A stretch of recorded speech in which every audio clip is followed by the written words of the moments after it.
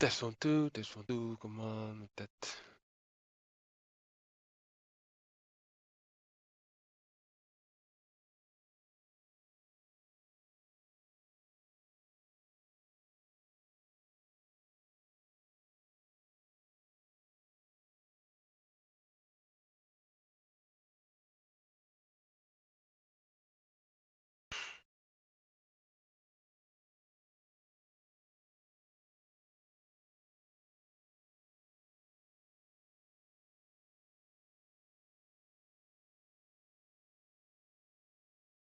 Well, good afternoon, everybody. I have no idea if the audio is being set up correctly. As normal, this is all last-minute configuration stuff. Anyway, we're here live with CityLiga, the 8 hours of F41. It's a combination of TBO and GTI. 8 hours. Only 5 minutes before the start of the race. And like I say, I have no idea if everything is being set up correctly. But yeah, we will see. This is probably it's going to be a test start, which is good because I can then see if I did something wrong or I did something right. So let me check. We have track cams. Check if we have names above the cars. Yes, that's wrong to begin with. So come on.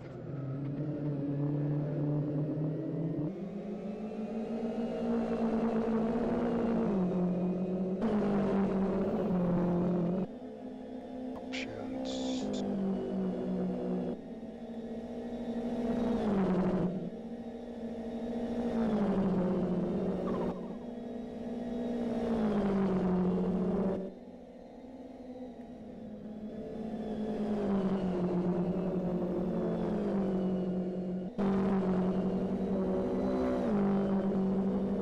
Okay, that's fine.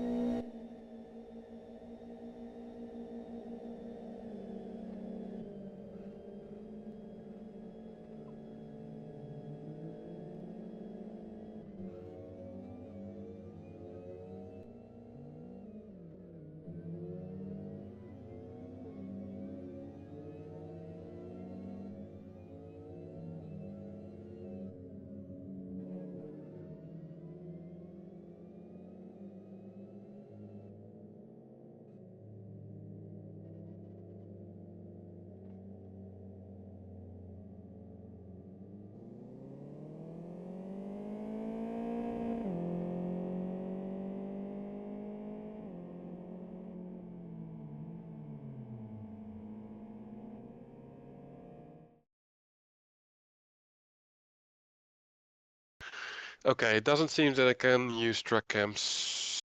That's too bad, but yeah, too much hassle. Right, we're waiting on the official start.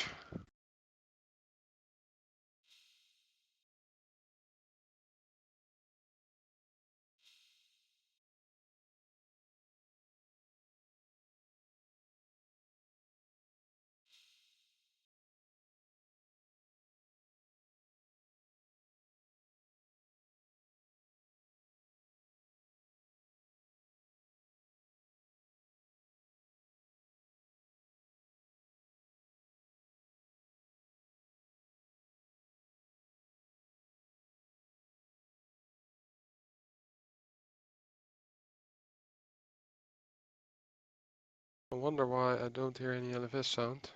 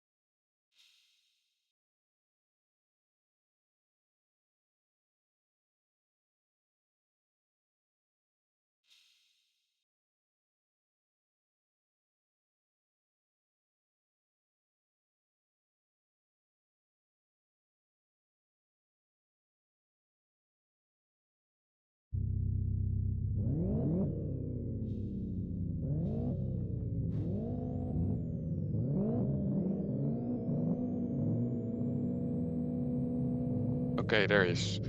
We're about to start the 8 hours of F41. I have to do everything on my own, but it doesn't matter. Kit will join later here in the commentary box, and we're away with Mikovic on pole. And it's the TBO class, which is going into T1. Immediately some contact between Connor and Sanoa. The automatic car cam is not off. The grid 2 is away now with the GTIs as well.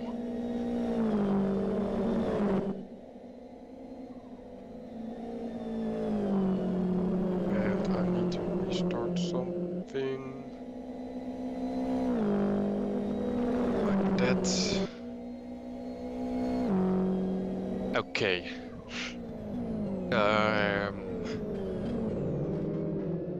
This was announced long time ago. 20 teams signed up. One of them is Infinity Skills is in front. Pete moved to second place.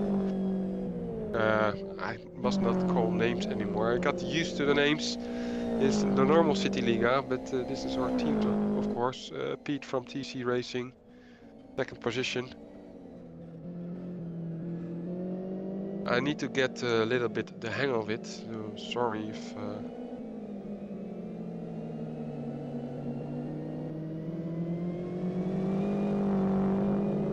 I must get a little bit into the mood.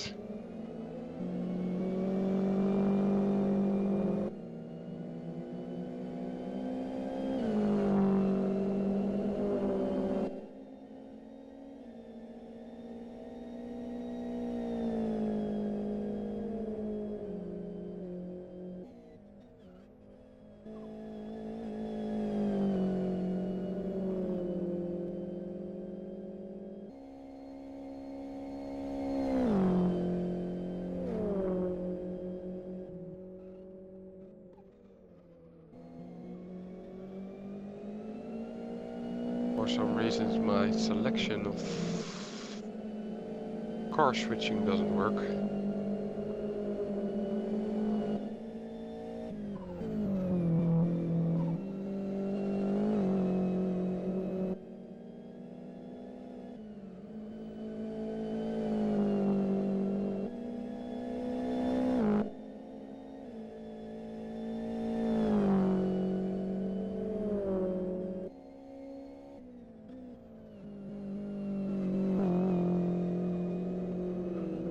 Yeah, this is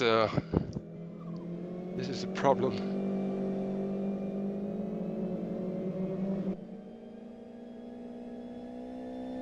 I keep this running. People who watch this, I'm going to try to figure out why my car selection doesn't function. The camera doesn't switch to somebody else.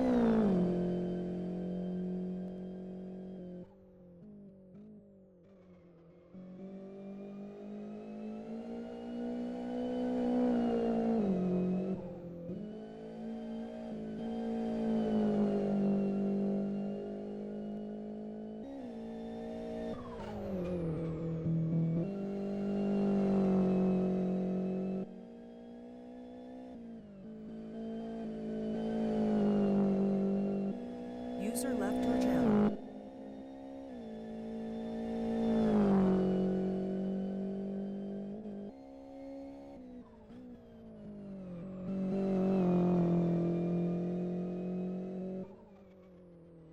User joined your channel.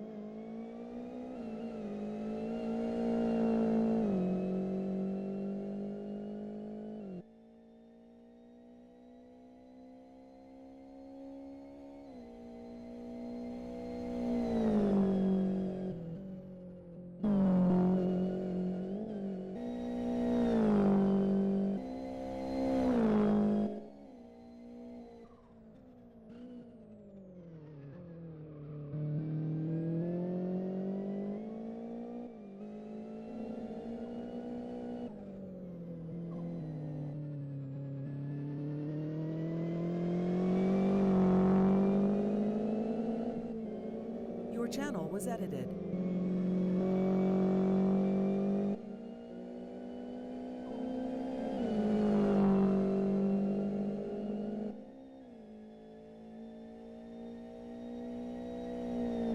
File transfer complete.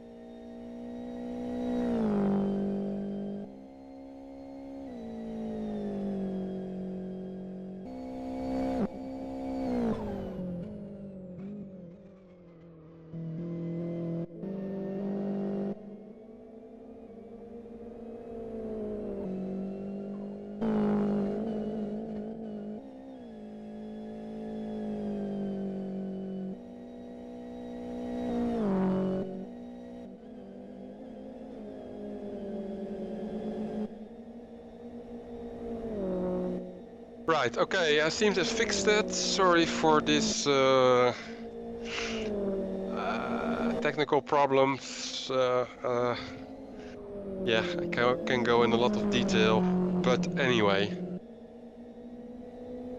that's not really worth it. I fixed the car cameras, it seemed, so I need to get myself up to speed. I saw that I think yeah, it was for World Class Lions Volta who went for an early pit stop. But he got a drive-through penalty. That's what I saw during while I was busy with other stuff.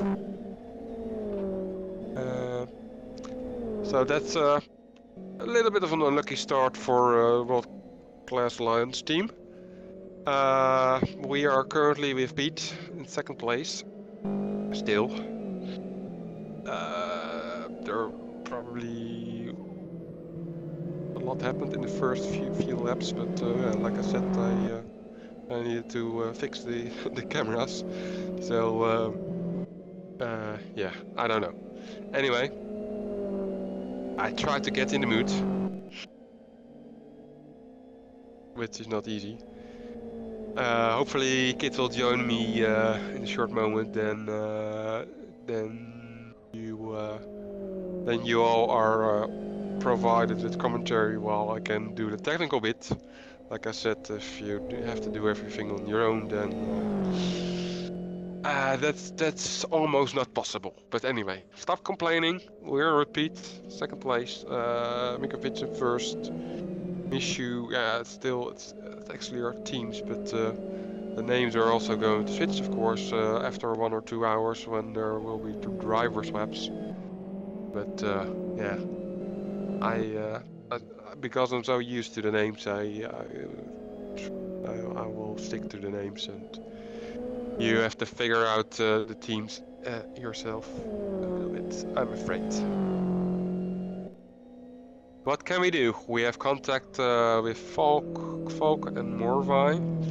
We can switch on the auto camera because yeah, the grids are not really close to each other anymore, so there's not a lot of reporting, it seems. Well, the camera switched, did the stream that, yeah, the stream did that too, that's good.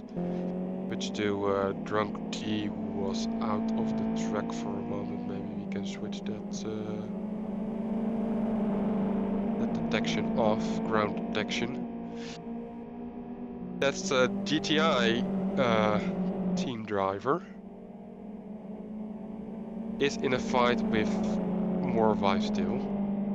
No, not still. Falca had contact with Morvai, but Morvai is actually behind this Drunk B now. Or it's actually Great CZ is his name, and team name is Drunk Drivers. I need some beer as well to get into the mood. Yeah.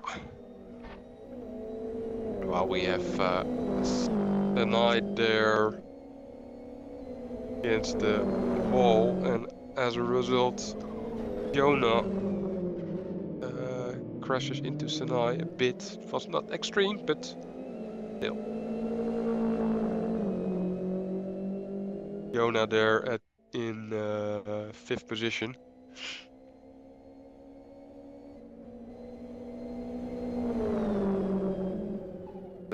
Senai dropped quite far back.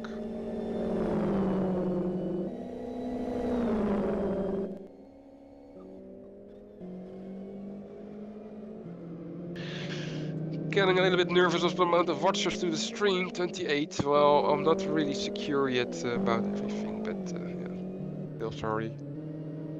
Try to get better. Jonah there in fight with admin Dom, the admin team. Dom from the admin team. And who else is there? It's Maserati in front. Driving there in front of Jonah and Dom.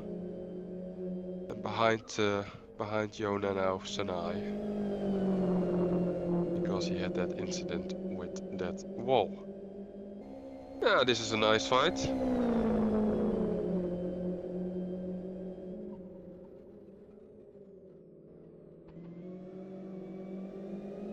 Who is running the stream? That's cargame.nl, but I'm so my name is Dave.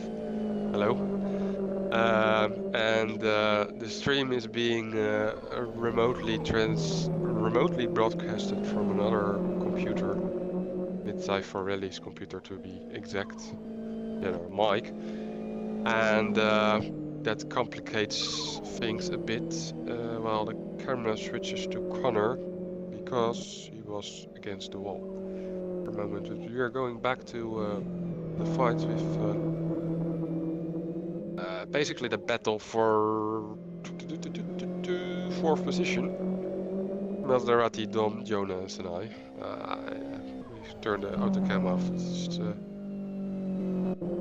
not great to follow this this battle if it gets interrupted all the time. Yeah.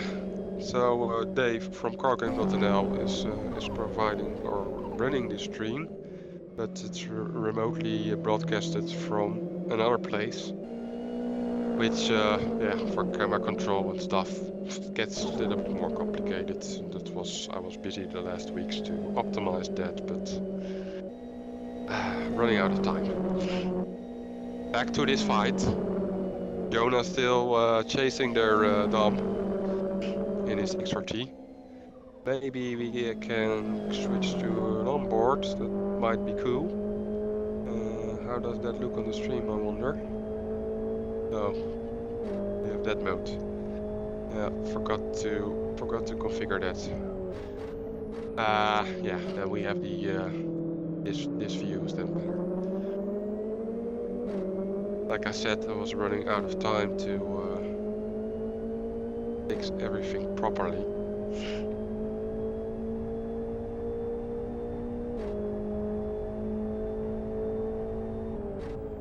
We are now on board with Jonah, chasing Dom.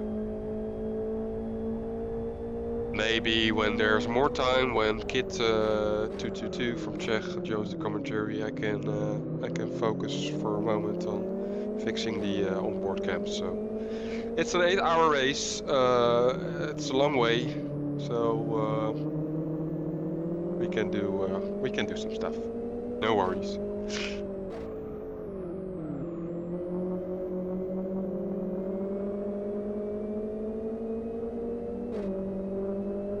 I noticed that in the log, Maserati had contact with Dom. People who are new to this kind of overlay, on the left bottom corner there's a race incident log. Car contacts are also reported there, and like you can read, it's a little bit descriptive, but there was contact between Maserati and admin. Again, there's a little touch, but now gets reported as a 5, which is not that big of a contact. 15 is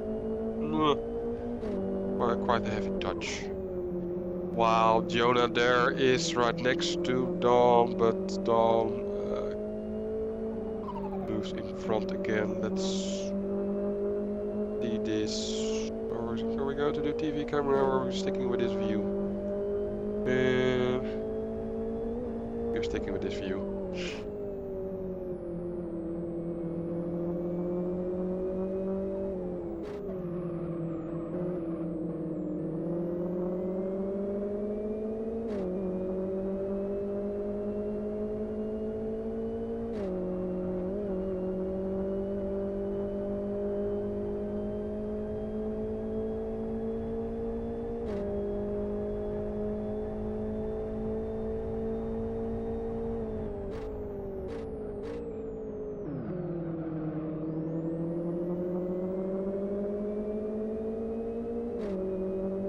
Yeah, this might go on for a while.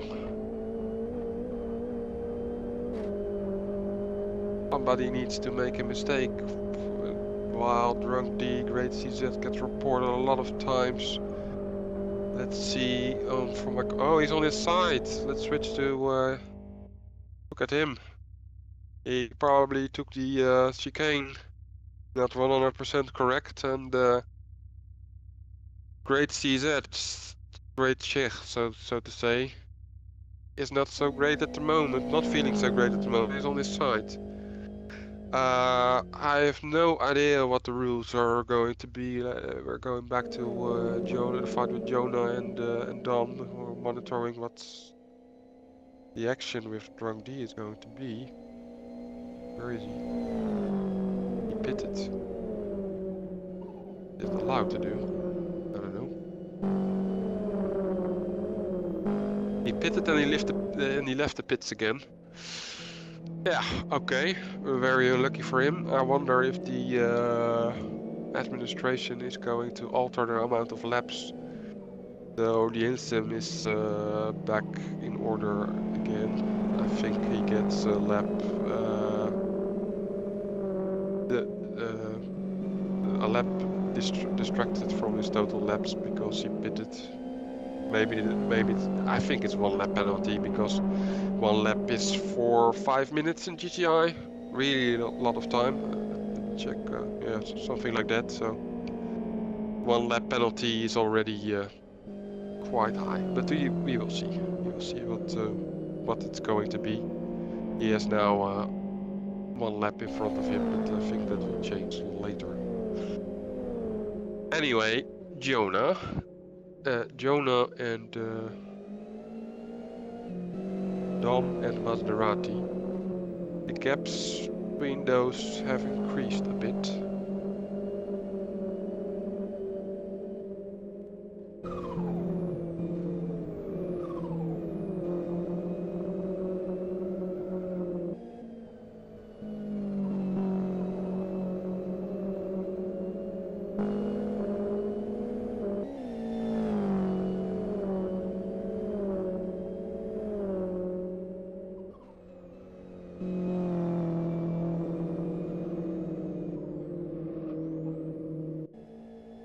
We're switching to a little bit more to the front. Michu and Pete are a tiny little bit closer to each other now than the other 4 who are behind these 2.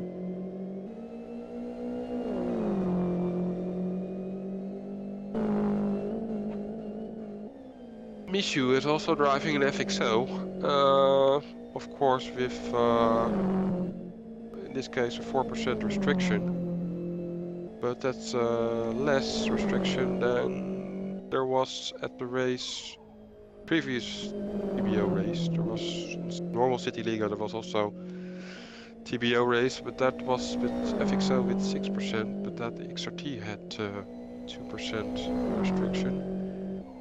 And while they're side by side now, Michu chooses the inside, but he backs out of it. Now the XRT has no restriction, so yeah. Can you say that's the same? I don't think so, but still. FXO 4%, that's if I can recall correctly, an old CTA rule. Yeah, but it seems in the short run that the FXO is faster than the XRT. But you, of course, have the problem with the FXO that the tires are not that great compared with XRT. XRT is better nicer car anyway. Because rear dive, yay! Slightly biased here. Anyway, still with Michu and Pete.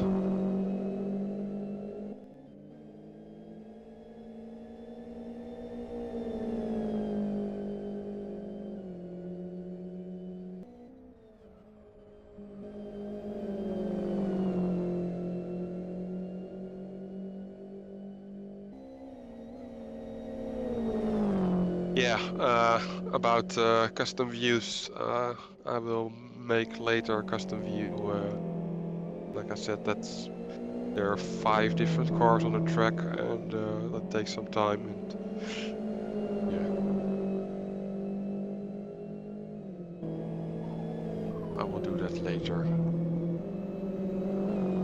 We're just 25 minutes in the race. Wow, I see that the admins have changed the amount of laps for Great TZ. He has now, like I expected, 1 lap penalty, so to say, because he was on his side and needed to teleport to pits. Yep. Well, at least it's nice that your race isn't directly over after just 20 minutes of racing.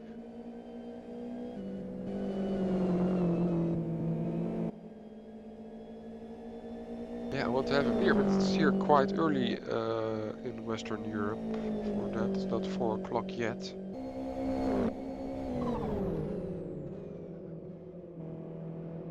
And Michu is trying to overtake Pete there again in the first corner.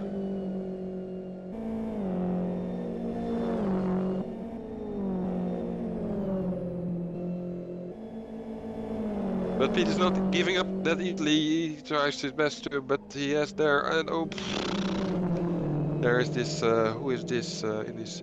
Is it Great Cheese? No, that was not. That's Kamarani from Team CVR, who is now being lapped already. He was driving there a little bit in the way, at least for Michu, but he's still on the back of Pete, so in the end, not really a problem. The gap has increased a little bit.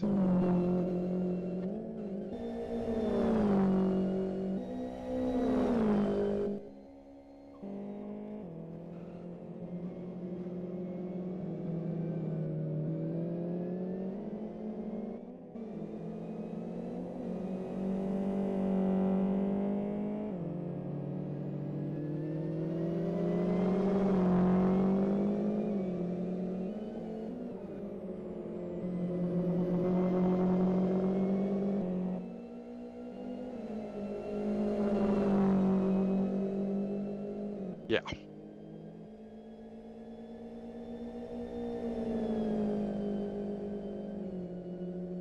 I've tried to figure out if the stream quality is good enough, but I think it is. We're running also the latest patch, the latest test patch, with the different lighting and stuff, and yeah. Anyway, yeah.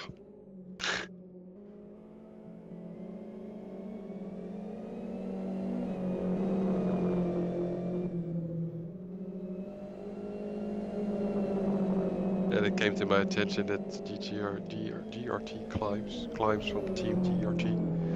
I need to learn all the team names also.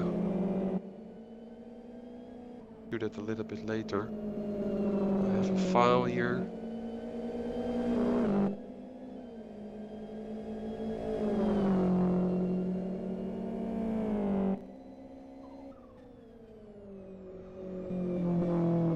There it is.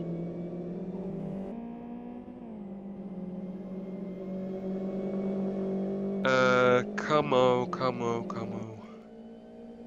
The crucial velocity racing, it stands for. Yeah.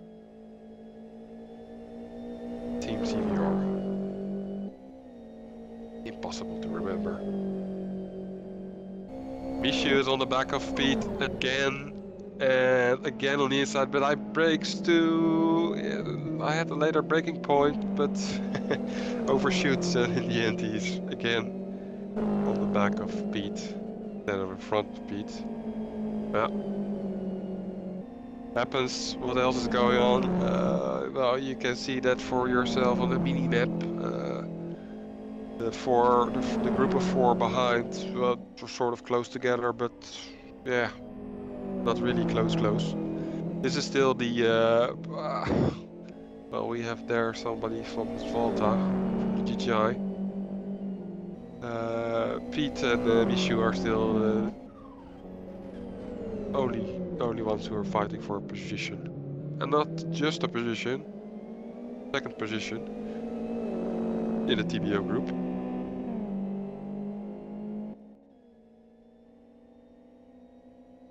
I wonder if the audio is okay. The sound of the LFS, and don't see any complaints, so probably it will be okay then.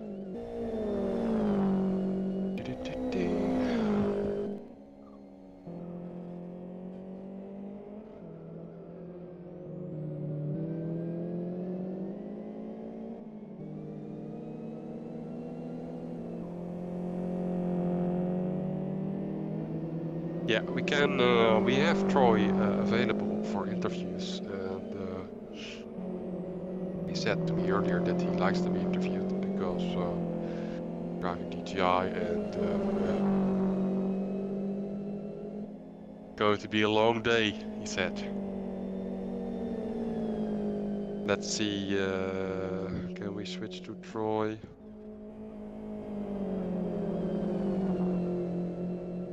Let's see what this person, if the overtake of this lap car is going to be okay. Yep. Will.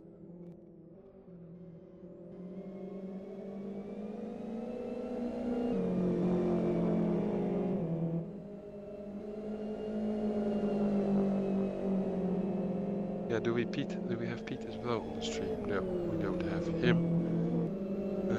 Maybe later during the day that he joins as well.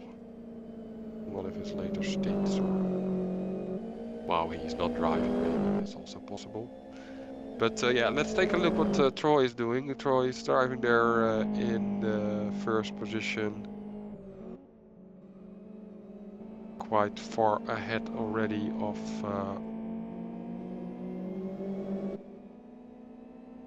the number 2, which is, I have to take a look where he actually is driving on the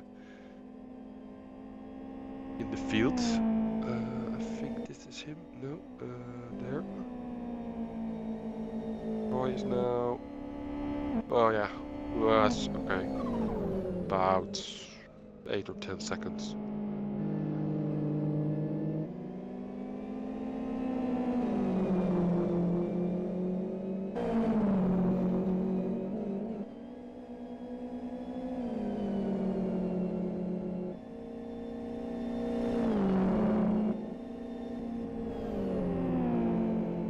And he's now being lapped by Pete and Michu, who were on the stream. And as you can see,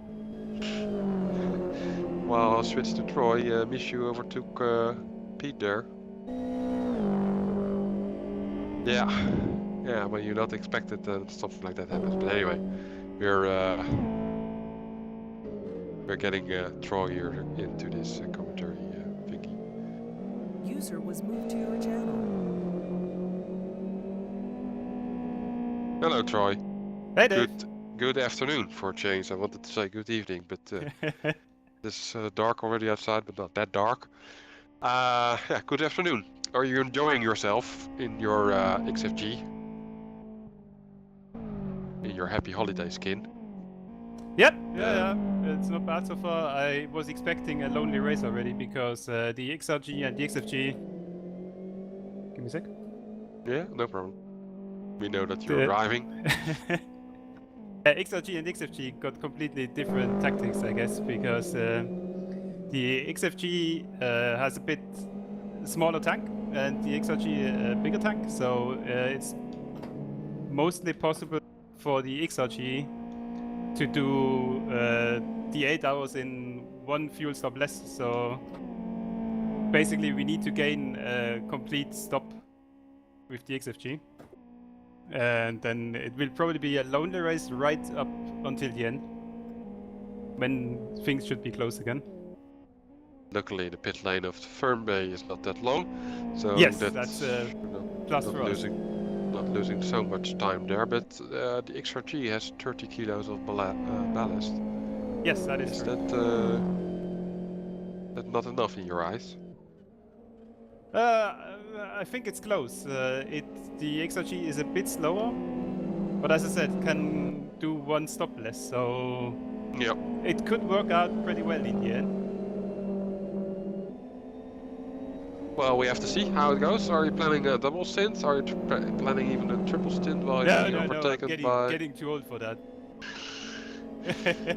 So not more than one. long stints already in those cars, so one stint is about 2 hours, I guess, or something like that. So yeah, a triple stint would basically be almost the whole race already. Oh, I thought it was 1 hour, but you can manage. Nope. You can drive a GTI 2 hours in okay, without stopping. Okay, good to know. Yeah, you're being lapped by some cars. We're watching that. Yeah, I was really lucky so far with the lapping. Now it's the first time I actually lost some time.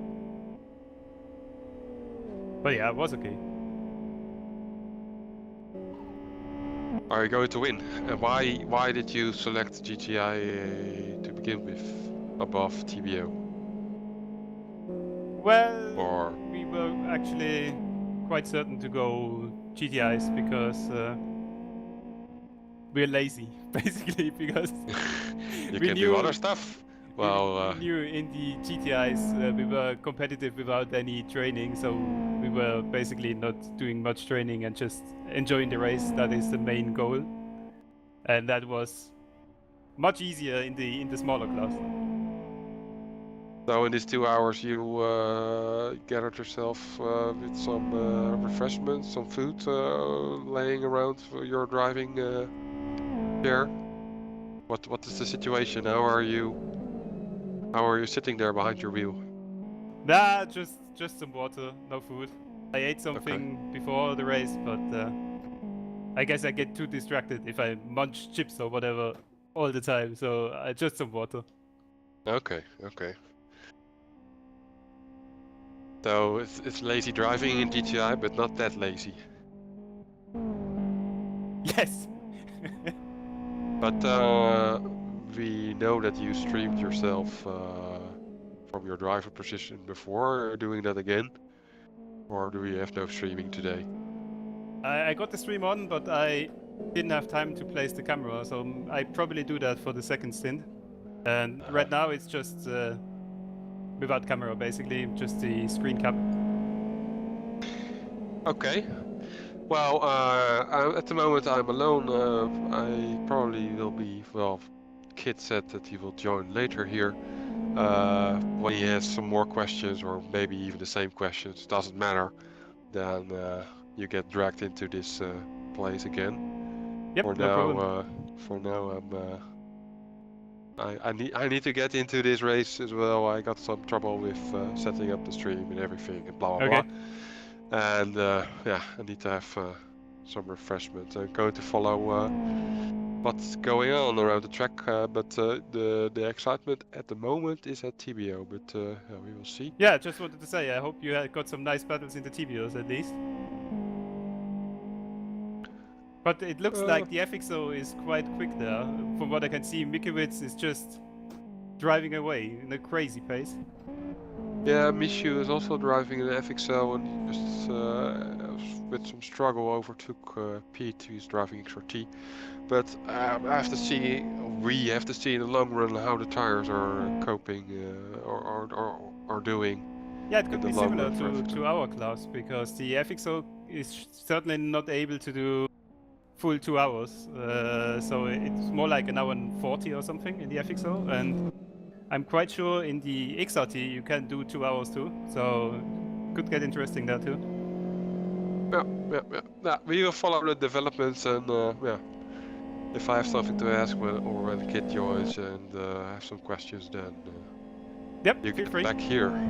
Okay, enjoy yourself while Thanks. driving there. Enjoy the scenery, everything. See you later. See ya. User was moved out of your channel. That was Troy, and yeah. Let's see what's happening there in front with Pete and where is Mishu? Yeah, the gap has increased, I guess, for 5 seconds now. No, according to LFS, 2 seconds.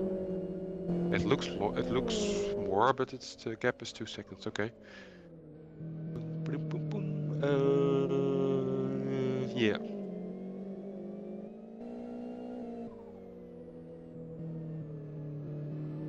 Well, if anybody has some question or something to say on the hitbox chat, feel free.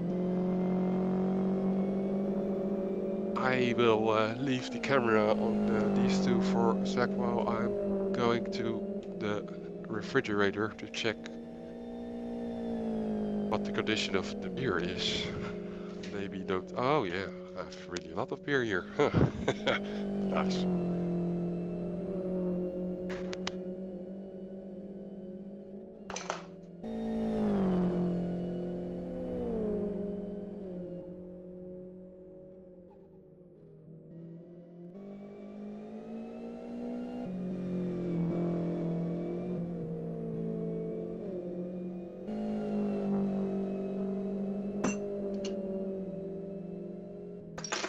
Yeah, that's that, because, well, for everyone, it's going to be a long 8 hours.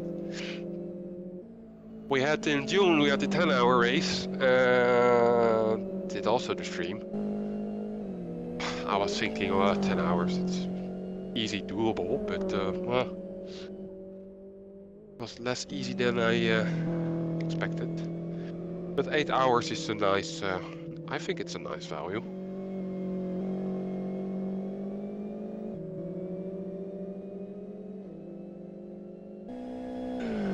Let me check if I have any personal messages on Elvis Forum. No. What I can do is check out the CityLiga.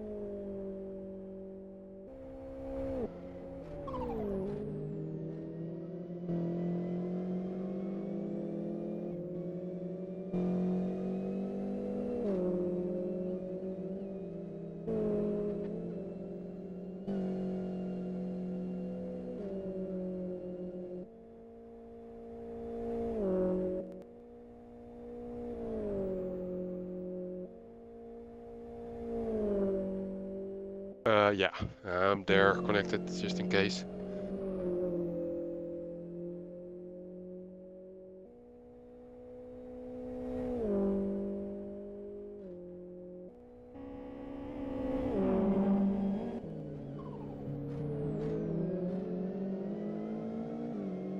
We're still with Pete on the camera. That maybe gets a little bit boring because he's not fast enough.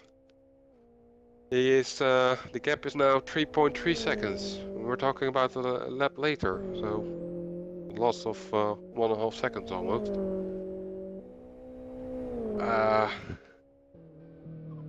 Yeah, can we complain about that? I don't know. The tires of Michu look quite okay. Nothing serious to report. Same for Pete. We're now 45 minutes in the race. That actually progressed already quite a bit. We're switching to Climb and Connor here.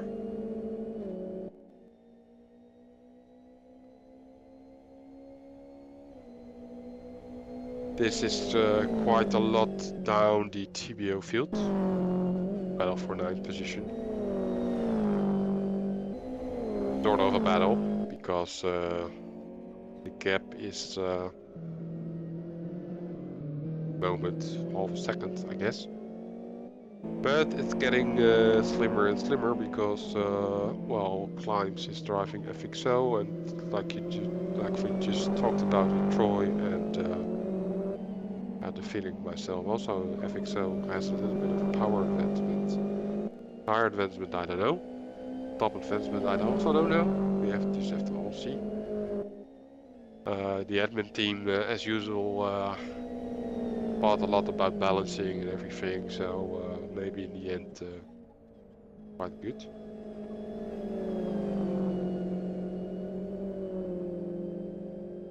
Climbs already made a pit stop. According to the incident, or not.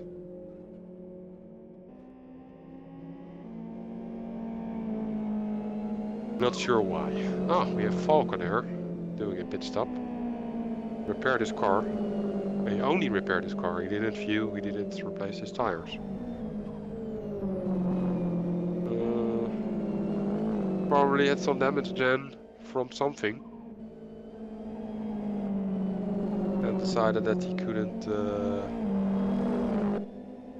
drive on with this damage. 20 seconds loss of time there. But on an 8-hour race, yeah, if you cannot manage to do good laps anymore, then yeah, then 20 seconds is nothing. For car repairs, if you then can set fast times again. We're still with Climbs, Team GRT, Climbs.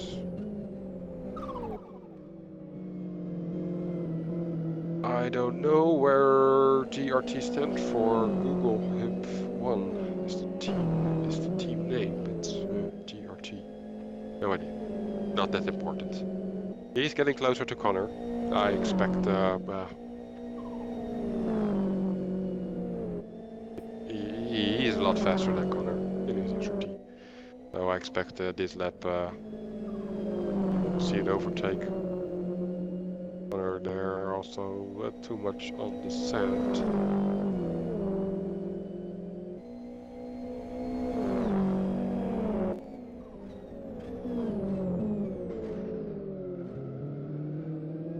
Yeah, it's going to happen here. I think Climbs chooses the inside. No, not yet.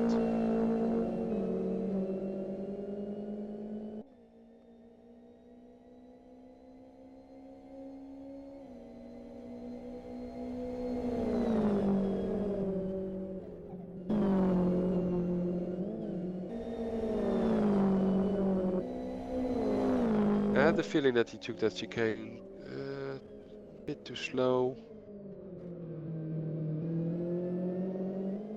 Playing on safe, maybe these racers.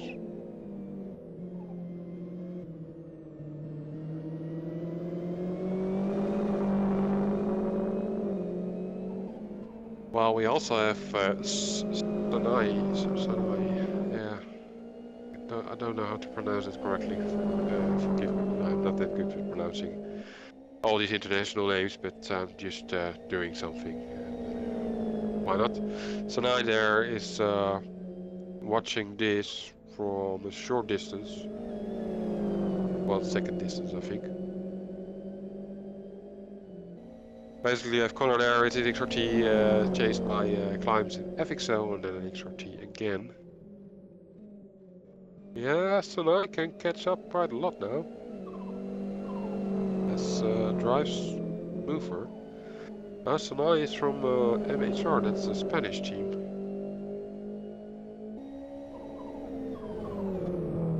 There's also a Spanish flag on this roof. Can we see that on the stream? Forehead. No, that's visible. Forward to the back. I mean, not the head. And there we have Climbs overtaking Connor, and Sanai also is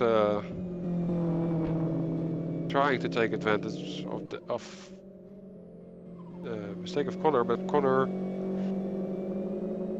doesn't want to let that happen, and he shuts the door, and there was even a little touch.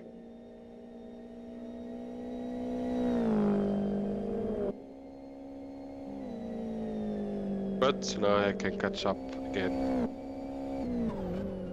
Move to the inside, maybe brakes later. I think he will wait on a better moment. Although Connor has really... It seems that he has difficulties to control his XRT. Because he has weird racing lines. So weird racing lines that Climbs can move ahead much further now. Now he's past Connor. Yeah, here no, we have Connor. Sanai is holding. I think he's going here for the inside, Sanai. Yeah, he already does that. But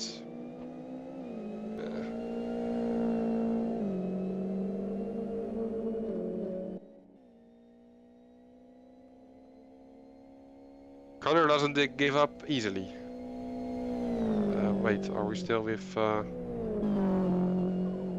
Damn it, nobody says something.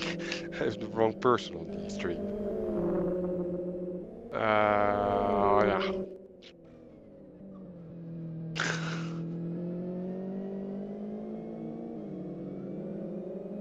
Okay, Sanai Connor. I was talking about that for 3 minutes already, but...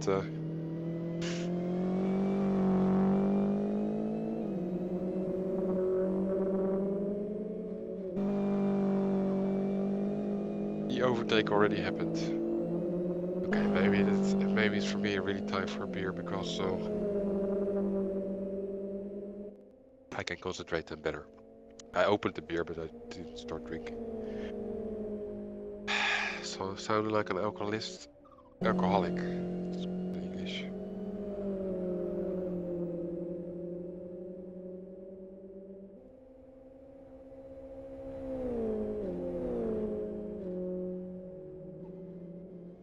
Now we missed the battle between Sanaa and Connor a little bit. Probably was in the background on stream, but yeah.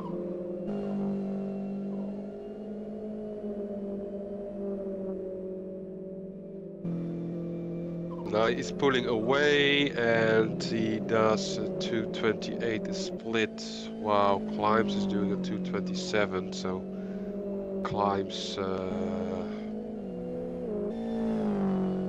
makes a second there, but I think in the second in that split sector time Sanaa didn't have a clean path yet. So let's see what the situation is after, well, in the upcoming lap.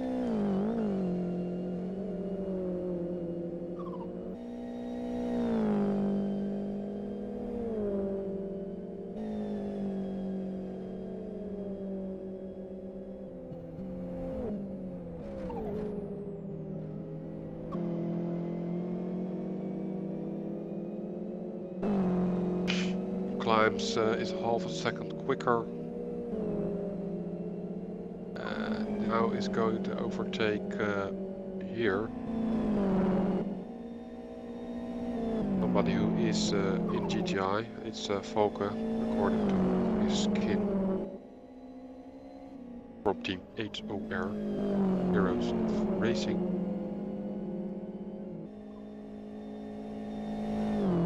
We have there Sanaa, who is going to do the same, but I think they have some, yeah, some trouble, some loss of time.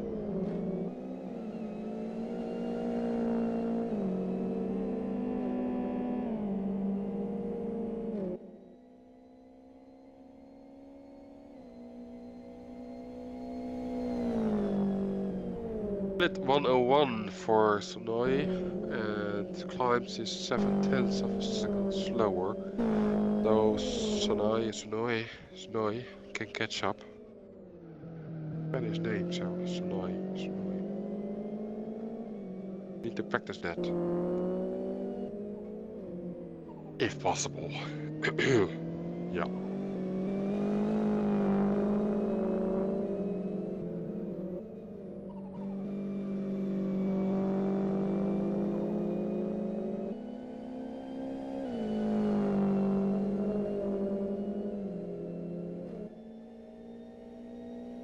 $135 there, 136 for Climb, so yeah.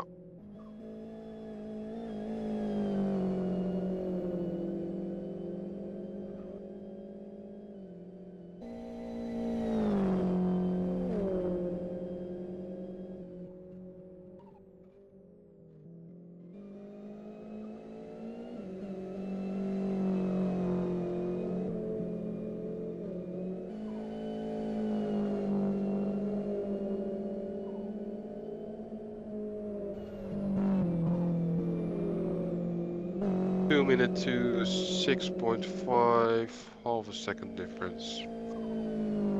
On the bridge there, you have split 2. Is that split 2? No, split 3 even.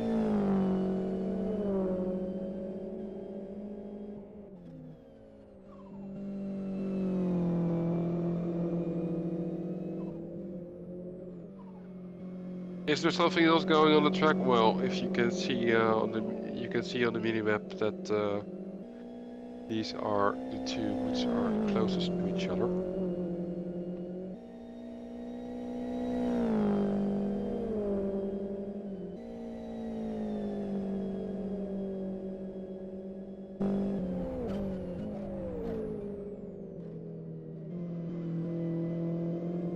And they're going to get closer to each other because Sanaa is 0.8 of a second faster, seen from a whole lap, while he has a sort of smooth chicane there. Always a little bit of luck with these turn-based chicanes coming into play.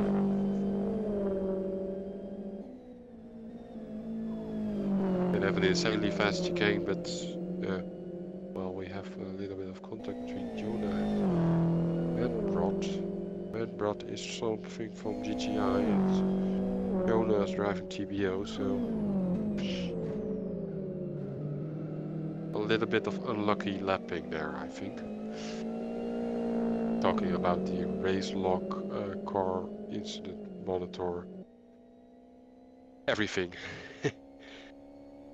Car contact monitor. 1 minute 08 for Sinai and 1:01 for Climbs. Slowly getting closer to each other.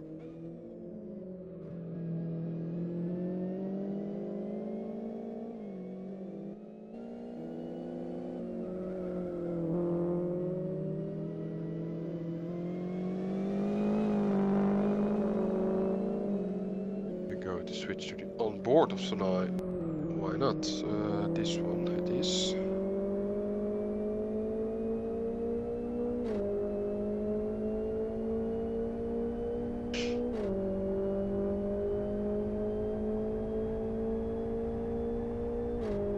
They now do the same sector, split sector times.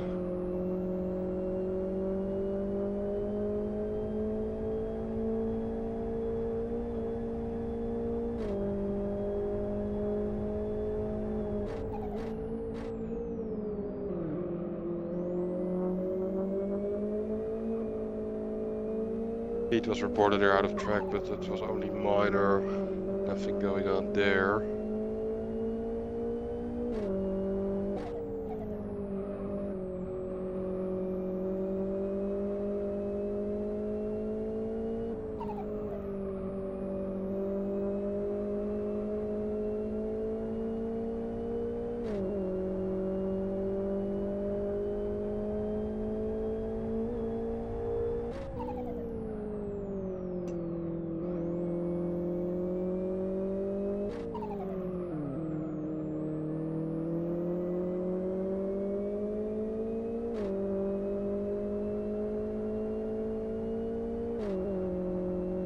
Wow, the first hour almost is over of this race.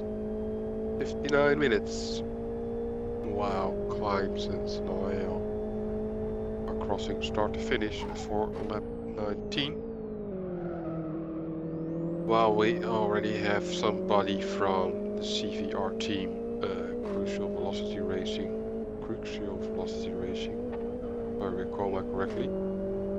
So, I think they're going to do a driver swap already there. Okay, yeah.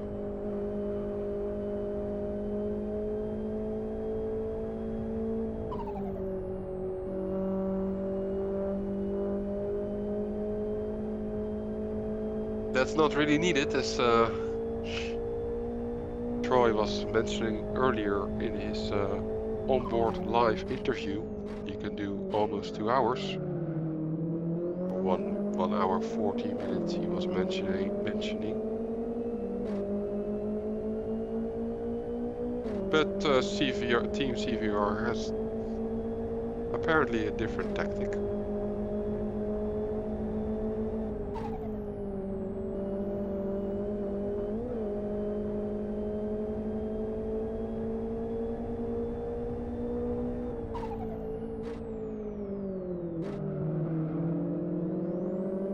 But we're still following the chase of Sinai behind Climbs. Yeah, you can see yourself getting closer and closer. He's now really onto the back of the bumper, and that's because he is 0.6 of a second faster. Second split sector time.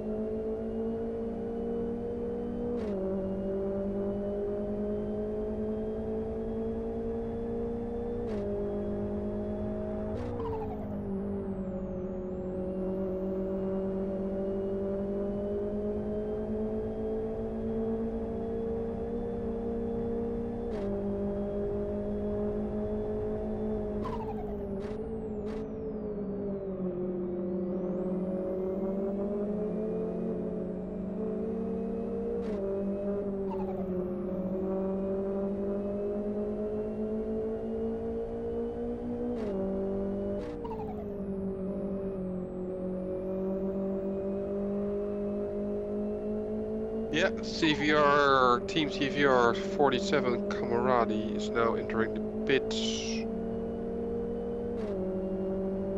And they're going to do driver swap, I think. He's now being reported by LFS as making a pit stop. That's going to take some seconds. Then it's going to be reported there, the race log underneath. He refueled his car, 3 seconds it took. And now B-Wings is taking over the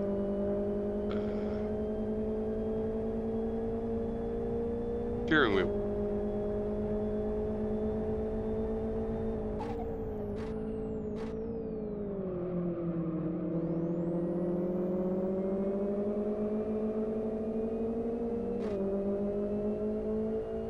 So that's its first team swap we see, I think.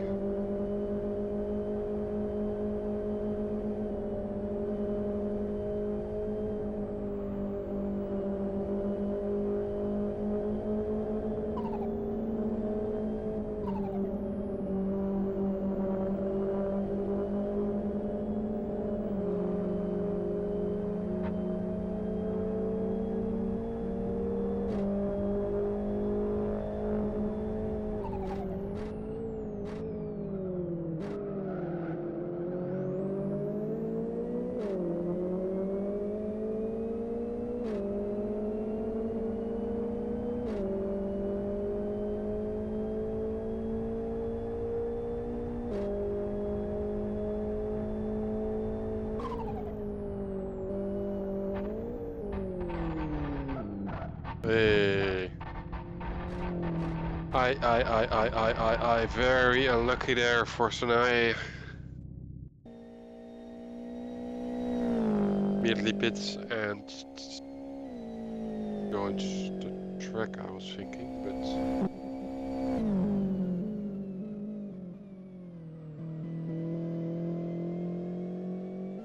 disconnected. Maybe he doesn't know the rule that he can continue with a lap penalty. If nobody connects back from Team MHR, then we have the first team who is out of this 8-hour race. Which would be too bad, but yeah.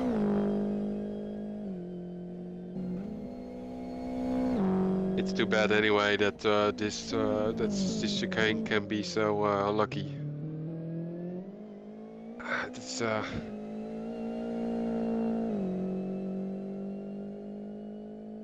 would be nice if that in the near future or in the far future can be changed. Lots of teams / drivers got themselves killed, digitally killed by that chicane. Well, we have the leader of the race, Mikovic, on the stream because the Sanai was on the stream and spectated and everything. But it's yeah, why not? Mikovic is sort of Schumacher now, driving very far ahead, all alone. How far ahead is he? Michi.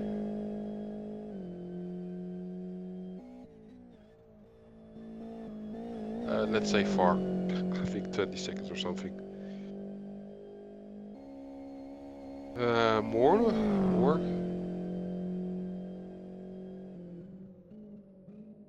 I figured it out later.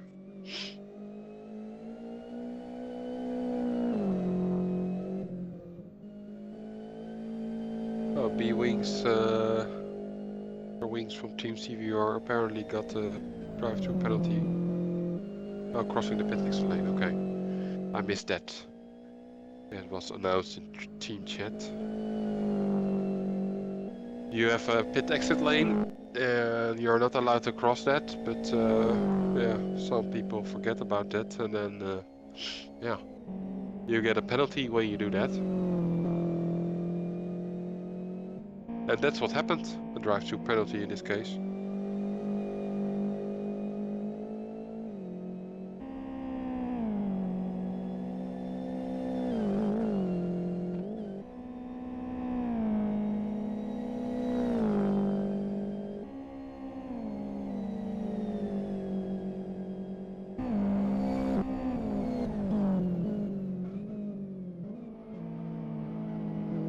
Gligovic also set the fastest lap until now.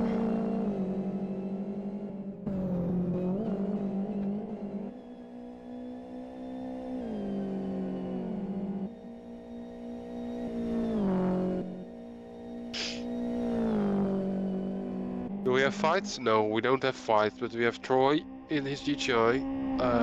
Great to see that actually is a lap down, so he has a blue flag.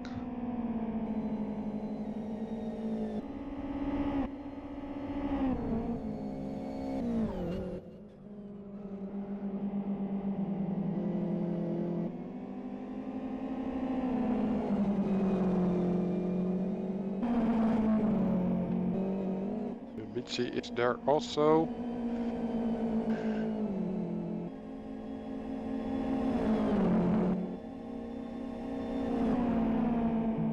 Troy indicating there that he's making way.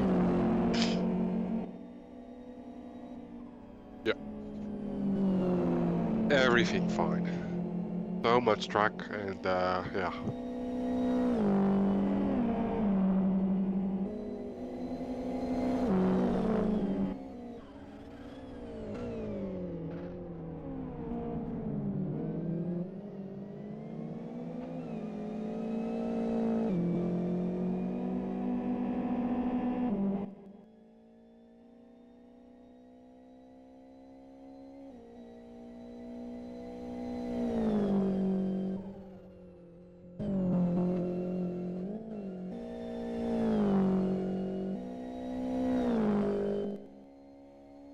Oh, and we have drunk CZ here. Also unlucky with the chicane. Was flying there. He can continue his race, but he has his rear damper is completely damaged. So he needs to go to the pits, which is quite a long way before he gets there. At least another 3 minutes.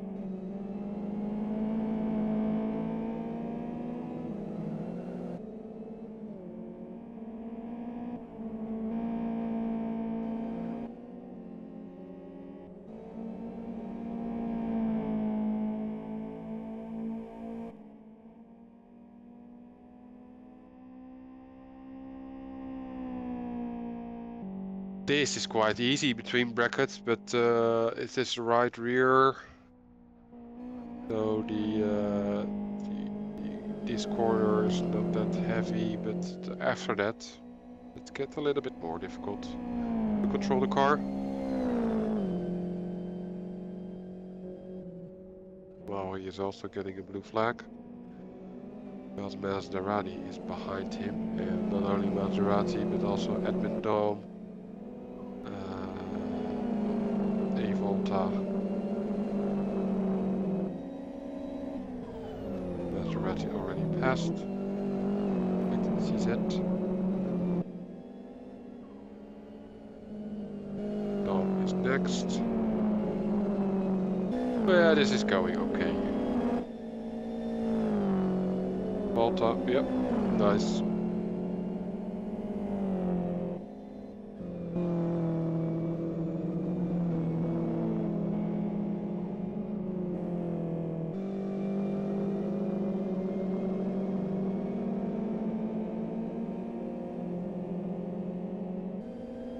We are waiting until he gets to the pits.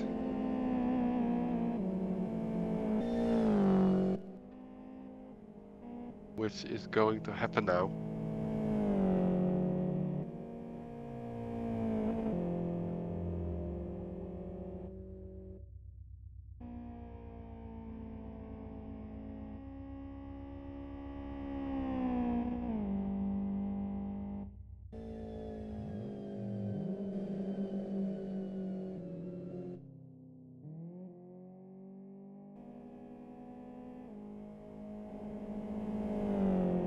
And that's going to take some time. So much time that we are going to switch to an interesting battle, which is all of a sudden going on between Volta and Dom.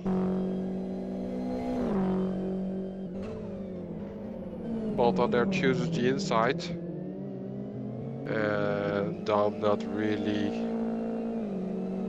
defends himself there.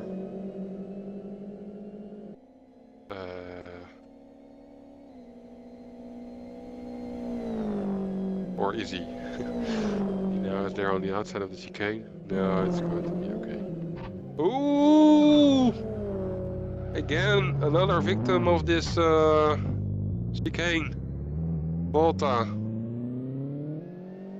Because he had a little bit of a different line there, because Dom was there on the outside. The car gets positions just a little bit different than normal, and yeah, we have another car flying there. Not be happy about that, and he also has a completely damaged rear wheel suspension, so to say. So yeah, Volto needs to go to the pits as well. That chicane is killing.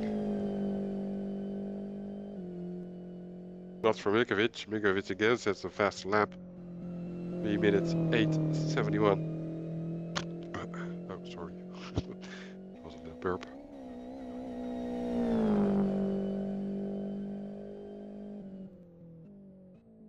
Careful there with this corner.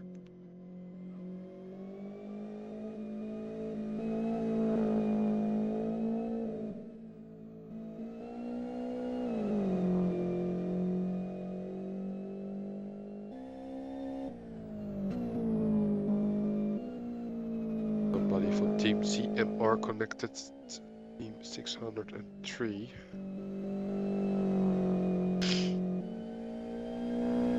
And somebody from Team 5. I think the team, and I was already thinking of that yeah, you need to go to pits anyway to repair the car, and then yeah, to make an earlier stop than planned, and also then an earlier driver swap than planned. So trying to make a little bit of benefit of being unlucky with that chicane. I'll miss you. I was getting a warning for chatting.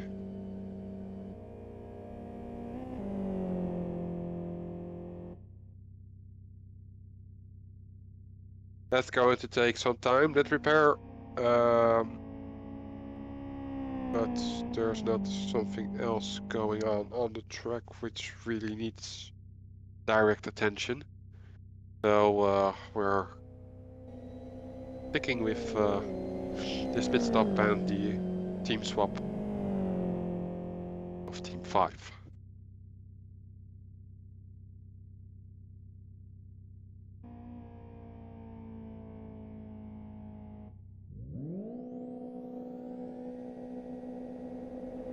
Hitting the gas full again, so he expects that the pit crew almost is finished now. It's taking a long time as usual when you have such amount of damage. It takes around, I think, 40 seconds before that's being incorrectly reported by the InSim. 1.3 seconds, but that wasn't really 1.3 seconds. Not sure what's going on there. Maybe the InSim gets freaked out when there's a team swap. I think that's the case. I cannot do much about that now. But anyway, fuel, tires and repair. It took a long time. Let's say it like that. Jake and Hilo now behind the wheel for World Class Lions team for the second stint. Lap 24 of many laps. 1 hour 16 minutes in the race.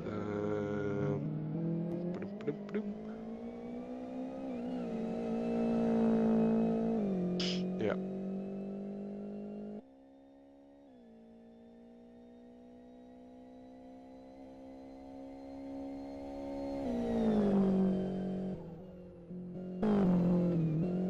Team man made a pit stop, reviewed the car, and got overtaken by.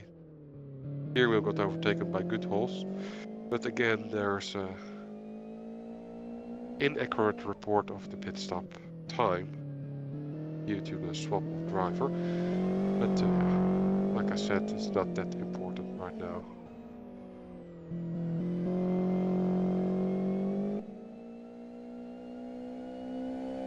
We're switching to climbs. Climbs is in 8th position. Not far behind position number 7, which is ASCO. Climbs is doing 2.766 on the split and ASCO 2.278. That's 0.2 of a second difference. Let's see on start finish what they're about to cross. What the lap time going to be. Well, team 77 connects. Probably also for a driver swap. Maserati to 5th position. 3:30.81 for climbs. Yeah, it's still 2/10. That's going to take a long time before he catches up with ASCO if that stays the same.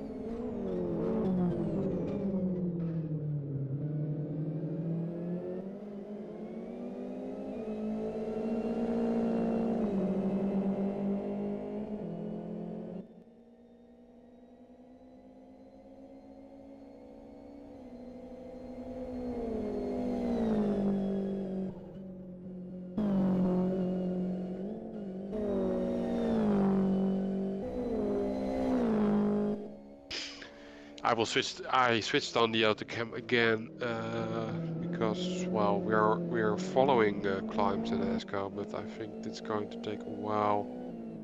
Although maybe not. I wanted to say it's going to take a while before ASCO and climbs are getting really into a battle. Yeah, there you get stuff like this. Dom apparently hit the wall there for a tiny fraction.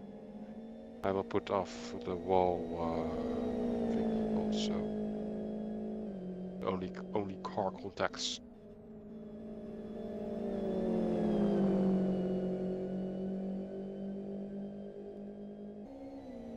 Yeah, I was thinking that it's going to take a while before climbs can catch up with ASCO, but he already almost is on the back of ASCO.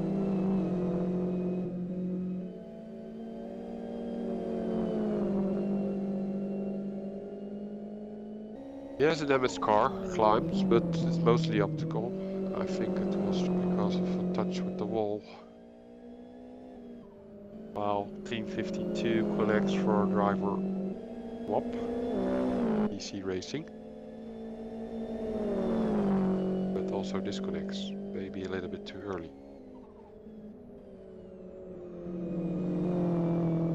DC Racing 2 team, by the way.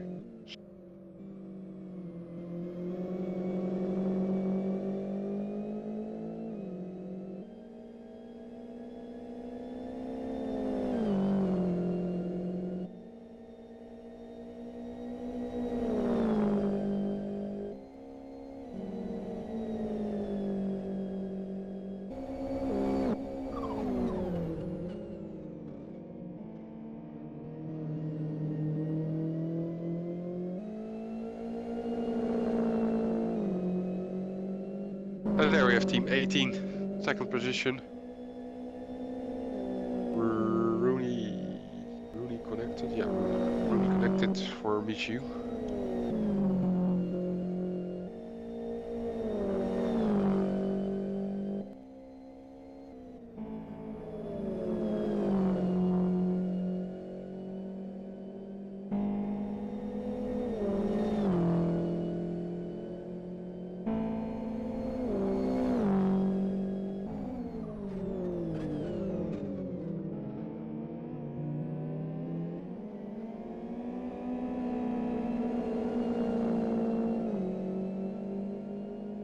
Switch to Jonah. 1 second. Switch to Jonah. What's with Jonah? Jonah's driving there pretty much alone in a nice 4th spot.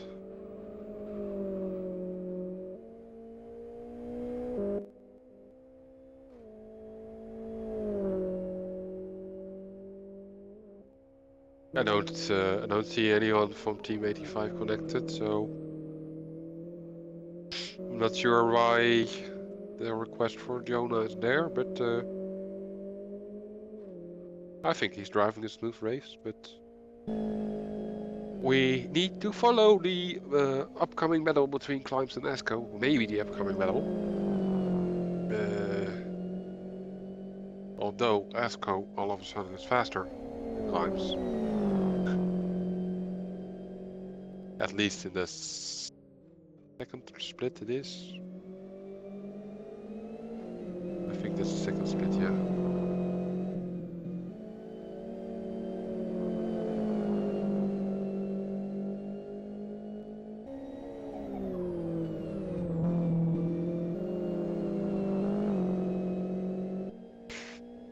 Jonah moved to 3rd place, and that's because position number 2 made a driver swap change.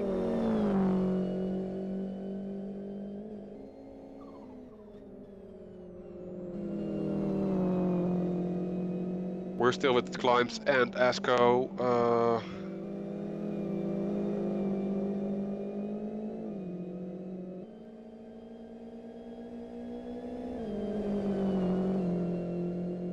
Oh, this is not a... Yeah, that was not a great corner for Climbs. He's losing time there again.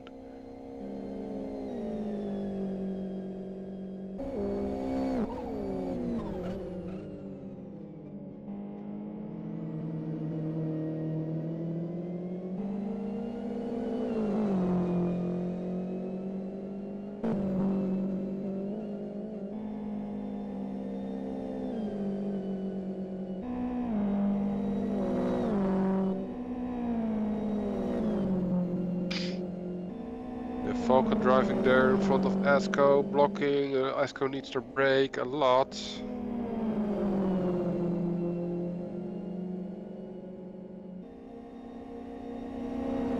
I think Esco is not happy about that.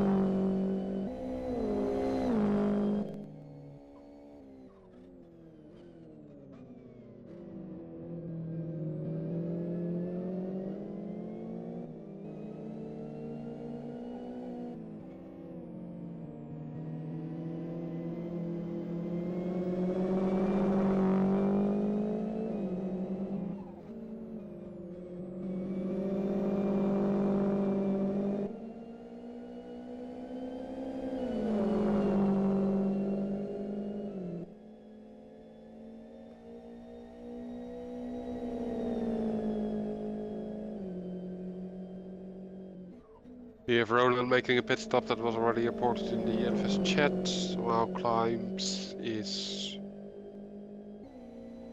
trying to catch up with Esco and going to overtake, I think, while Roland apparently is going for a second stint. His pit time is reported correctly, 36 seconds and a bit.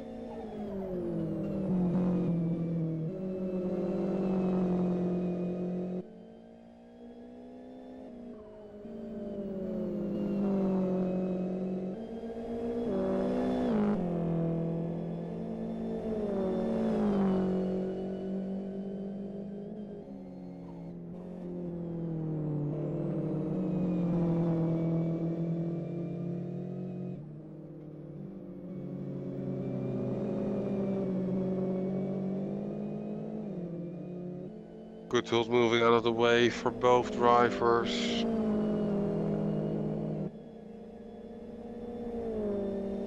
Yeah, but in the end, Climbs is losing there.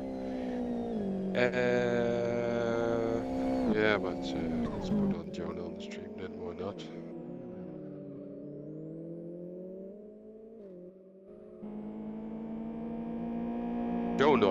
Jonah is behind Pete. Jonah is in third place, Pete is in second. Jonah is doing 1:34.78 split. Pete doing 1:34.5, so he's 2.3 faster. But it's a split time. I don't know in the end. Pete needed to do a lapping of a GTI car driving there. Who's that? I don't know yet who that is. Ah, just wait, it will appear. Oh, it's great. She said, who is already few laps down, even for GTI standards.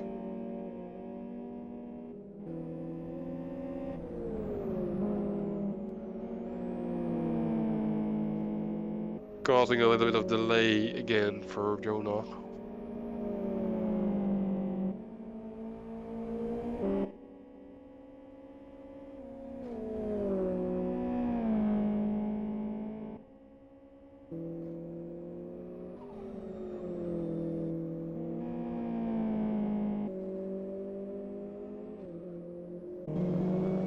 Switching back to Climbs for a moment. Let's see what that Mr. Wings is doing there with his XRG car. In the end, not much of a problem. Yeah, keep watching both battles. Well, this is not a battle yet, but Esco and Climbs are quite close to each other, and Pete and Jonah are also quite close to each other. Let's see if something is going to happen.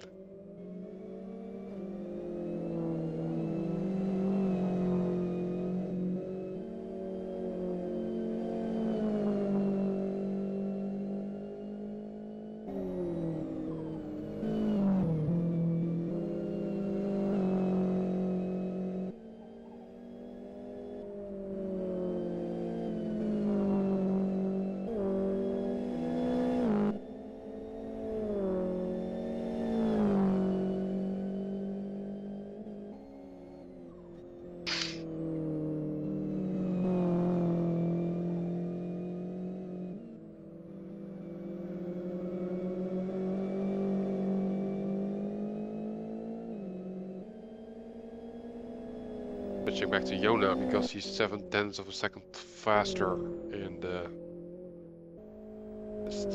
still don't remember if it's the first or second split. Anyway, he's 0.7 of seconds faster on split time.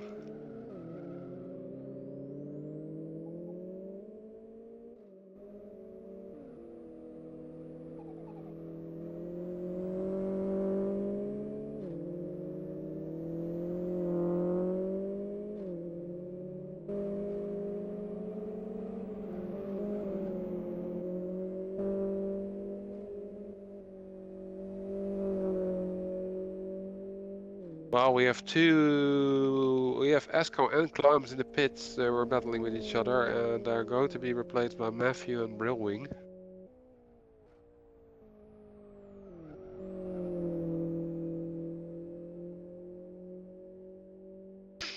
Okie doke.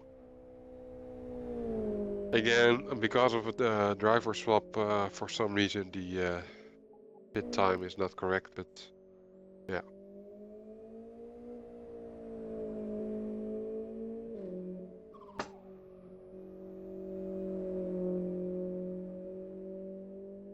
No idea if that's a bug from me or a bug from NFS. Might be interesting while we're still with Jonah. Jonah made a mistake somewhere because he now is 2 seconds slower, but I missed that. Maybe somebody or everybody on the stream did it, but I was watching the driver swaps of Esco and Climbs. got distracted by that.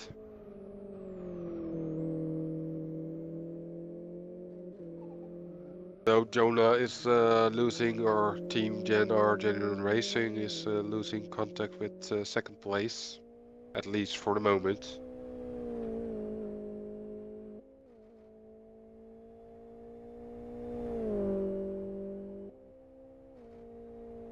We have to see how it's going in the long run.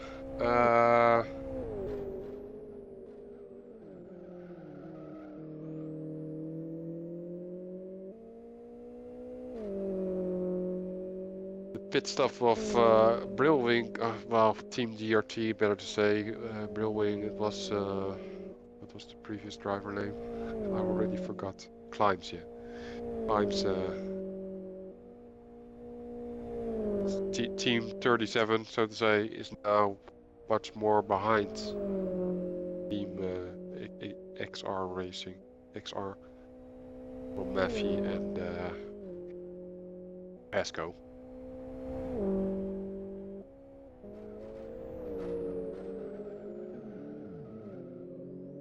And that's because I see it in the race log, GRT team did repair on the car.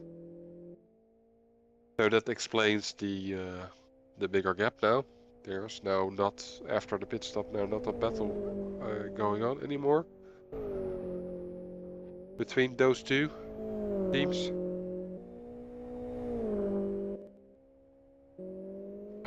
Is there something else going on? We have Troy overtaking Good Holes, flagging, lapping, basically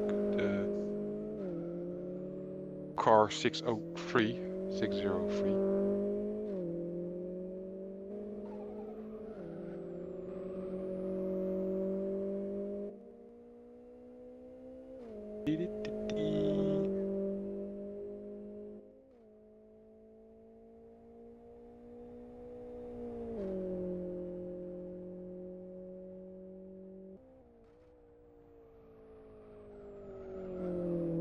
I have to say that the ABR team had a pretty bad stop as well. Maybe also some repairs were involved, but as far as I remember, they were on 1st place. They dropped back to 6th. Behind car 80 now, which is being driven at the moment by Rooney.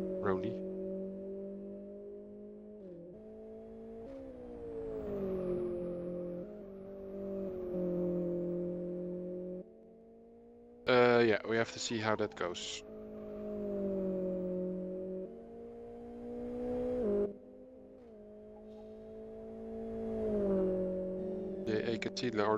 Jay Catila and Connor. They all of a sudden, how did this go? They're battling for position. For me, that came out of nowhere. Connor is going, having a bad chicane there. Jay Catila can profit from that, it seemed, but no. Connor pushes Jay Catila to the outside. On the inside now, Jay Catila could do the same, but he's nice and gentle. Dixon is having so really on the inside, and yeah, he is now in front of Connor, but still, Connor wants to. Yeah. Some touching here and there. Okay, it's not a girls' race, so.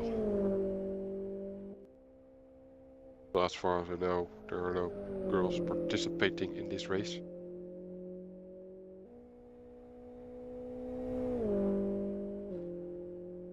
In the end, Connor loses his 7th spot to Jay Catila, at least for the moment.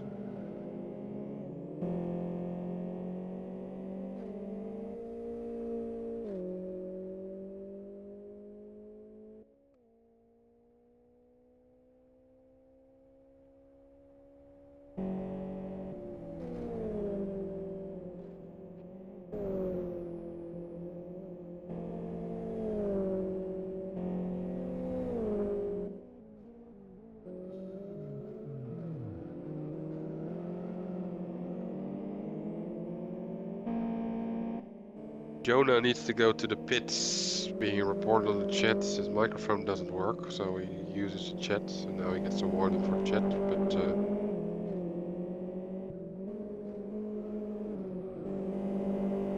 while we're following Senna and Rooney. And what is this? What is Great CZ doing there? He's laps down. Unbelievable. I'm sorry, I'm having the wrong name on the stream. Here, while Rooney makes a mistake there, and damn it, you guys missed it. But yeah, sorry, I was distracted by the Jonah chat thing. Realized that I had the wrong. That's the thing when you're having a remote something and you are doing something else on your own machine. That's yeah. Why is Jonah still on the stream? It doesn't switch anymore.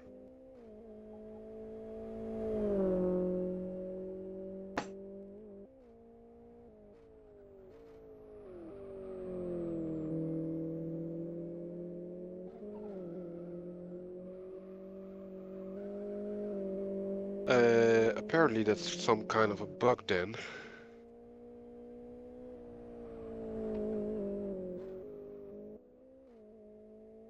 Well, the leader also switched drivers. Zarka overtook the steering wheel of Mikovic. I need to fix the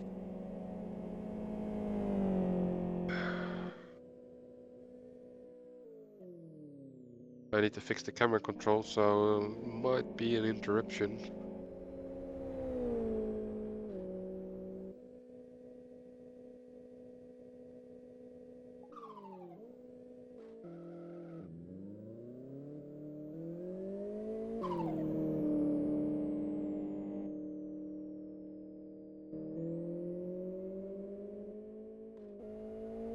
Why, oh why, oh why?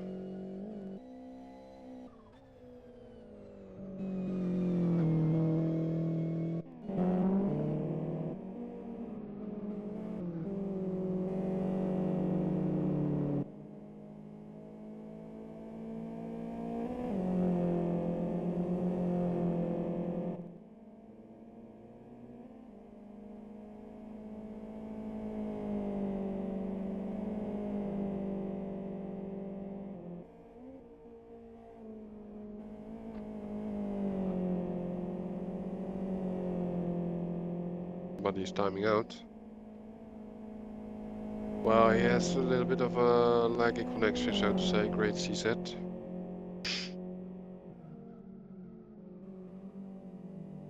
I think the InSim itself freaked out. No, it's switching again to Troy in this case. I'm trying to figure out what's going on with the camera control.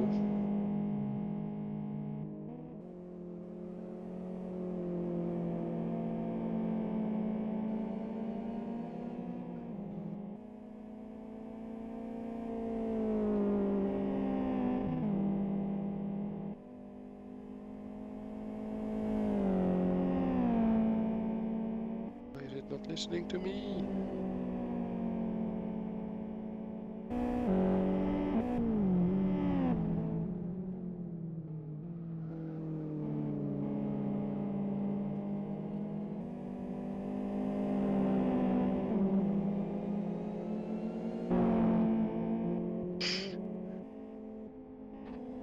Okay, I need to reset the instrument. That's going to have a mixed up table for at least a lap.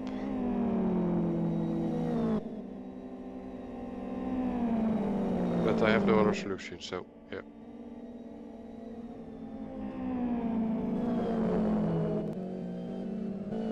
Don't get distracted by the table for at least a lap. It will fix itself when everybody completed his lap. But yeah, the camera control thingy is not optimal. There is a bug somewhere.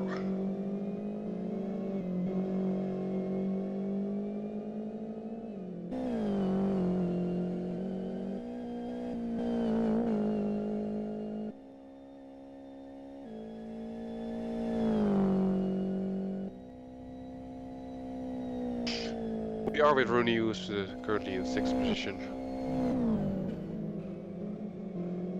Facing car 77, driven by Senna at the moment.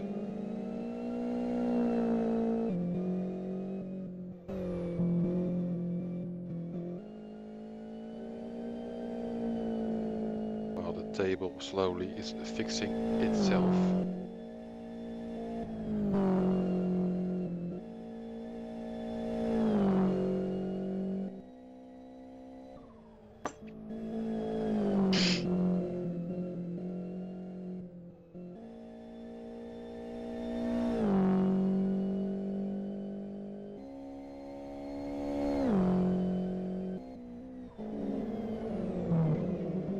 Do we have something going on? We have, well, probably being seen by yourselves.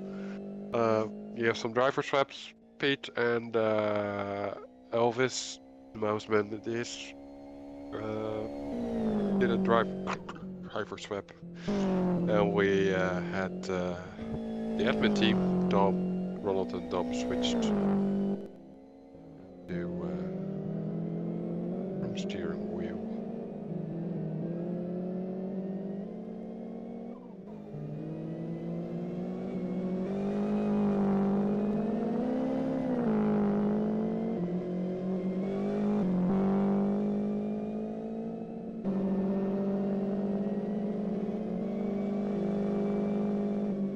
The table on the left is not 100% okay yet, just because not everybody did a lap, but at least I think I have my camera control back, and it seems that I need to reset that then every hour or something.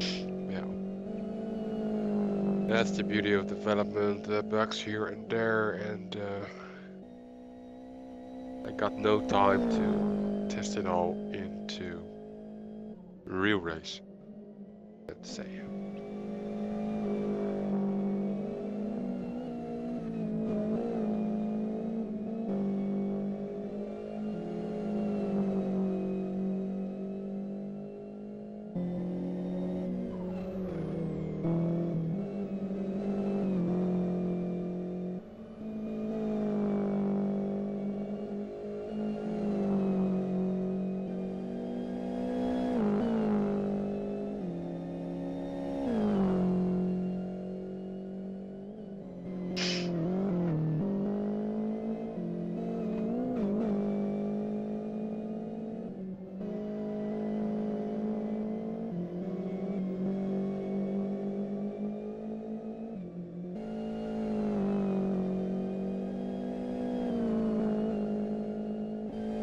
Car number 3, Team A6 made pit stop. Slash, I think also a driver swap, is that correct?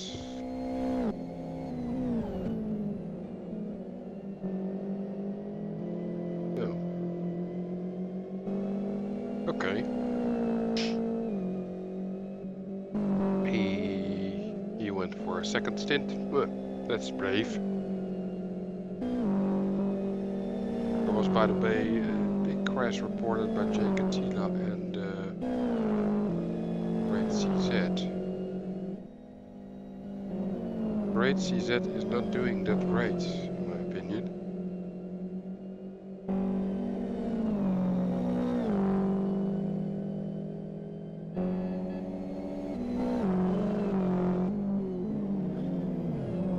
Is it worth it to put it on stream? I don't think so at the moment.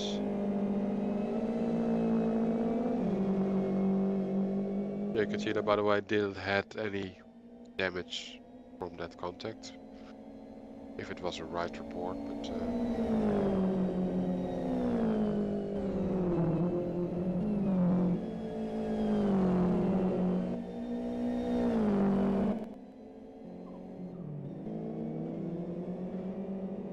we are still with Rooney.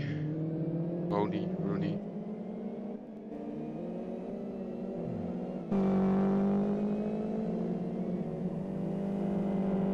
In between these GTI cars.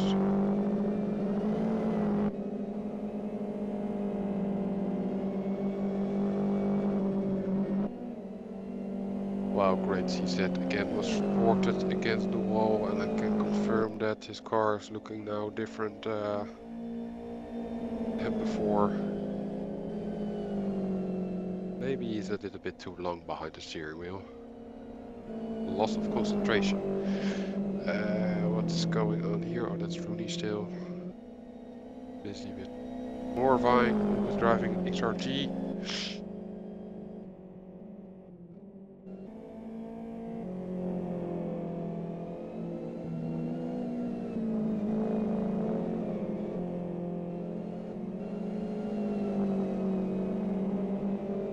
Rooney, for some reason, could catch up now with K. Dam from Tenon Racing Team. Because K. Dam made a mistake, apparently. Lost 3 seconds.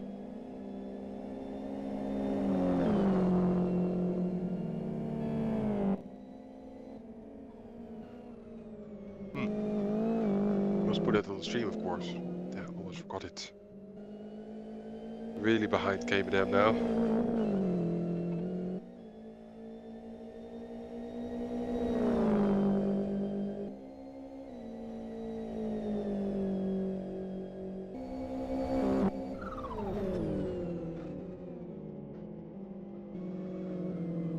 Yeah, lost about 4 seconds in some incident. I don't know what, but his car doesn't seem damaged. No.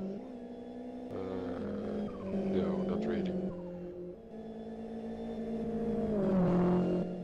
Although he was reported in a race log against the barrier, but maybe really small.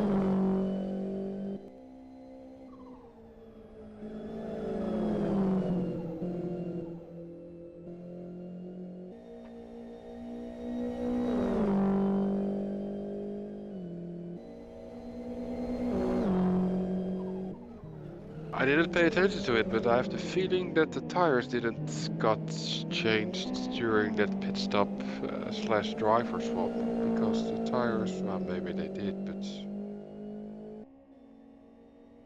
maybe they did. I cannot say. I just didn't pay attention.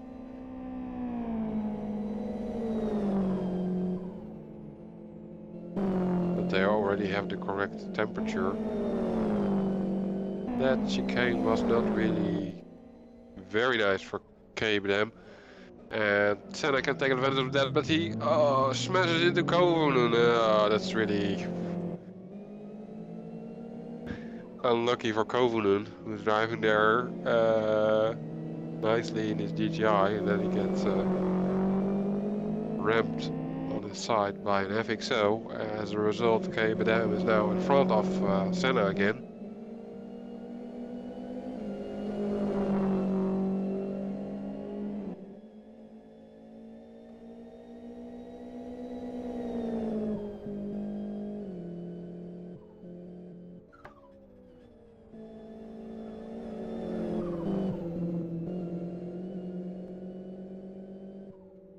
Really fighting going on there. Senna needs to hold back a bit. Should have done that there with Kovunen.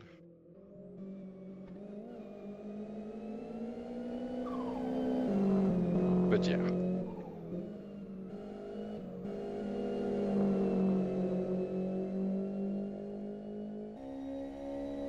Positions himself there on the outside. Again, position on the outside. I think he doesn't really want to, or maybe.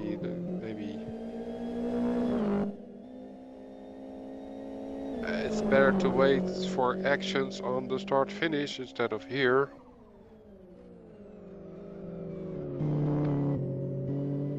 Touching again, but it's not being reported by the InSim. So it was that minor that it was really minor. And now we're on start-finish. Now we can do that on the inside. And higher top speed, I think, for the FXO. So Senna has passed KBM, moving to second position.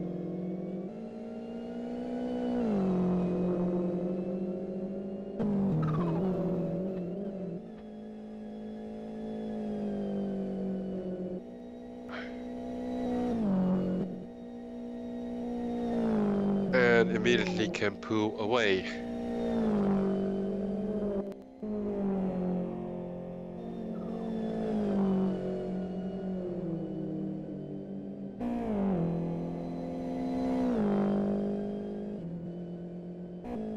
We're going to look at Jake Attila. Why? Because Jake Attila was 2 seconds faster than Elvis. And Elvis has trouble there with Goodholz. Goodholz is really backing out, trying to make room, but in the end well, what can I say? He was a little bit in the way.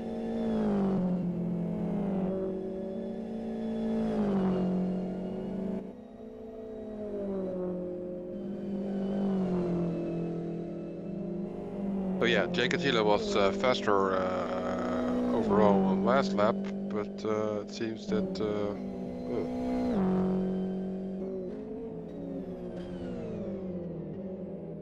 I'm a little bit wondered by the amount of damage on the back of Elvis' car.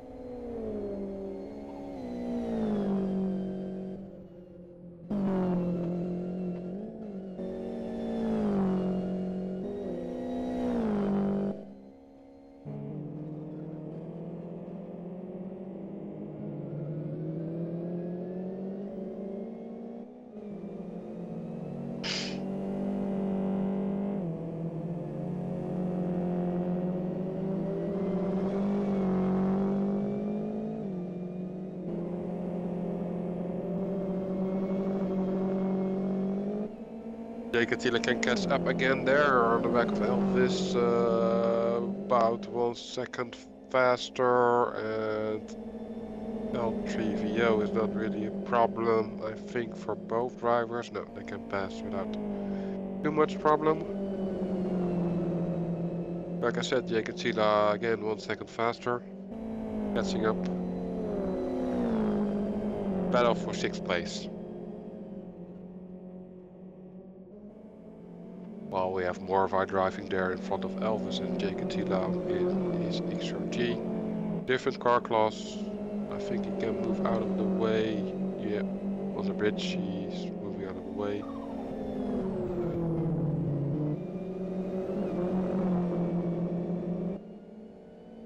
I think Jake Attila could profit a little bit more from that.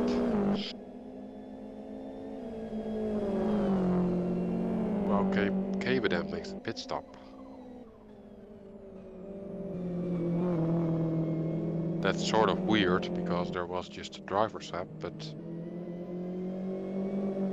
like I assumed or said, maybe the tires didn't get replaced. Let's see if that's going to be done now or whatever which is going to be done. There's somebody else in the pits as well. It's Kovunen. It's GTI, but we're still following, yeah, KBM fueled the car and replace the tires. Okay.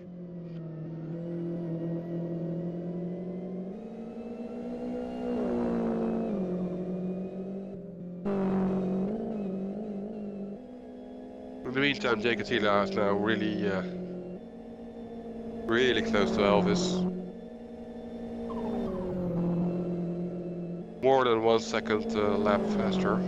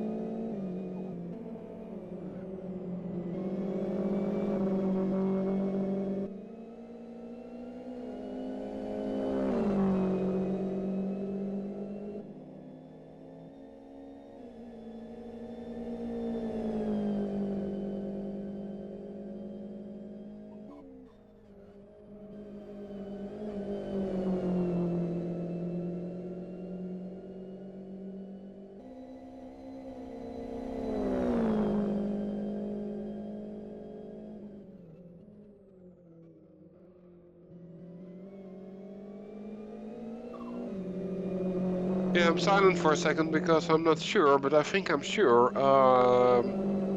I think the insim is right. Everybody made a pit stop except Troy and Morvai. We're about to pass the 2-hour mark. I was just thinking, when is Troy and when is Morvai? When are they going to make a pit stop? Or do they have some secret stuff? They don't have to make a pit stop at all. Driving so economically.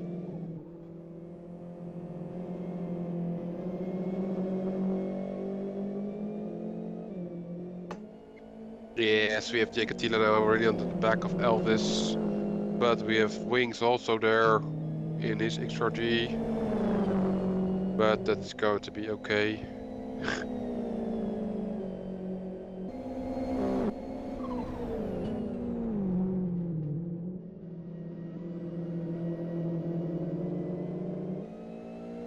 Yeah, the turbo sound is really crappy. I complained about that earlier. But... we have Jekatila now in front of Elvis. That was in the end not too difficult to overtake. Well, it didn't seem like that, but when you're in the car, it's completely different, of course. And we have Roland being overtaken by NI for Team MHW or 64. Fuel and tires. I need to keep track of that.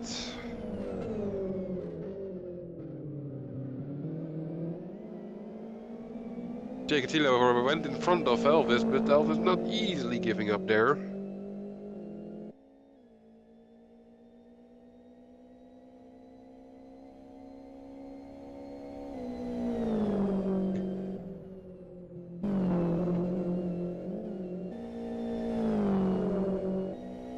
But Elvis is playing safe, I think, in that chicane.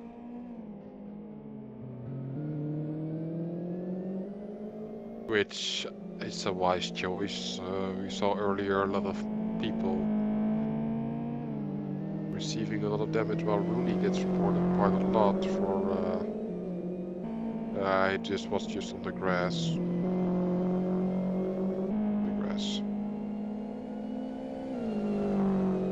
Not really something going on there. Talking about Rooney.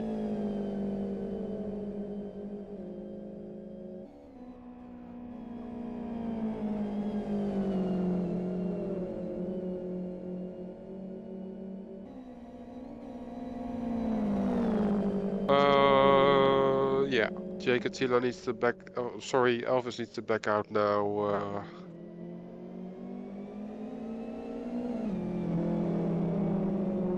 doesn't seem that he capable of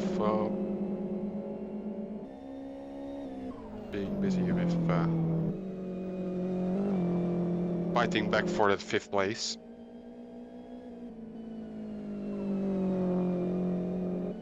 So what are we going to do?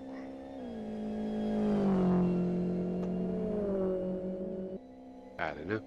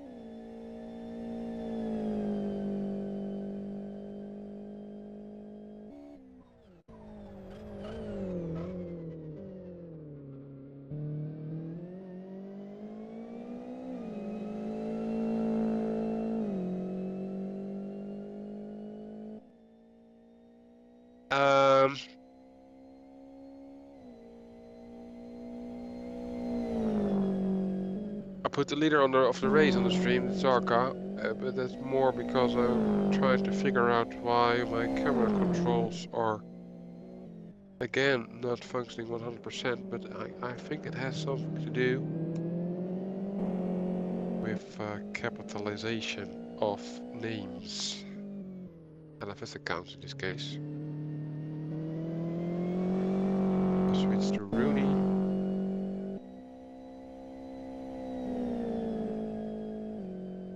Works. If I switch to Mouseman, doesn't.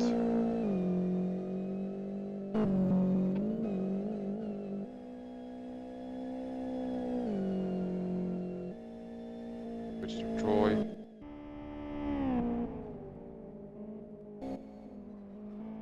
Does. But then I think if I switch to the Wheelman, which is more Y,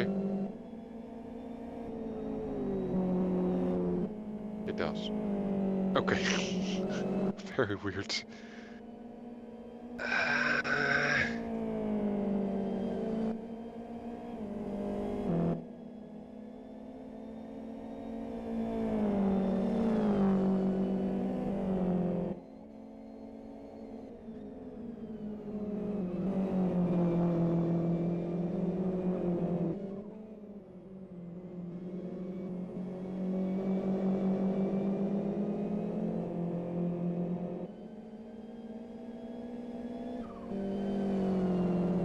Ah, we finally get this pit stop from Troy. because I see his teammate connecting.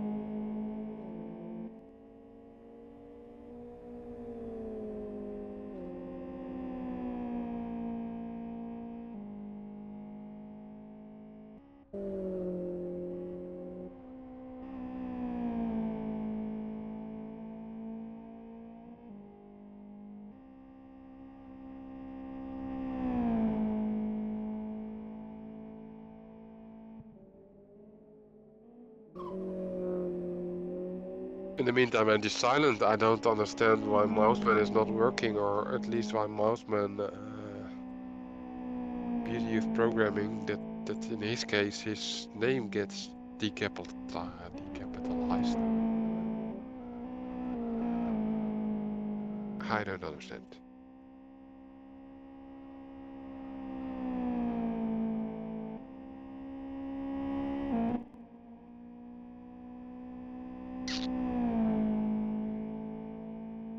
While we're waiting on the pit stop of Troy, and then it's not the last one who didn't make a pit stop after 2 hours and 10 minutes. Morva also didn't make a pit stop yet.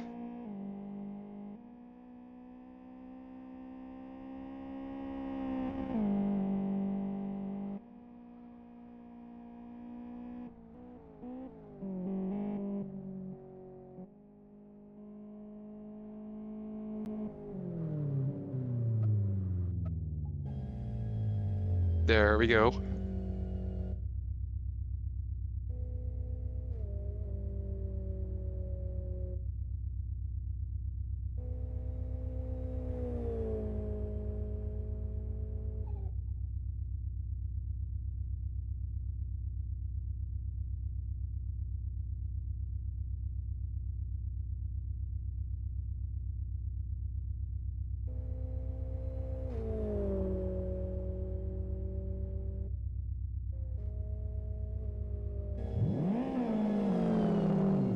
And Eidbeer took over from Troy and exited the pits without problem and not across any line. That's the end of Troy's stint after 2 hours and 11 minutes. I switched to Morvai. Yes, it's also on the stream. Switched to Morvai. He is now the only one, according to all information I can get. Valid or not, but I think it's valid. He's the only one who didn't make a pit stop yet. And he said, Troy said that the XRG fuel tank is a little bit bigger.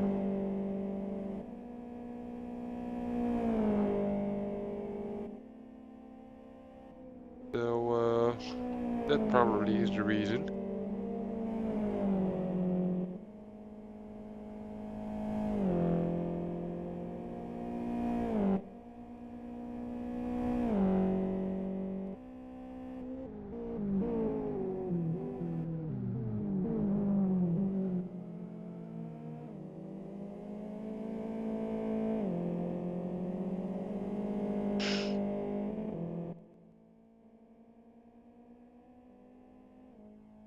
Well, Kit, my co-commentator, has joined the TeamSpeak, but he said he's not ready yet to join this race commentary because he had some incident with his car while being on adventures talking about the radiator damage.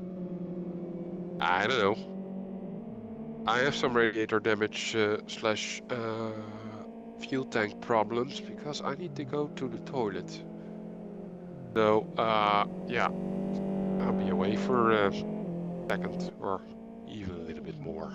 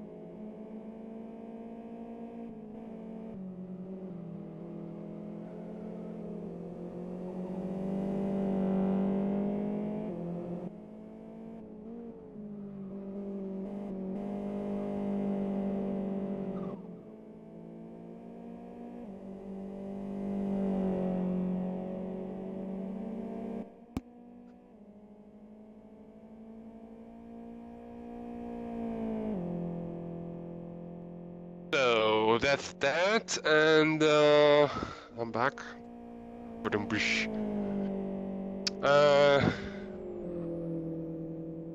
No idea what happened.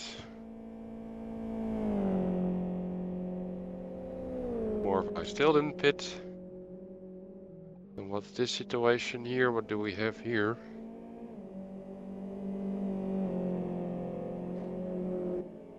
We have Ronald here and Jay Catila. Let's see what this is all about. Jay Catila is faster. Why are these still so close together? Was Roland in front of Jake Attila or not? Can't remember. Sorry.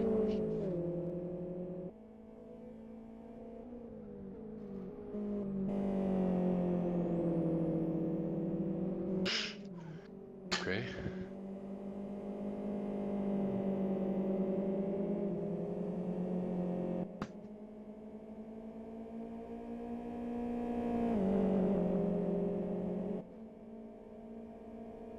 Oh, it's again not switching the camera, I noticed. Why not?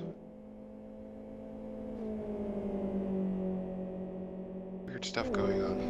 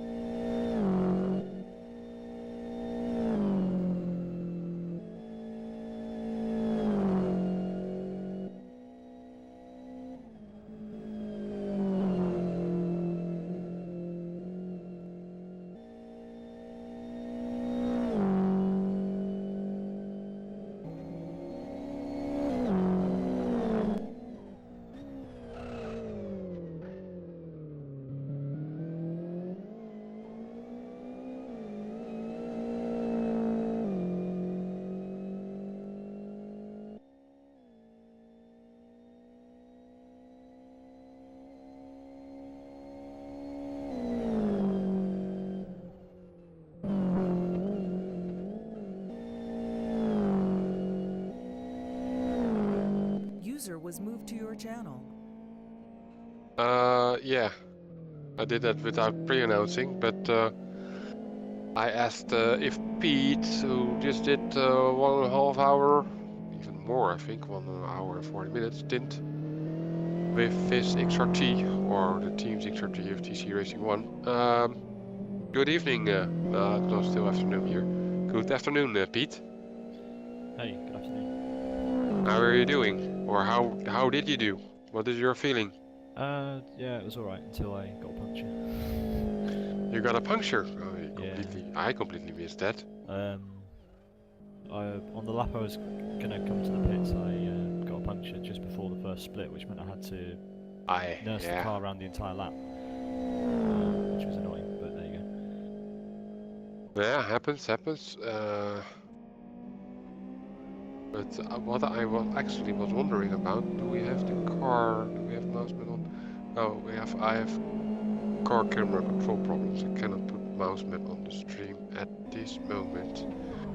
But there's damage on the back of the car, quite a lot.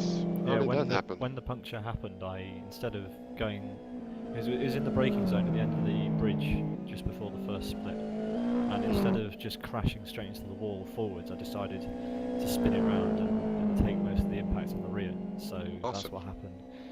It's too bad that we all missed that. There's no actual damage, it's just aesthetic. Yes. Which makes the skin look a bit rubbish, but oh well. Sorry guys. It's optic, yeah. Like I said, at the moment I cannot put it on the stream. Maybe later I need to reset the sim, but I don't want to continuously do that. Anyway,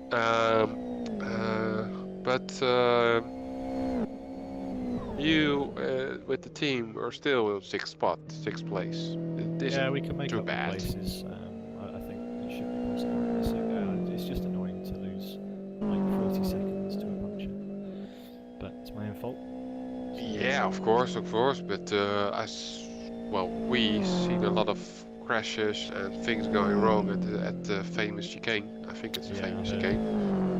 I haven't seen any for myself, but Yeah, that's of course even more unlucky. We already have a team left because of that, the Spanish team, which I was. don't think they knew they could rejoin. I think I had the same feeling that they didn't knew that they could just continue their race. But yeah, okay, puncture. Well, there's still more than 5 hours to go.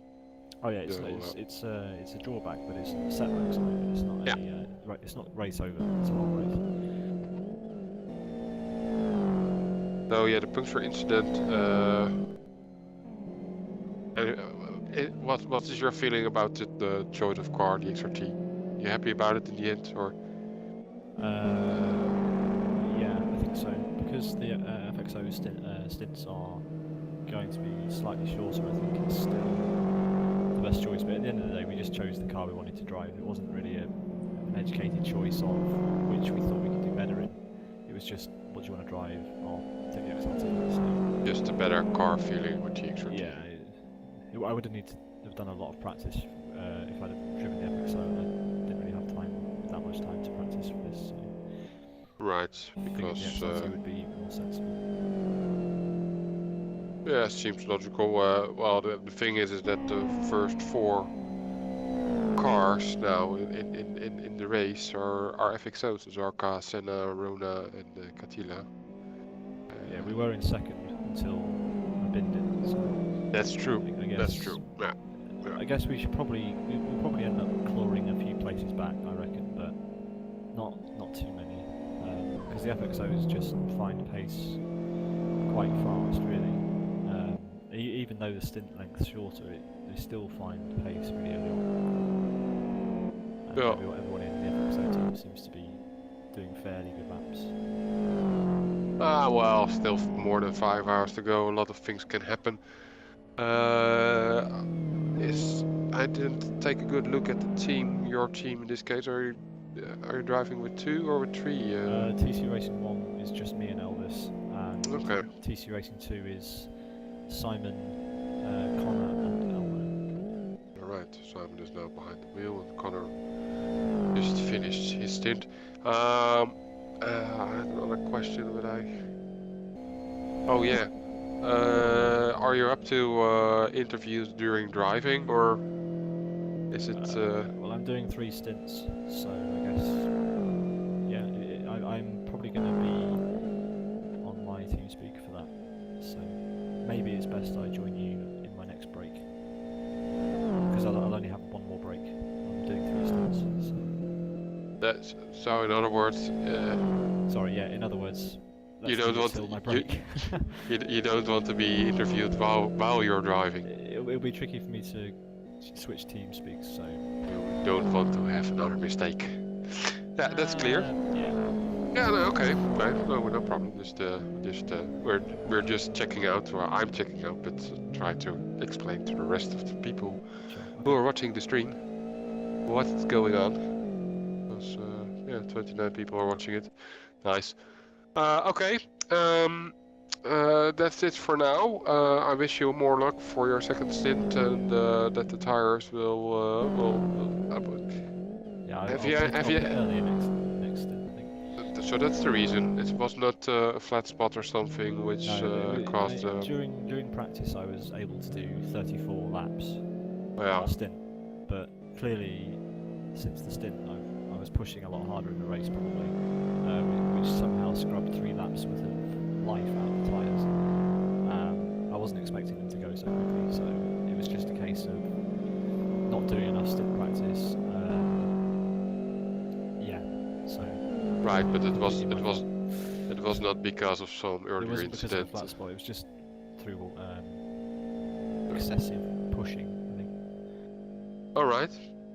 Well, we'll keep tracking it and see you in the next break. Then I think it's then Yeah, the I'll best. be I'll be on after Elvis is finished, and then I guess after another hour and a half, hour and 45, I'll be free again. So see you in a couple of hours, I guess. Okay, so you just disconnect here. That's the best, I think. Probably, yeah. Yeah, that's the best. Okay. Now see you later then. Thanks, Dave. Have a good one. Thank you too.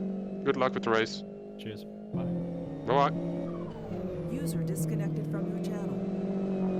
And that was Pete. He was not really happy about his first stint. Losing there 40 seconds with his puncture, and Jay Catila was on the stream all the time. I have no idea who else I can put on the stream at this moment, to be honest. Well, actually, I can.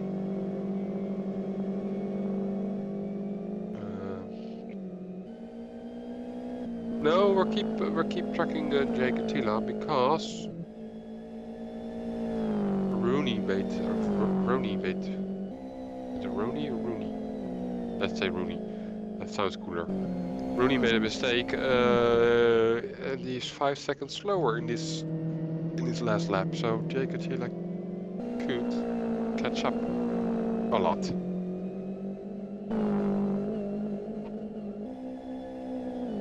And then we might have a battle for third place all of a sudden.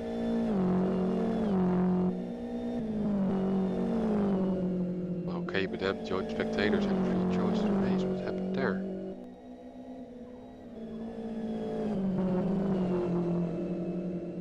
He also put in the question into the chat. Wasn't answered, of course. No idea what happened there for Genuine Racing / K-Badam.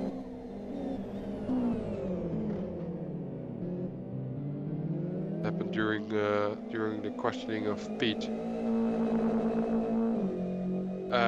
That's when you're commenting alone. Yeah. Not going to complain anymore. Jake Tila's now really onto the back of Rooney, and we have a car flying there in front of Rooney. Who is that? Upside down. It's L3VO with an XRG.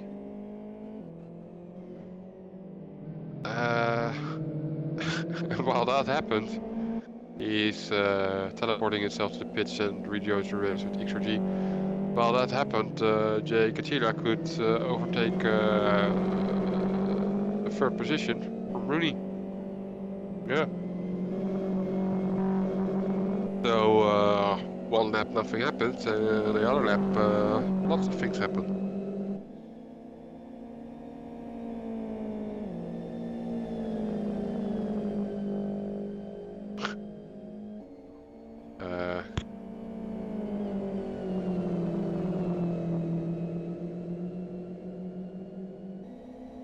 K-Badam gets a penalty from the admin team for some reason.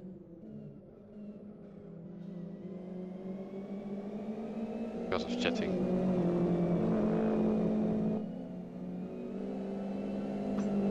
Wow, L3VO again went to the pitch and joined the track. Maybe had the wrong set selected.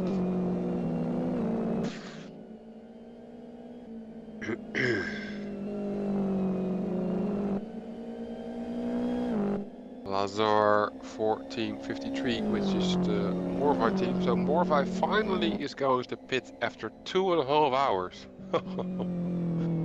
Very nice. Can we switch to Morvai in Sim? Is that possible? Yeah, it is possible. Amazing. Okay.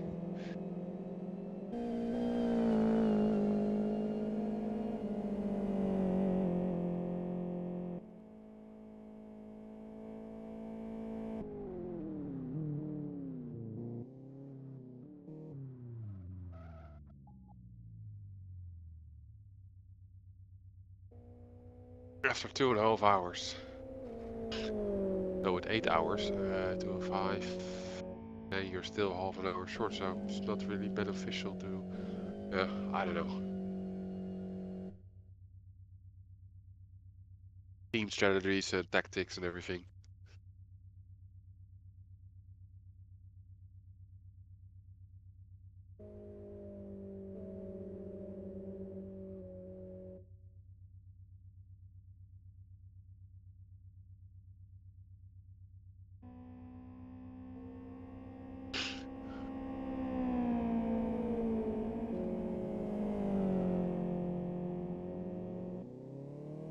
Lazar took over from Morvai and continuing his race.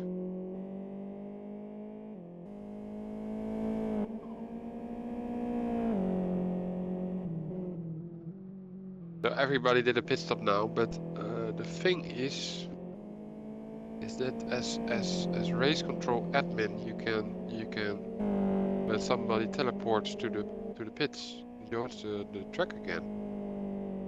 You can set the correct amount of laps, but you cannot set the correct amount of pit stop being made. Which I think is too bad, because Cape Dam now has 0 pit stops, while that's not the case. Really a lot more. It's something to think about, but yeah, talking with myself.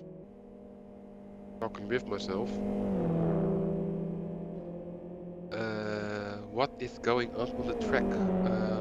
Elvis and Ronald. Let's focus on. Oh, if I click on Ronald, I get Elvis, but not on the stream. That is annoying.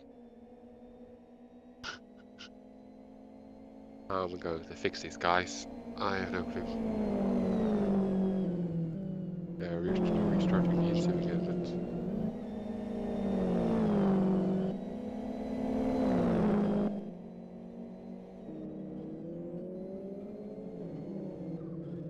I don't want to do that all the time, but it's necessary.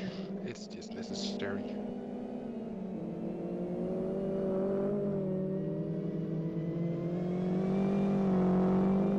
Wait, I don't need to do this. I need to do this.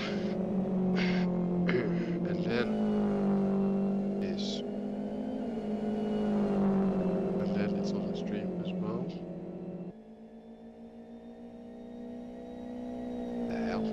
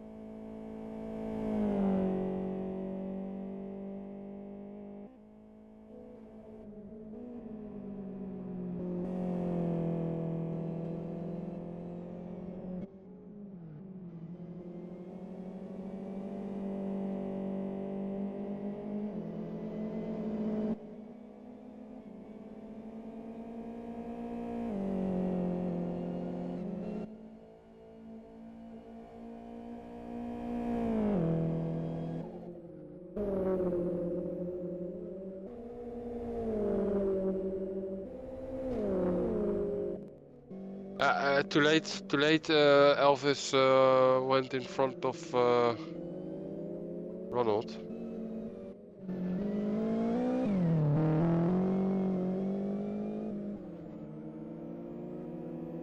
Was a nice move, but yeah, something was wrong with the camera controls over there.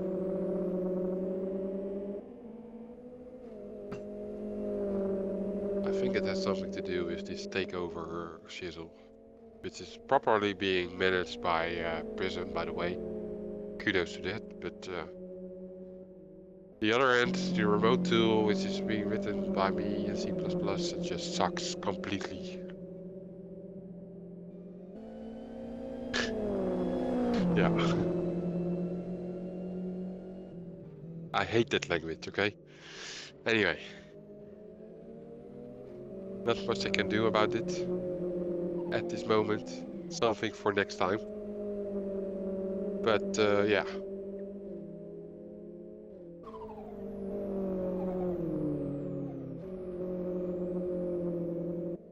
Elvis moved to third place. Couldn't show it on the stream because of technical issues. But yeah. F my life. Try not to swear too much, but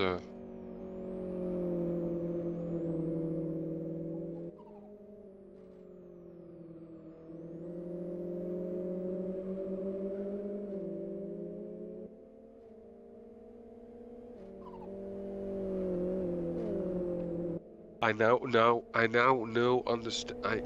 do now understand a little bit more what's going on with this problem.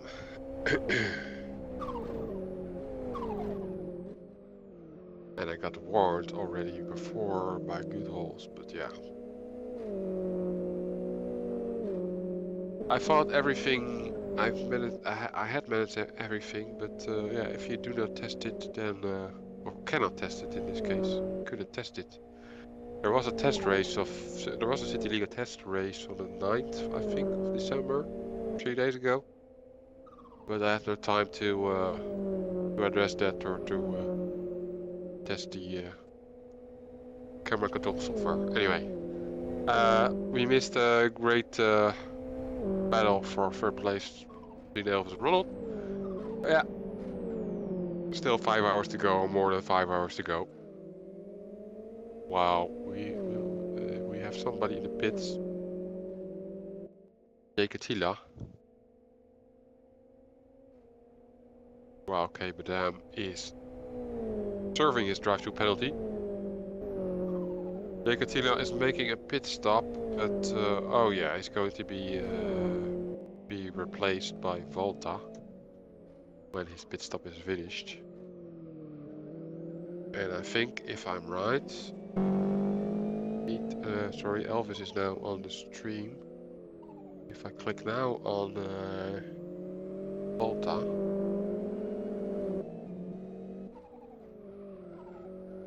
then it's not working. Yeah, okay. Oh, okay. Roger that.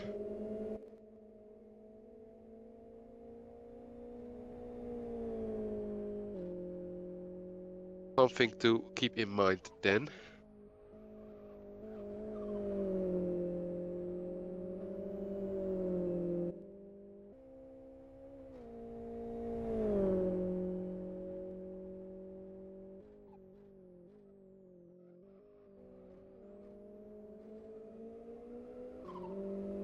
Still don't understand why it's working locally at my personal laptop without any incident, but I'm talking again to myself. Must not do that.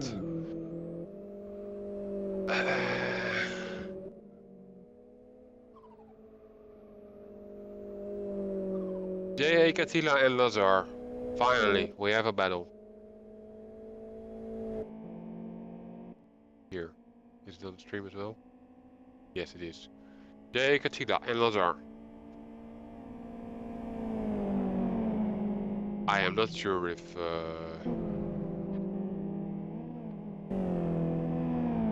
check. Yeah, J.A. Katila is catching up with Lazar because Lazar is doing a split of 1 minute 8 and J.A. Katila is doing 1 minute 7.5.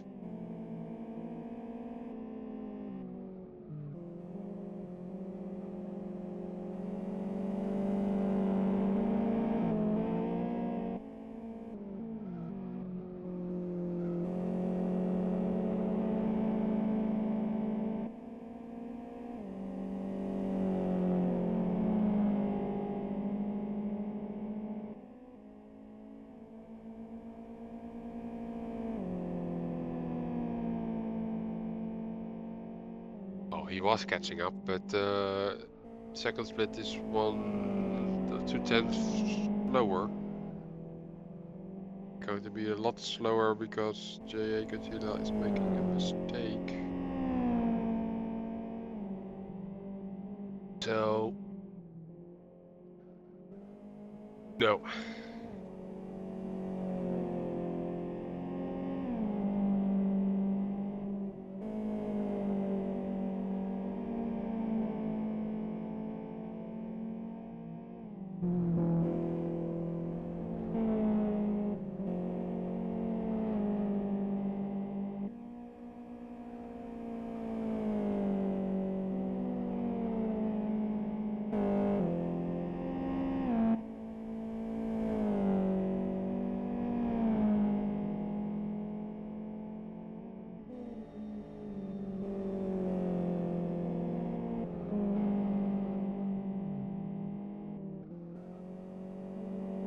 Well, we have somebody else in the pit lane. It's KBM. Yeah, he's again in the pits.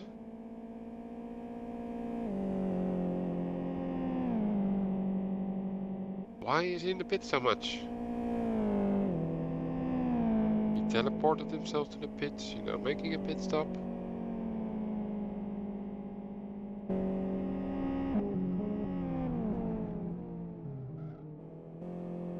He repaired his car and replaced the tires. Very weird.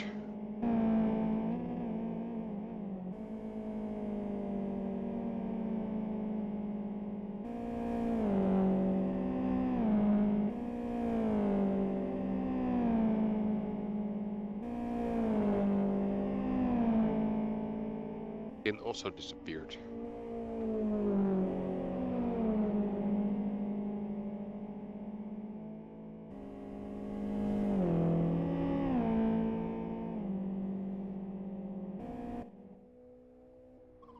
It disappeared on my eye, but it didn't disappear on the stream.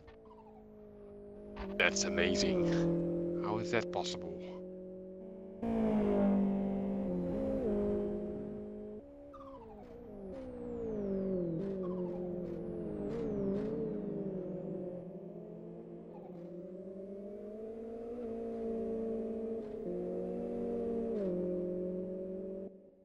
Oh well, it's okay. Sort of.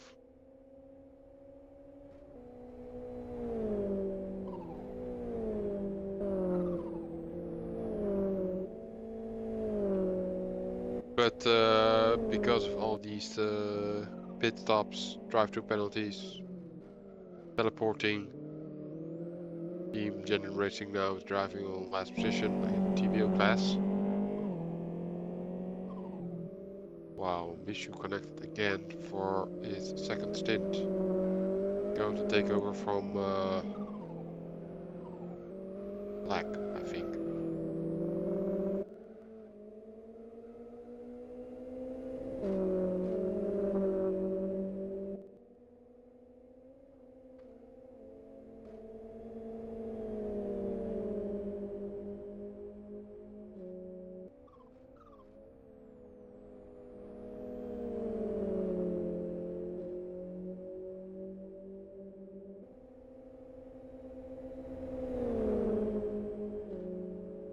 KBM gets company from Simon, but yeah, as you can see on the stream as well, he gets a blue flag.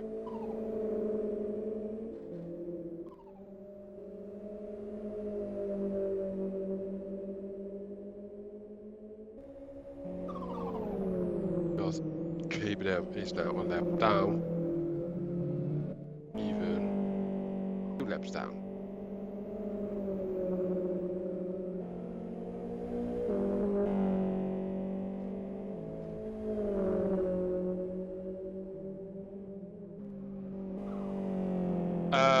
After 2 hours and 47 minutes, we have Zarka in 1, we have Rooney in 2, we have Elvis in 3rd place, we have Ronald in 4th,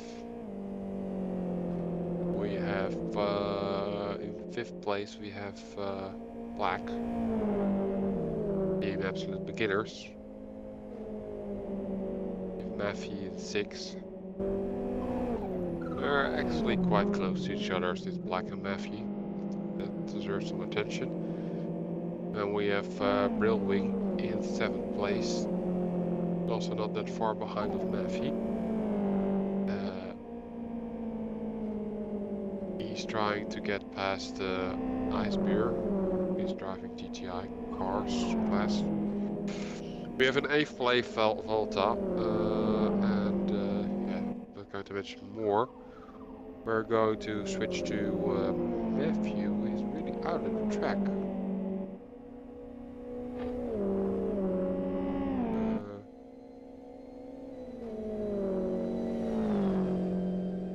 I was too late with camera switching, but because of that, Matthew is now not close to Black anymore. Railwing is close to Matthew. He was way too wide in that well, fast corner.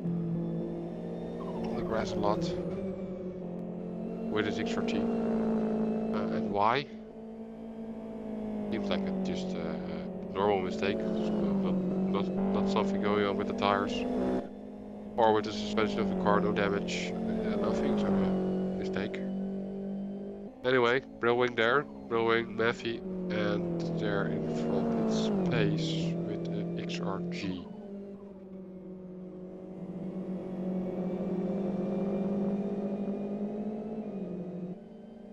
In his Bumblejum skin.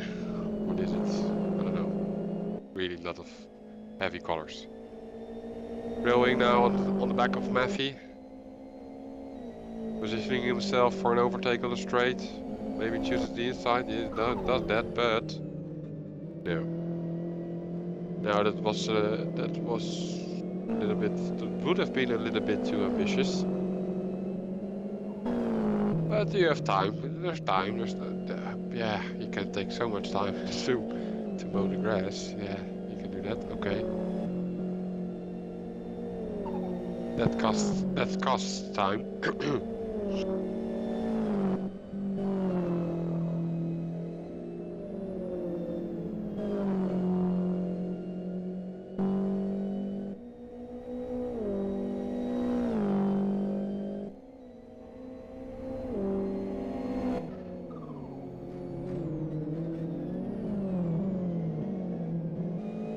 Never knew that the leader of the race was white. More white. Just figured it out.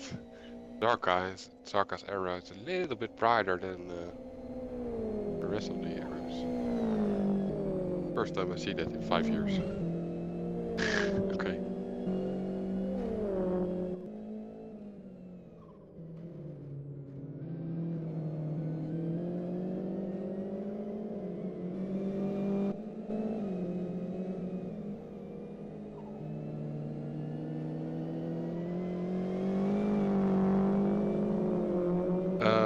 What are we watching? We're watching Matthew.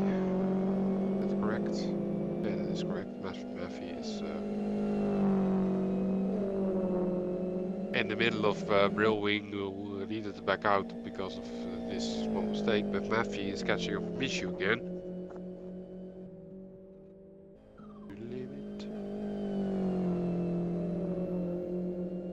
And that's because Mishu made a mistake, which cost him almost 5 seconds.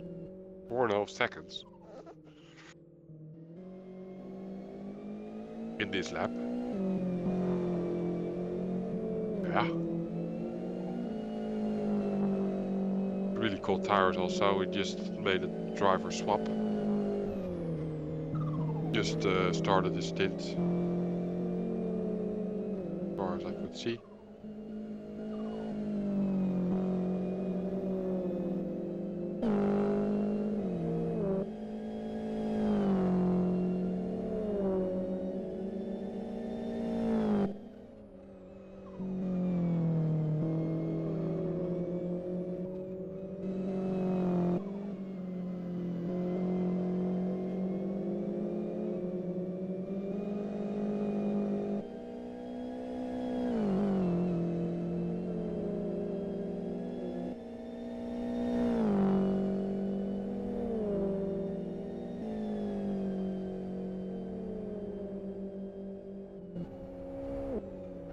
4 seconds on the lap, so we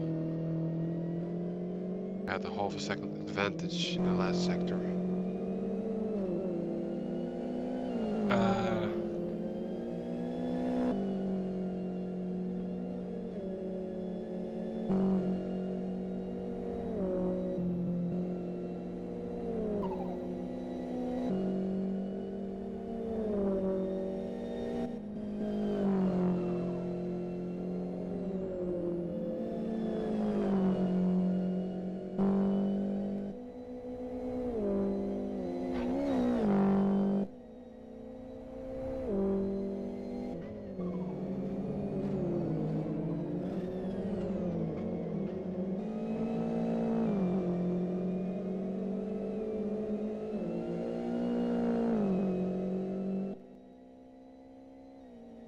L3VO is driving there in front of Mishu, going out of the way.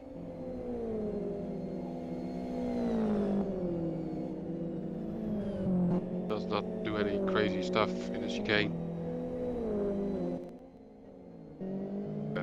Matthew is slower than Mishi.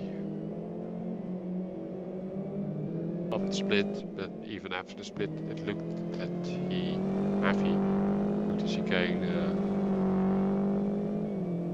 less fast than Mishu.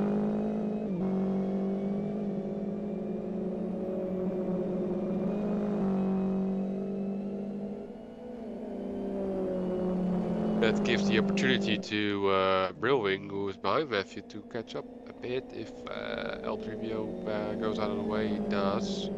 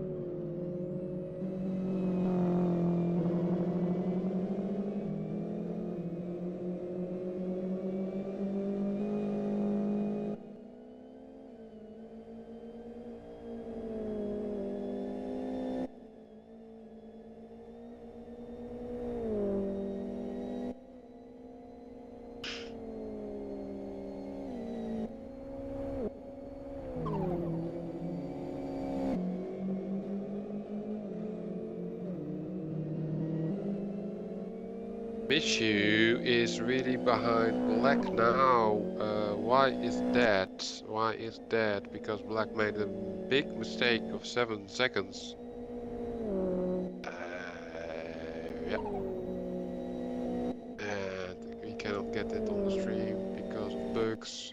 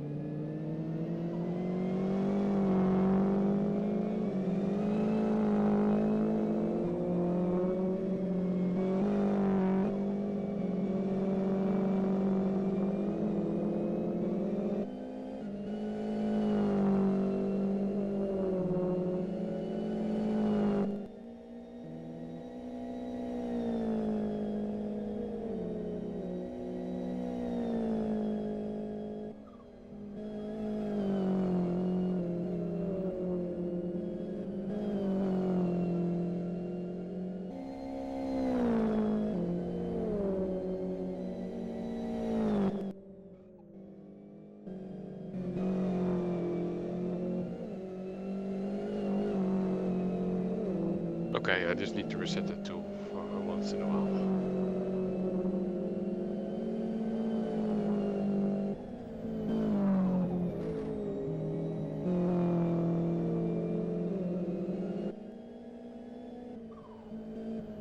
The in-sims, there are multiple in-sims. There's a server in-sims and there's a client in-sim, but the client in-sim is written in C++, but that's not 100% functioning alright. It has some mistake in team takeovers. So I need to reset that quite a couple of times. But yeah.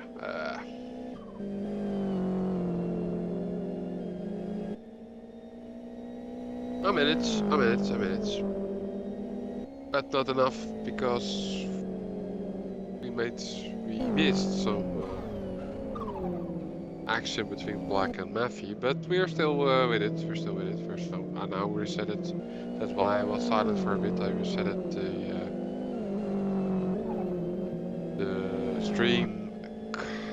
stream client side of the InSim. Yeah.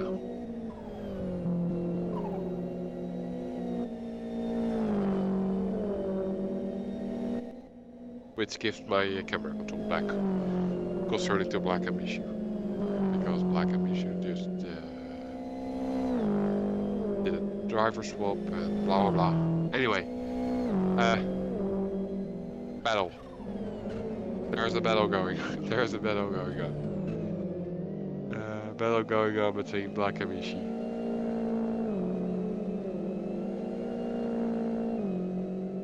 And I was also talking with Kit, who is still about to join this commentary box, but not yet. For fuck's sake, after 3 hours.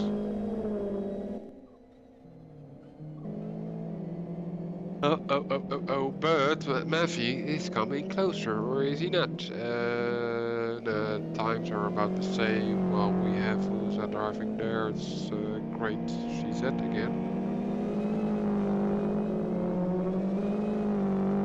Great CZ.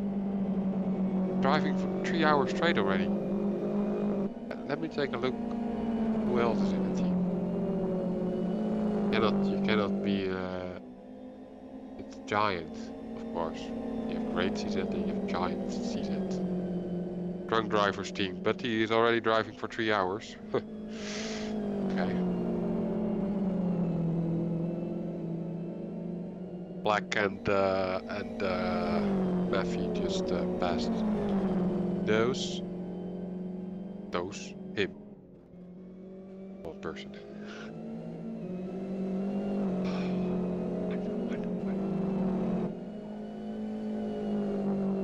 And we still have Brilwing, of course, in the chase of Maffy and Black. Actually, we have three TBOs driving there, battling for 5th place. Yeah.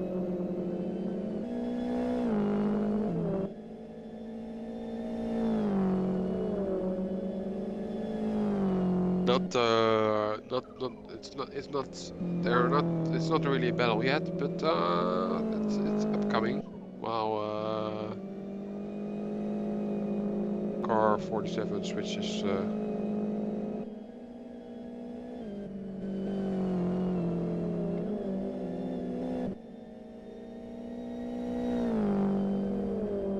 Team 47 switches his driver.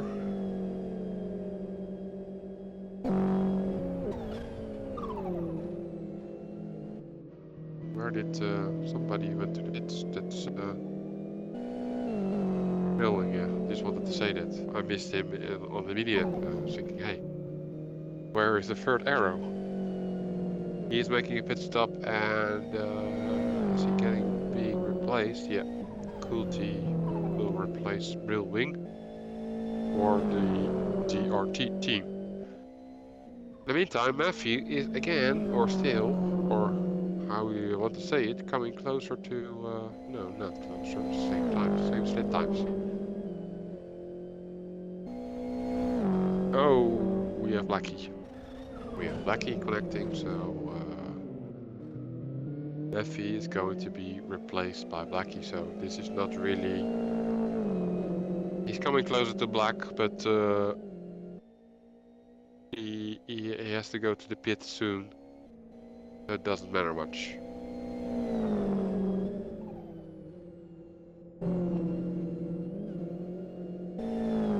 Now my question is somebody from Team 77 also soon popping up to replace Black?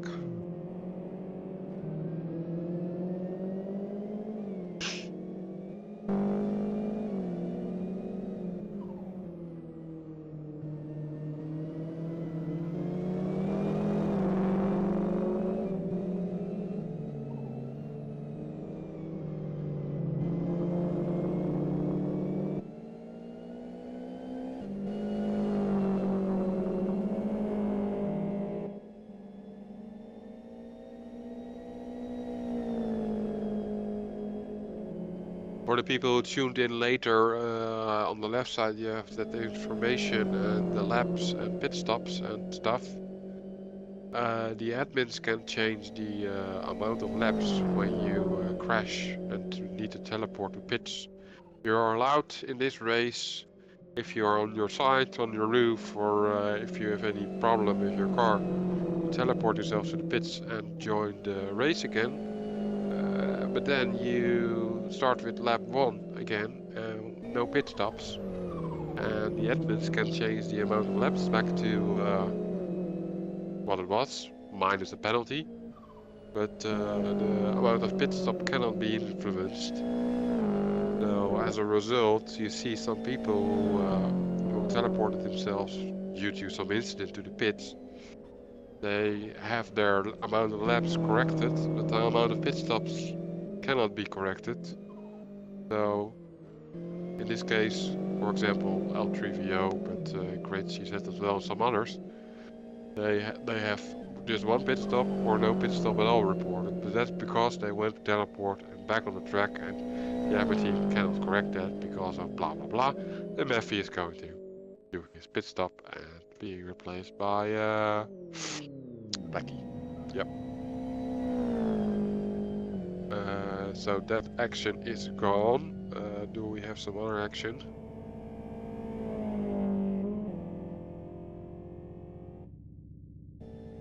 I'm not sure.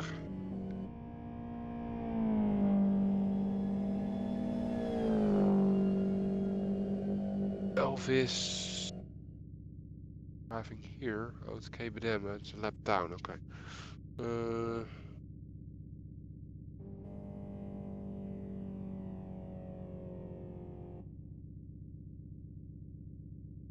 While we are enjoying Murphy's pit stop, it is. But the arrow is indicating wrong. In front of this is Blackie now on the stream. It's not Black. But I'm looking if I can switch the camera to something else.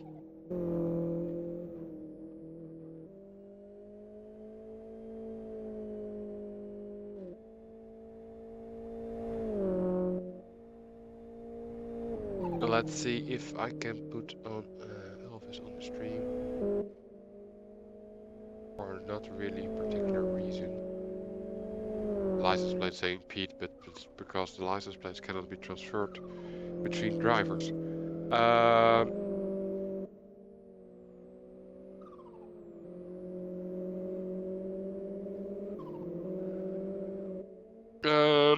Yeah, I need to go to the toilet. That's the situation.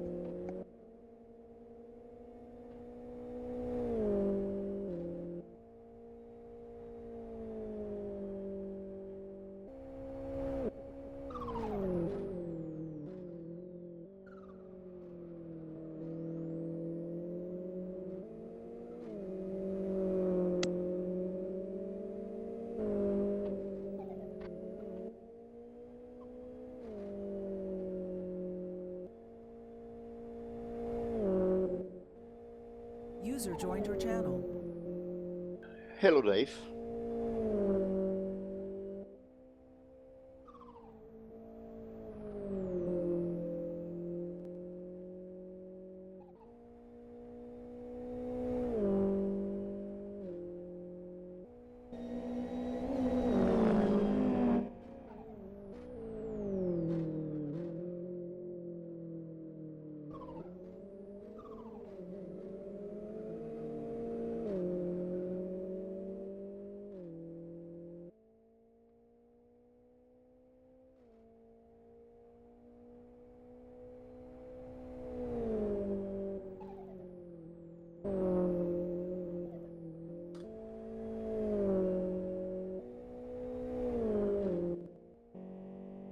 User disconnected from your channel. I was to the toilet and I was being joined by somebody from Team VOW, but not participating in the race at all. Yeah. Yes, server rights on the car game TeamSpeak. Anyway, yeah. User joined your channel. And there we have Kit. Amazing. Hello, good afternoon, everyone. Amazing things happening here. Thank you. I didn't expect such welcome, but thank you. Well, first somebody who has nothing to do with his race joined the TeamSpeak, just because he has also rights to join a passworded channel. But yeah. I'm very confused because I was on the toilet with my headset muted, and yeah, big story. But anyway, Kid, is it evening? Yeah, here is good evening. It's Czech also. Oh, good evening. Good evening, everyone. Sorry I'm late. I was on some kind of adventure, and I almost got lost. That's how you are late for 8-hour race. You get lost. Oh How is yeah, that? I was kinda out How is- geocaching / photographing, and things happened, and I almost got lost. But how can you get lost even with geocaching? Geocaching means it's something to do with navigation, so you have navigation with you. How can you get lost with navigation? I have no idea, but it almost happened. Okay. You have to probably be me to have this kind of luck. Luck, also. Anyway, you made it. There's still 5 hours, well, a little bit less than 5 hours to go, but we're only 3 hours in this race. So yeah, why do I get, oh, that's on the, I don't know. TeamSpeak is doing things I have no idea. Well, check the messages, please, if you can. Oh, you want that password? Okay. I think it's capital or small one of the two, but I think it's capital.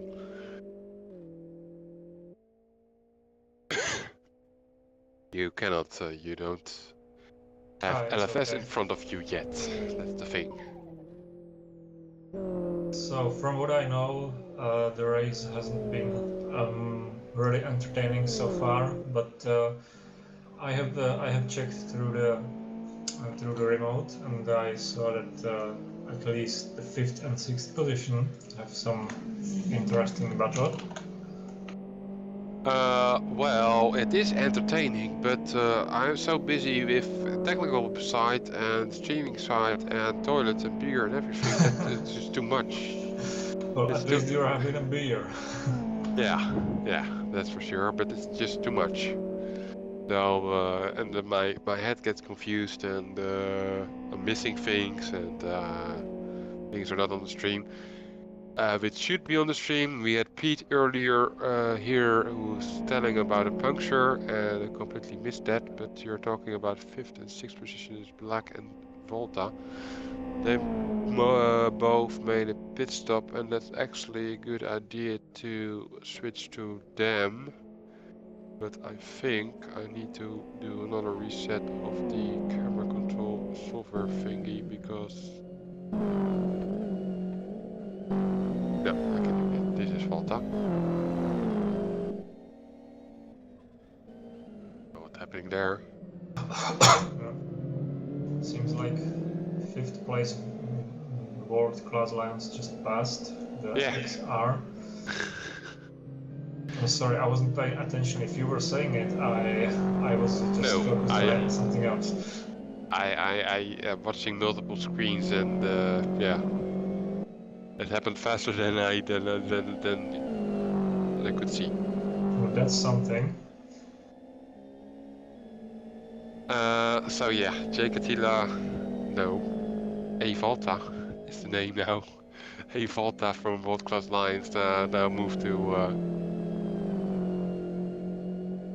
5th place. Yeah. I'm now very confused. Yes. And also TCR are bidding from 2nd place.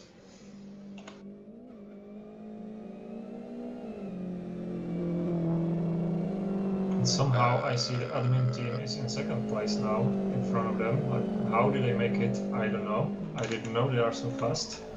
But good The job to admin team, them. you mean? Sorry? You mean the admin team? Yep, yeah, exactly. They're kind of faster than I expected because I didn't. Judging by the qualifying times, I thought they will be midfield, but they are doing actually very well.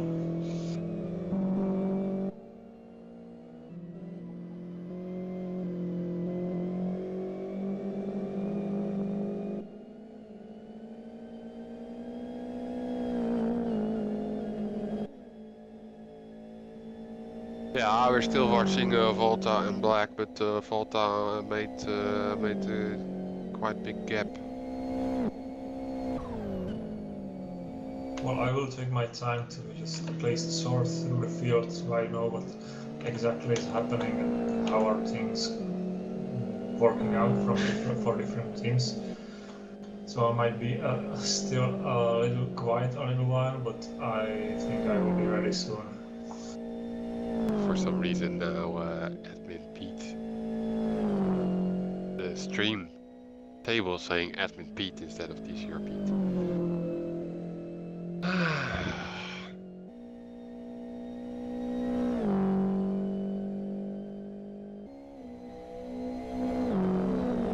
Why?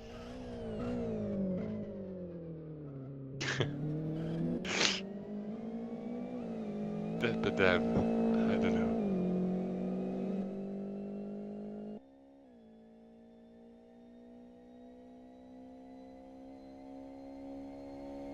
But then made another chat message and teleported himself to pit. That was weird, but I guess that was his keybind, maybe. And Kamaradi, no, we chatted before, I don't know. And Badam gets drive-through, as he probably deserves. Yep, third chat drive-through violation, chat violation. But the NSM is not right concerning this driver name change of Pete. I need to reset the NSM because of that. Because it's not looking good. So this is better, but it takes some time to... everybody needs to do a lap again before everything is correct.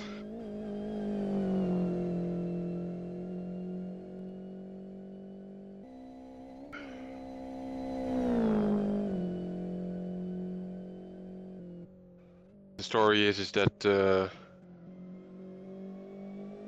I didn't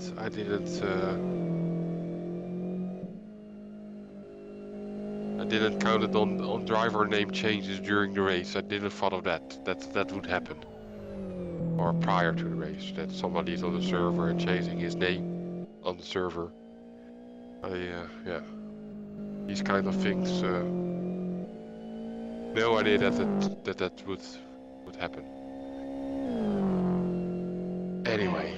I have a quick question because I have been out of the loop of LFS a bit. I have been following it really closely, and I see that the Badam 85 car jumped into pits and then jumped out on the track, and I see he still has 57 laps completed.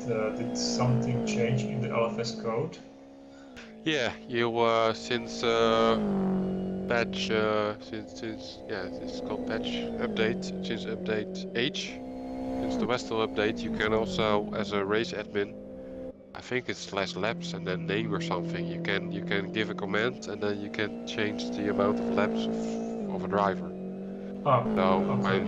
when somebody loses connection or rejoins, then you can reset the we can reset the amount of laps, but not the amount of pit stop. That's not possible. So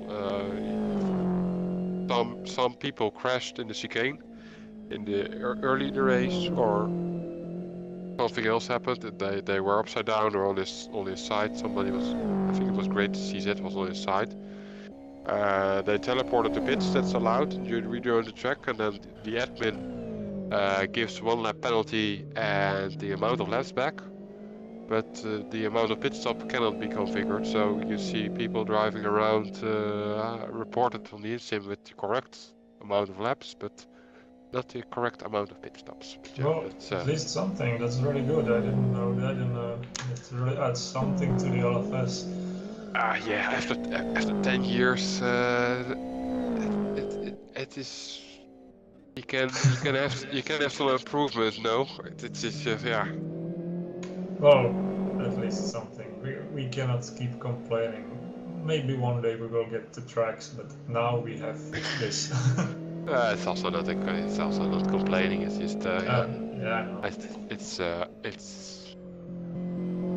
for leagues. For leagues, it's really important to set the amount of laps, and yeah. Sadly, there are always, especially during endurance, people losing their connection, or yeah, they're upside down or anything. And yeah, it always has been an annoyance that that somebody starts with lap 1 again. Yeah, well, it also kind of renders the use of trackers a bit. Well, they are not so useful anymore if you can just add laps. You just need a tracker for admins who follow the lap count and then just add the correct amount of laps. Yeah, I agree. I completely agree with that. Yeah. But now that this is my second endurance race, which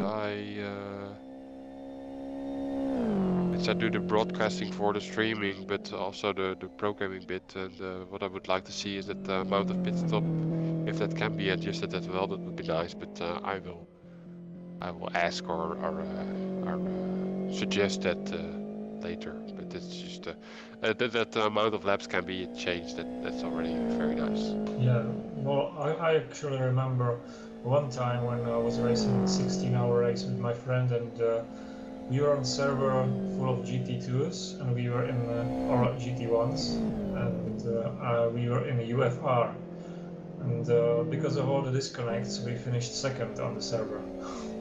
So that was kind of funny. Yeah. The results are also influenced. That's also true.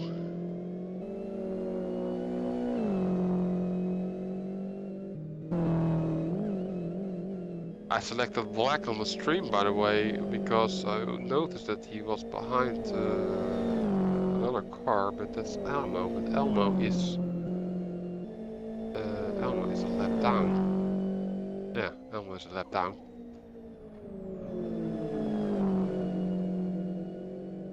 And stunting a little bit there into the sand, but yeah, no. Yeah, that's not probably what he wanted, but risky in that place, but he made it out just fine. Yep.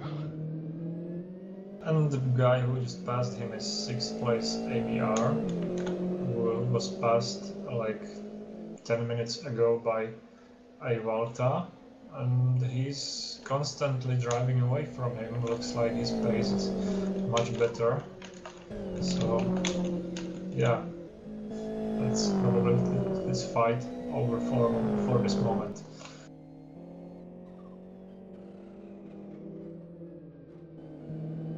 Well, the situation is, to summarize it, in 3 hours. Because you were not there, and I think some people on the stream also not. Maybe they were, but anyway. We have Infinity Skills, which the team contains of Bikovic, Darka, and Kovac. Or more than 3, I don't think. I think that these are the 3 people. I can look it up very quickly. Yeah, these 3, Zarka, Mikovic, Kovac. Driving from the beginning already in front and only extended their number one position. Then we have Mishu at this moment driving in second. There were some changes. The admin team was, like you mentioned earlier, second, but made a pit stop now, so they dropped to fourth. But yeah, that's the team in second place. Let's see what the name of that team. Well, about admin team, they are about to hit some trouble because the world-class Lions are closing in really fast. And I think there might be a battle in a few laps, maybe sooner. It's like 3 or 4 seconds between these two cars. Racing Green is the team name of the second place, but you were talking about? About 4th and 5th place, because there's a battle shaping up, it looks like. Between Volta and Dom. Yes, these two.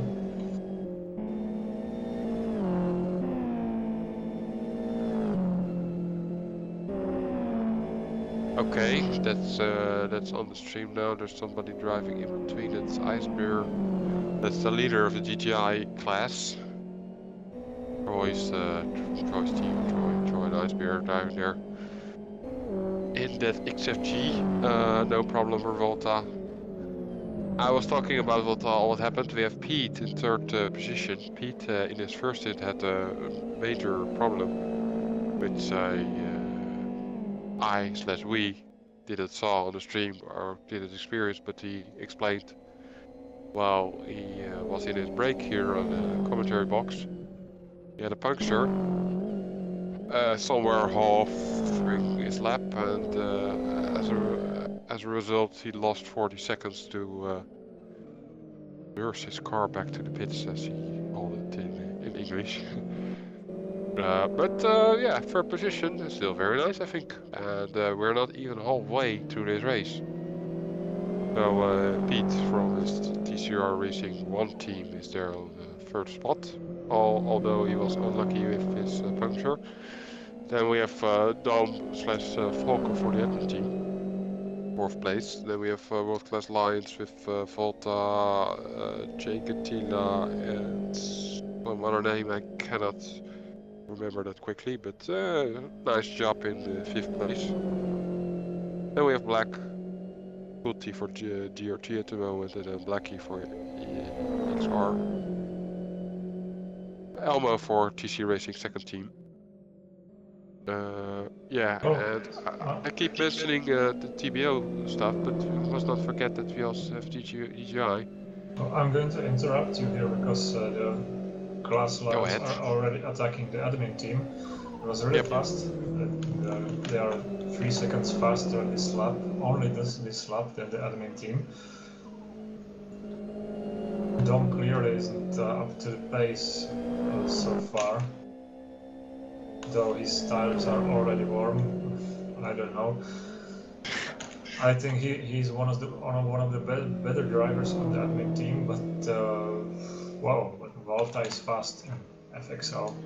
I guess this track is not really suited to his XRT, but we'll see how this goes, because they should have draft right now, which is good passing opportunity into the turn 1.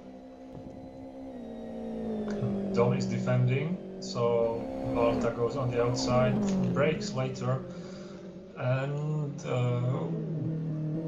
well, this is close, and he will have the inside into the chicane, so that's probably 4th place for him. Yeah, it is.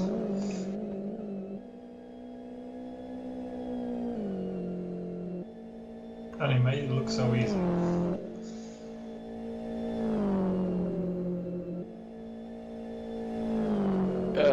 Yeah, I saw an earlier battle between brackets where Dom also was involved. I think they are at least Dom, but his other driver folk also are a little bit more like, okay, we're having FXO here, just let it pass by, and not much putting too much effort in defending the position. Maybe that's because of being admin team. No idea.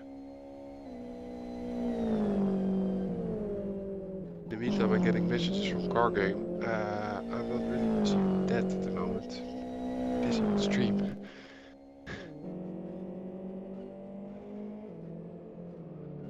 Volta has really good pace, so he's not probably stopping here because there's Pete just a few seconds ahead of him. And the second place Race Green team is not far away as well, so this is a good setup for next minutes.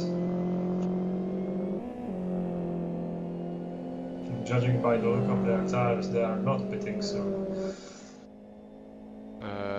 Which car now? The 05. Oh yeah, it's on. No, it's not on the stream. No, really on the attack right now. 05, yeah, Volta. Yeah. I am. Yeah.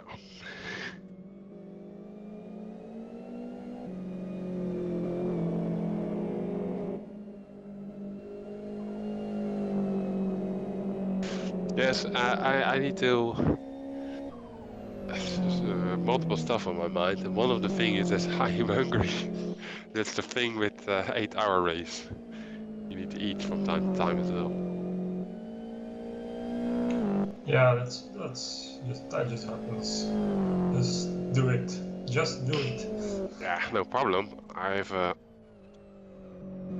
laptops are amazing. You can move them everywhere. So I'm going to move the laptop to the kitchen.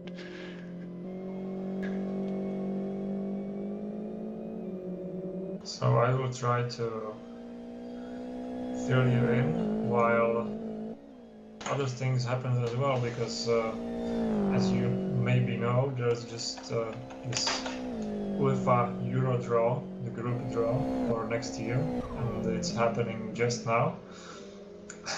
And it's like I'm alt-tabbing between the LFS and the stream. So sorry if I'm a bit late with my commentating. What team are you talking about now? I was talking about the UEFA Euro draw. UEFA Euro draw? Yeah, it's happening just now. So I'm watching it on the stream. Hello guys. Hello. We're in the middle of a streaming endurance race of 8 hours. Yeah, no, I was just informing the crowd what I'm doing. UFR Euro draw. Yeah, I will try to focus on both things at once, which might not end well. But is you're talking about LFS now? No, I'm just explaining what I'm doing and why I might not be as fast with my commentary as I would normally be. What is UFR? UFR sounds like a car of LFS, but it's no, not. UEFA, the football association. Oh, UEFA, okay, football, okay. Ah, now I understand, okay. Okay. Prost, Dave. Yeah, we're in the middle of a stream, Sabaki, 8-hour CityLiga stream race. Okay. Dus, Sorry. Dat is geen probleem. But that's what's going on at the moment, and we are 3.5 hours into the race. Ich wollte dir nur fröhliche Weihnachten und einen guten Rutsch ins neue Jahr, wenn wir uns nicht mehr hören. Und grüß mir den Speedy. Du auch, soll ich sicher doen. Ich bin mit Weihnachten at Speedy's Place. Geil. Schön. Wahrscheinlich, aber weiß nicht sicher, aber mit Silvester. Ich bin sicher von Silvester. Mit Weihnachten weiß ich noch nicht. wir in Holland haben 2 Weihnachten. Die erste Tag Weihnachten und der zweite Tag Weihnachten. Weiß ich noch nicht, aber ich soll das sicher Silvester. gegen Speedy sagen. Und Ja. ja, du auch schöne Weihnachten. Okay, Und wir gehen weiter mit diesem Stream. okay, alles klar, bis dann. Tschüss. Okay, bis dann, tschüss. User disconnected from your channel. That was a little Germanic class in here. It doesn't matter. I'm in the kitchen making food and drinking beer and having the laptop here in the kitchen, and then somebody who has nothing to do with the stream joins here. It's just yeah, that's just what can happen apparently.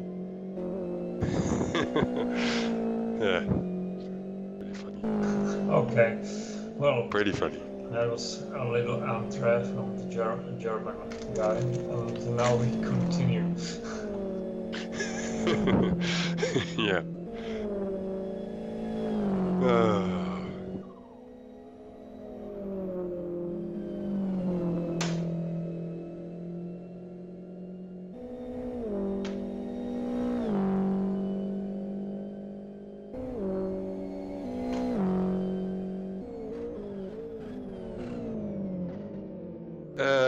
We have Valta still on the stream, chasing Pete. Yeah, He's correctly. doing really well, because last lap he was 2.7 seconds faster than Pete ahead of him.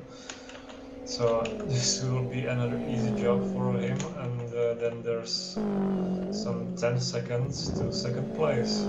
Well, we'll see if he manages to do that before he pits.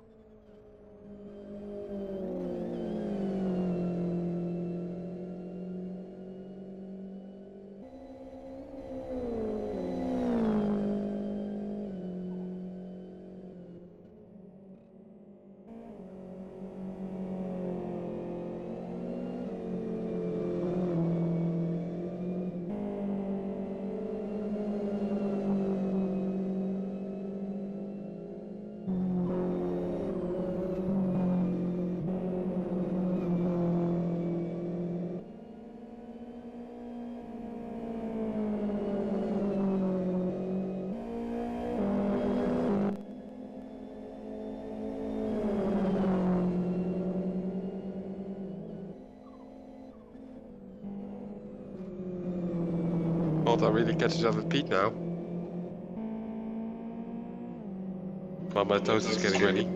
Yes, it looks like the same maneuver as before if Pete decides to defend his position, which I think is not really useful right now because it's still more than half of a race to go, and he just yields the position. Yields. Yeah, he just lets him go. Oh.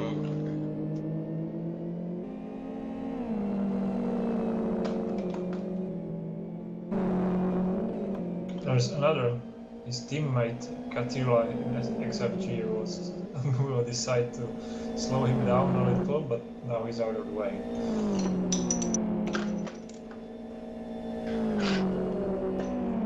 Wow, I'm opening up another beer.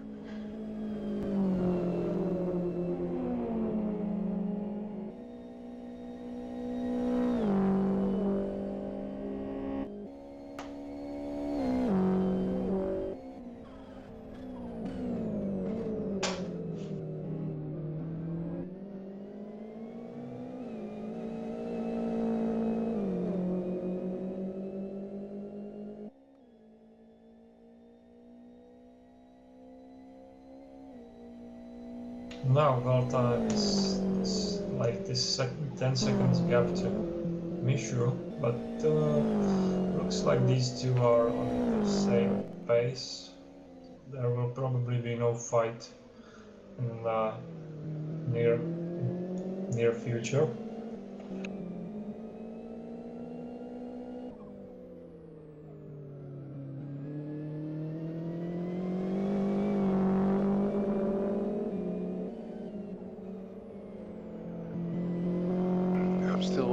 I'm still flabbergasted with this conversation in which this German LFS person wishes Merry Christmas and New Year, but it's only 12/12. It's just 2 weeks before Christmas. Yeah, well, I saw it first time like a few years ago when I'm confused now. it's obviously a programmed this master server to just appear in there and it just stays there. Do you mean the message in the server list? No. No, whatever. No, whatever. I'm talking about this German person joined your TeamSpeak to say Merry Christmas and New Year, but I was wondering it's not Christmas yet at all. Oh, it's nice. But you say that there's a message in the server list? No, well, I noticed it a few years ago that on this time of year, in the server list above the server names, there just appears a message of Happy New Year, Merry Christmas, and Happy New Year. Okay. It stays there for a little while. Okay, I didn't do that. But I don't make much use of the server list, that's the thing. But I didn't saw this. Just a random thought. Okay, it's okay. Because at the moment there's not really much going on, so random thoughts are good. I think.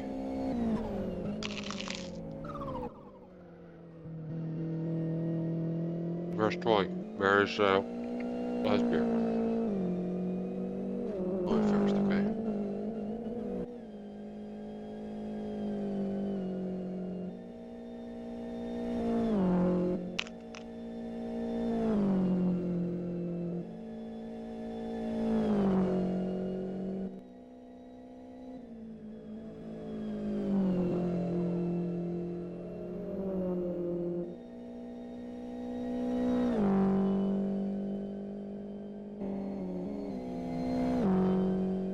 So we have Volta all the time on the stream, but yeah. Well, there's probably nothing more interesting going on right now, so that doesn't matter. No crashes. Everyone looks like it's going their own way, kinda, without any problems. Cars being lapped all the time.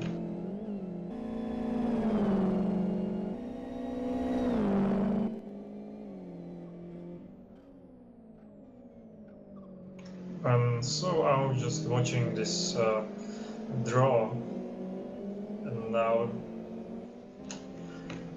Czech Republic is about to be drawn really soon, I guess. Oh, you're talking about that, okay. Yeah. Selection of for the European Championship then. Yeah, it's for European Championship, which is next. Yeah, we're not participating as the Netherlands, so. Because we have beaten you 2 times, so that's what you get. I don't care. I'm supporting Croatia now, so Croatia is much better anyway. Yes. Oh, It was good matches. You had always the better team, but we scored the goals and shit happened, and we are in, and you're not.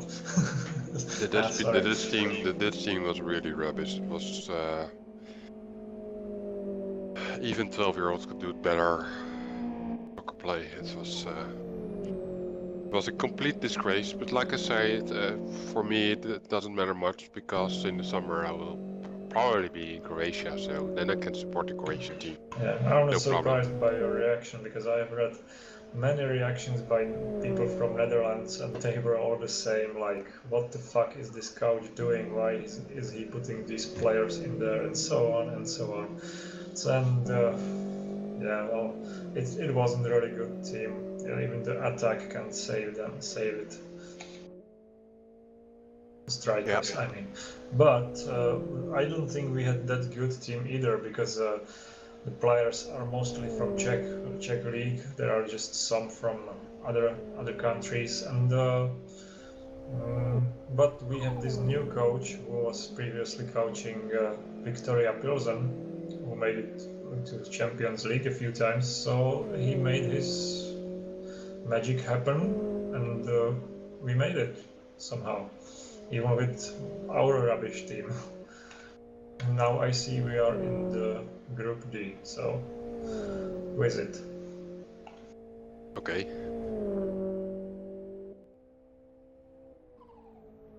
We are meeting Spain and Turkey again. And we have met Turkey in the qualifying group, so fuck my life. I'm sorry. Wow, I did a couple of swearing earlier in this stream, so it doesn't matter that much. I've beat on the stream for quite a while because I noticed that his left rear tire was a bit hot, but it still is a bit hot, but seems that he can manage. But he must be careful that he doesn't get another puncture because of this.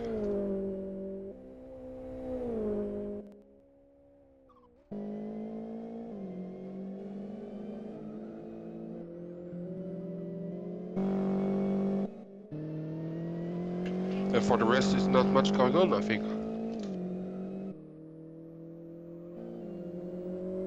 Sorry, what did you say? For the rest, at the moment in the race, there's not much going on. Well, yes, it's not. That's why I swapped to the football championship. Important. Indeed. Well, there's one interesting draw.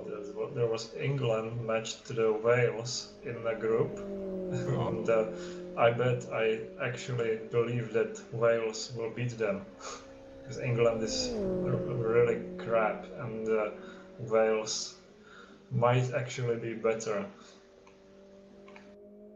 even with Bale as a striker, or mostly with Bale as a striker. No idea, we will see.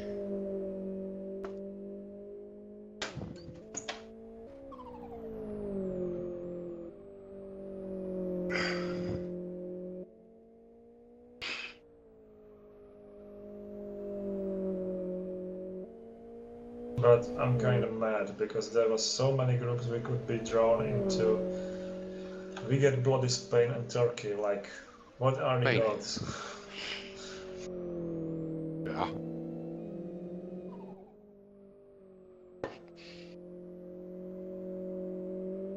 But Spain can be beaten as well.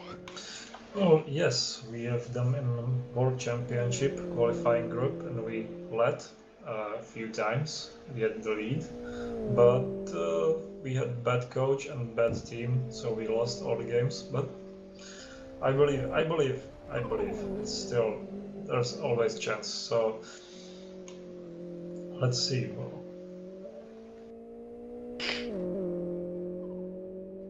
I'm looking forward to it because at every championship every European championship we went into, almost every single one, we made it out of the group.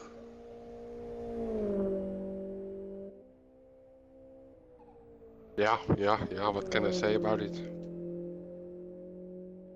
Tough team always. Yeah.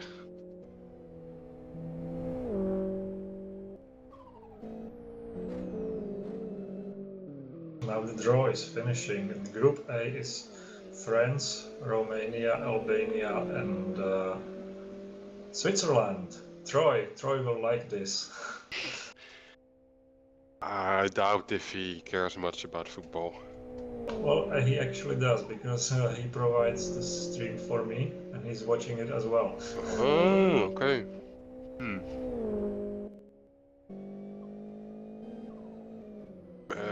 But don't you have your own television there? He goes into group with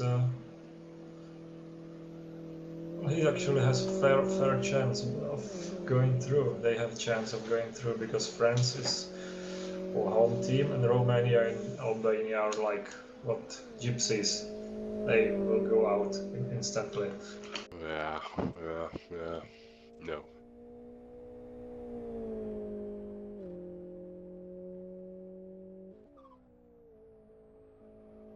Funny thing is that 29 people were, what was the last time that I watched?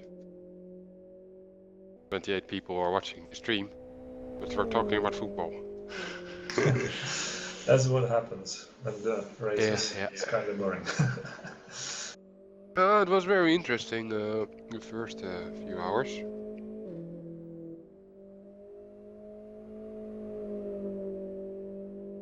Now there are not much fights going on, actually none. But this is kitchen time anyway, so it's not that important. Kovac on 1, we have Mishu on 2, Balta, Pete, Dom, Black, Ulti, Blackie, Tomo, Annie, and Timo. Then we have DGI class. We constantly forget about this class. Because Troy is driving, slash Icebeer team is driving all the time in front. Yeah, you can see that second. World-class Lions is doing a good job. Third place in TBO, second place in the GGI class. Lazar and Base L3VO, Cameradi and Great CZ. Yeah, everybody is having big gaps.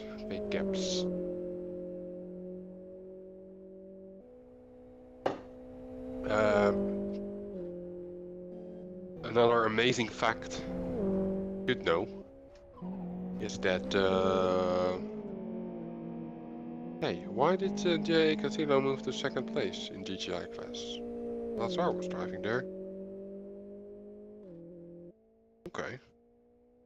So, just a quick news. Your Croatia will be meeting Czech Republic. Is it also on the same team? Pool? Croatia is in the group with Czech Republic, so that's what happened just now.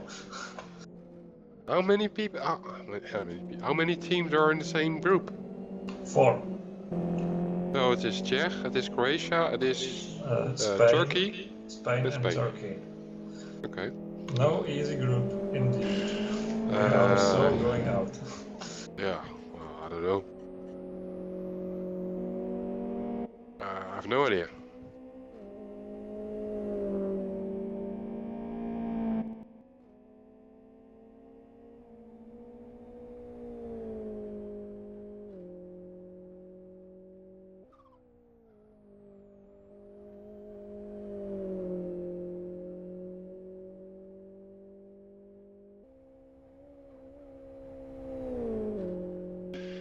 But I was talking about Lazar, because Lazar is now third position in the GGI class. That was second position. Don't know why that changed, or when that changed. But the thing is that Morvar was driving before Lazar. And he was more than 2.5 hours out with his car. 2.5 hours. Amazing. Yeah, that was my fact. Like on one stint? Yes. I didn't even know that's possible so long. But... He was out a little bit longer than Troy.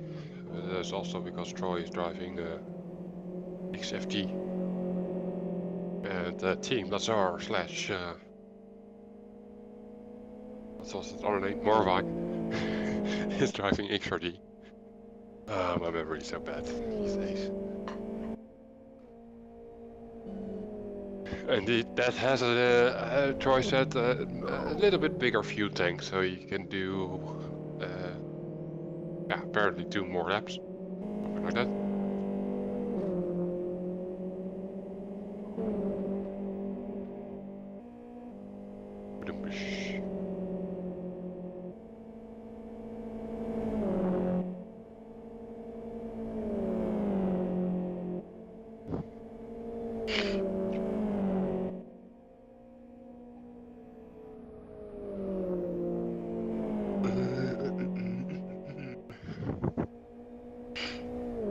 I'm moving stuff around here, so cannot watch the stream myself for a second. But that's about to be changed. Well, we're watching Pete on the stream. Why is that? Do that.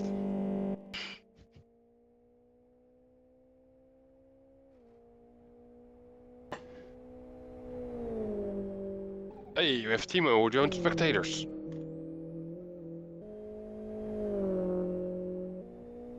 Not really going great for the genuine racing team.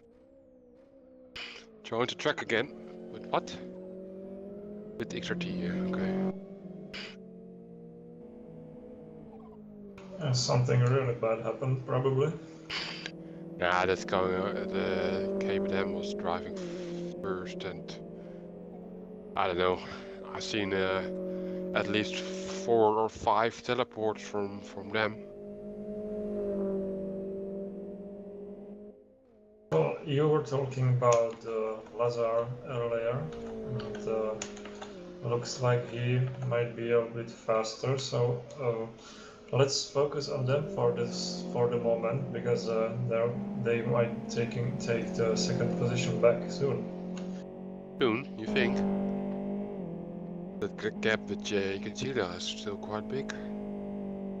They do the same lap times, Jake and Gila and Lazar. Well, I saw earlier this lap that Lazar was like 1 second faster, so he maybe lost it in the final sector, but I'm fairly convinced that it will happen. Okay.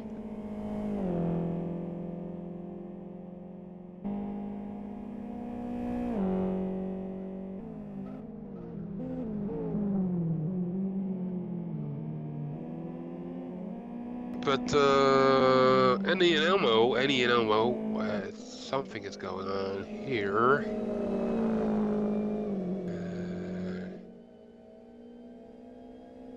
Dream going to switch camera, come on.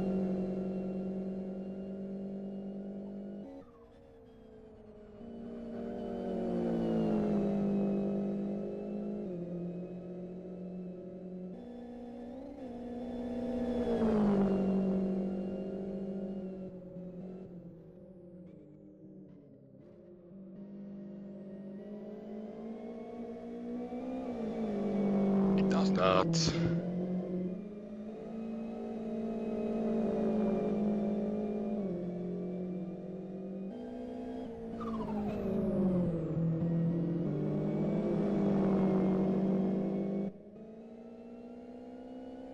Oops. Closed the wrong window. Oh my god.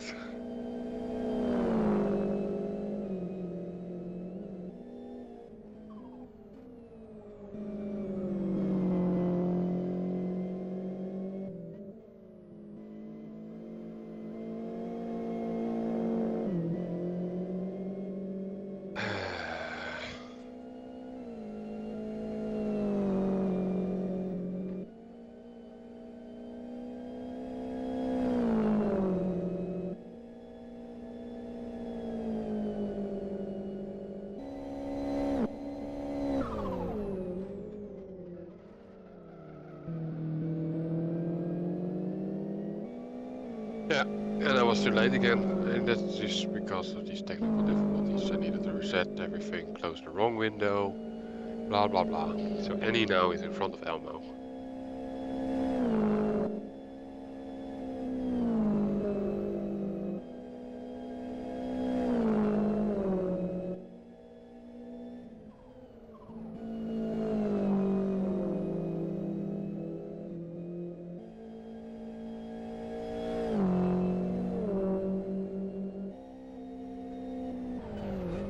I'm kind of surprised that the drunk drivers team actually attends because they are like Czech drivers. They are in the last place, and I think they don't even speak English or German. They wrote me on Facebook site of Czech LFS that they want to sign in, and they asked me to He has a puncture, he has a puncture. translate the rules, translate the sign-ups, and explain it to them. And he has a puncture. I need to interrupt you, and he has a puncture. I was already wondering why he is driving so slow and got overtaken already by Elmo, but he has a puncture. Was It's, what, John? Any car 64 from TBO. Oh, sorry. His right front has a puncture. That's okay, but I was following the battle between Elmo and Annie. Spanish team. Second Spanish team. I don't think they also talk English, but we had MHR team. The car was upside down, and he or maybe just wanted to give up, but I think they didn't know that they could rejoin. No, I hope he doesn't get stuck now because this sand trap, it's like real trap. But he goes out.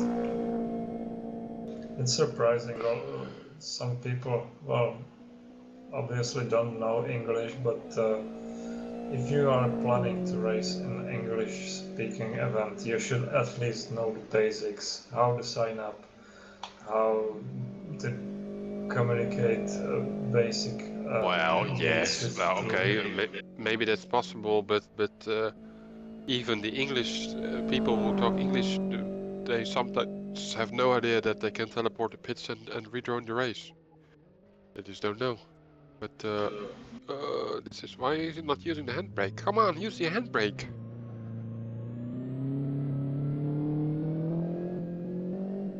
Well, yes, I just meant that if you want to race an English speaking race, you should know at least some words. So this Czech guys just surprised me. Okay. I know Well, that, he surprised me as well in a way that he's driving alone already for 4 hours. Non-stop. He hasn't swapped with the other driver yet. No, he didn't swap. I didn't saw any swap with Giant CZ. It's the other team member. Oh, maybe his teammate forgot or is drunk already. Yeah, drunk drivers. Yeah, that's their team name. And this Annie is really battling with his car to get it to the pits, but he's not using the handbrake. It's so much easier to go through the turns with the handbrake. But okay. We're almost there. Don't forget the 80 speed limit. Yeah.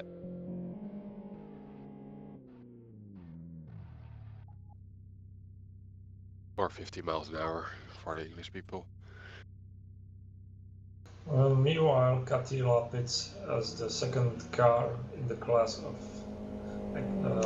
the slower cars. I don't know what to say.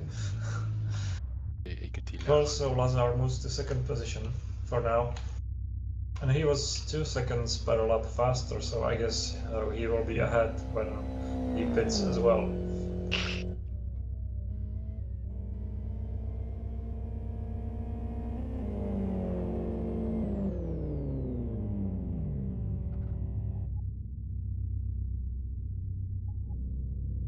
Yeah, we have first we had Annie in the pits, so Jay Catila and Volta joins.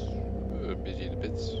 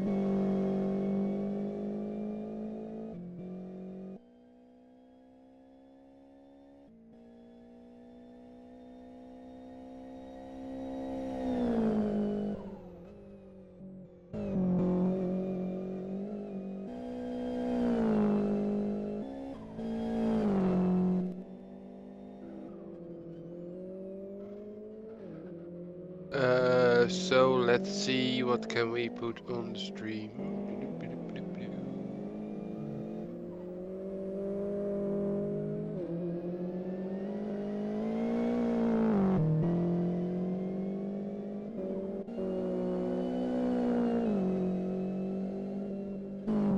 I have no idea. I just put the team DRT on the stream, chasing nobody.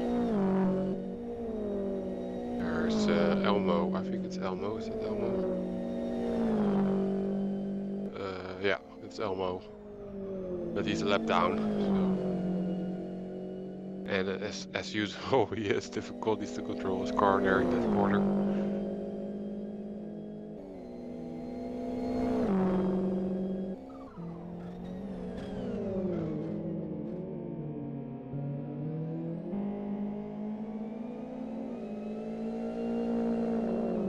Let's put the leader on the stream, because we can. It's Kovac. Or we can't. Just reset it, the sim stuff. Why can't we? I hate this. Somebody's timing out. That even. Oh, that's you, Kit. Okay. We lost the connection to Kit. We're about to lose connection to Kit.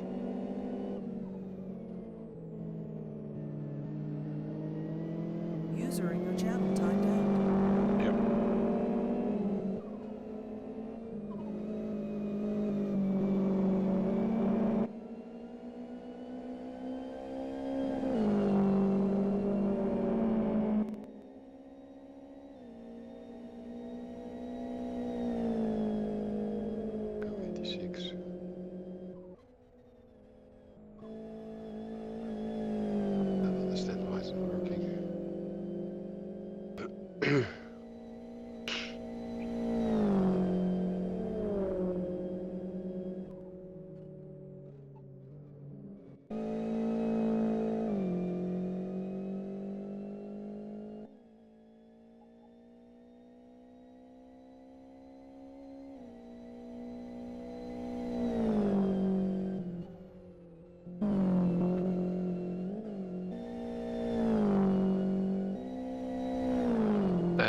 Yeah.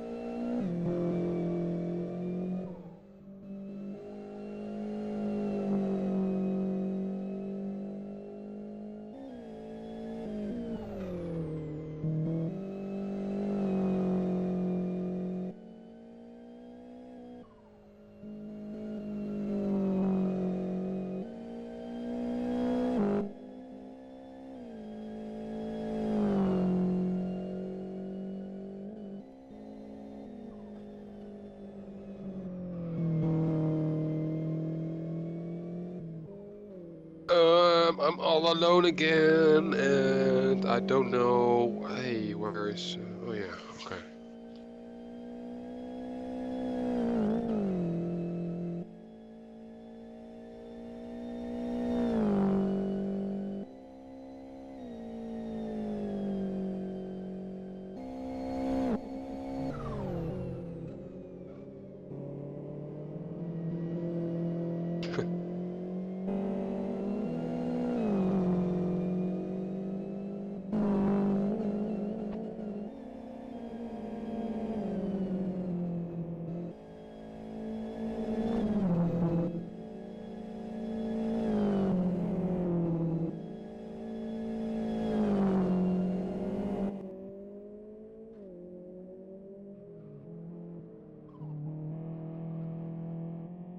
Great CZ here, driving already for more than 4 hours in this awesome car. User joined your channel. We have Kit here connected back. Well, Kit. my computer just decided it would be good fun to reboot itself, so it did. Without any reason, no update or nothing. Oh, it's old. That's probably the reason. Yeah, well, okay, sounds valid. I just hope it doesn't happen again, and it will be Well, fine. at least you're not in a race.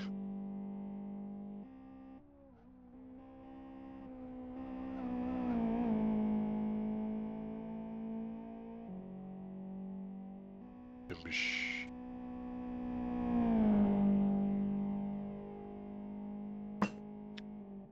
Four hours has passed, 4 hours to go. In a way, I don't know, the first hour felt really like it was going really fast. Now I'm just thinking, okay, we're only halfway through this. Yeah, what do I talk about? This is boring. Well, I can talk about the mailman. I expected yesterday already a mailman, didn't happen, and then today also no mailman. You know, I could send you a video which just appeared on the LFS IRC channel, which was like about a mailman who was constantly getting attacked by Turkey. Okay. Maybe he's just stuck somewhere in a, I don't know, somewhere. He cannot go out because there's turkeys. Ah, you mean the animal? The yeah. Okay. Yeah.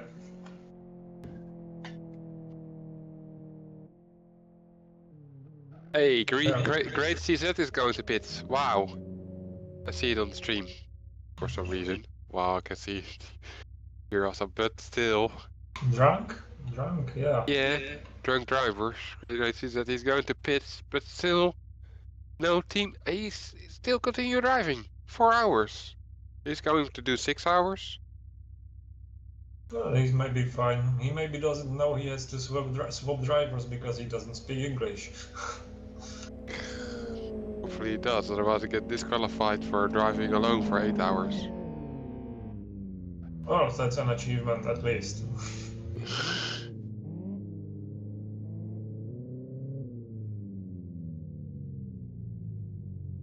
And he's repairing his car, by the way. He has a beautiful new back of the car now.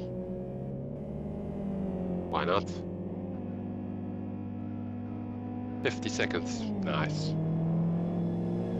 51 even. And we have also, who's that there in the pits? It's Mishu. Mishu, yeah, it's, we need to stay focused. Mishu is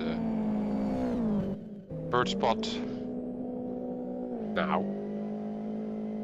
Pete moved to second position. But I expect that Pete will need to pit anytime soon. Maybe we need to take a look at how Pete is doing. Because last time,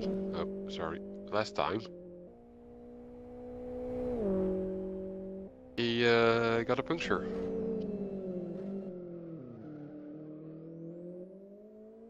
Hopefully this will not happen this time.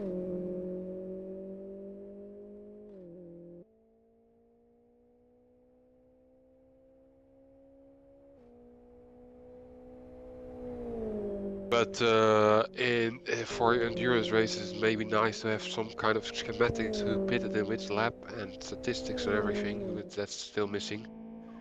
That's something for later. While Pete is going really wide here in this corner. Okay.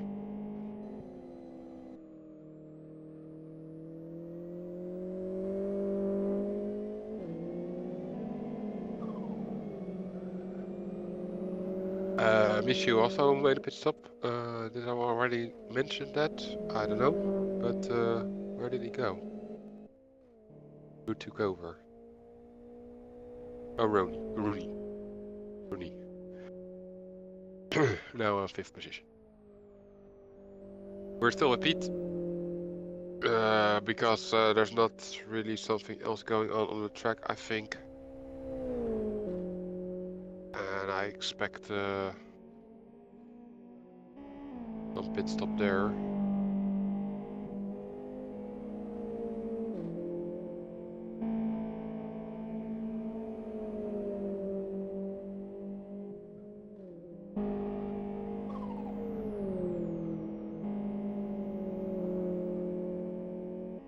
Are you still watching that UEFA thing, or is that over now?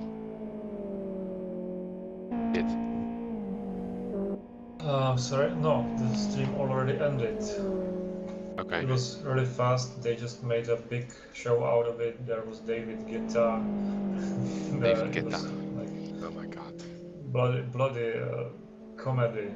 I don't know why they do that. I guess they don't know where to put all the bribery money. Yes, I think so too. He needs to slow down a lot for Menza. Which didn't move out of the way, blue flag, but whereas the admin team needs to get penalized. At least that happens in Formula 1 if you don't obey the blue flags fast enough.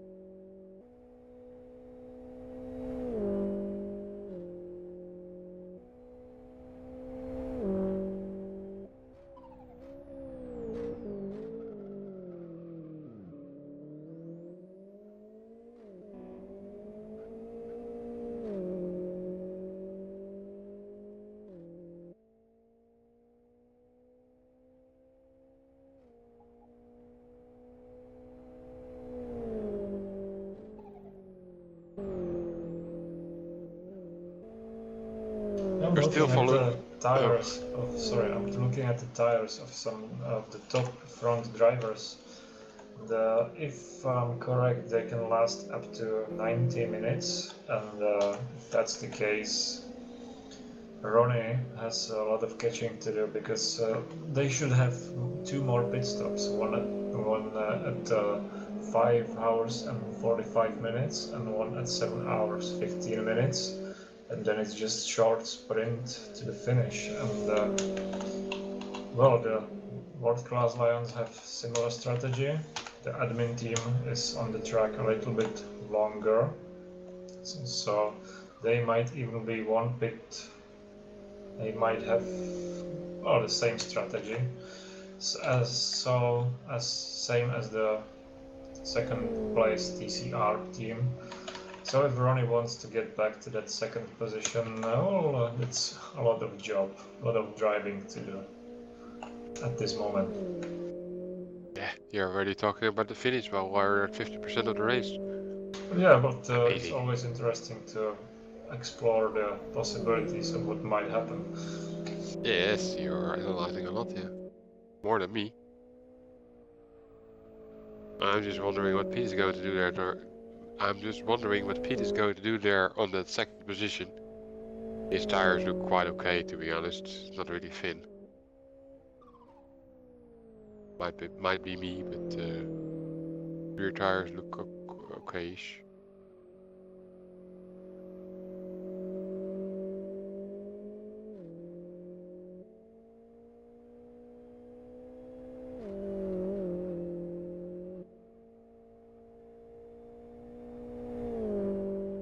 Another lap for Pete.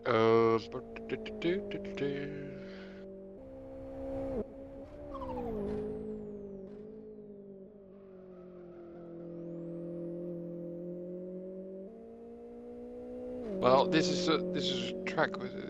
It's really a long track for yeah, for LFS standards, for any standards. I guess that's why some people like it, well, myself included. 3.5 minutes. it has this like all. It's cool when you have a really full server, like completely full grid, like 40 cars. But yeah. Well, it tests the skill of the drivers and the concentration, because every corner is a test. Everything. There is no place for mistakes. I call it LFS's own green hell, like, because it's the similar style as Nordschleife.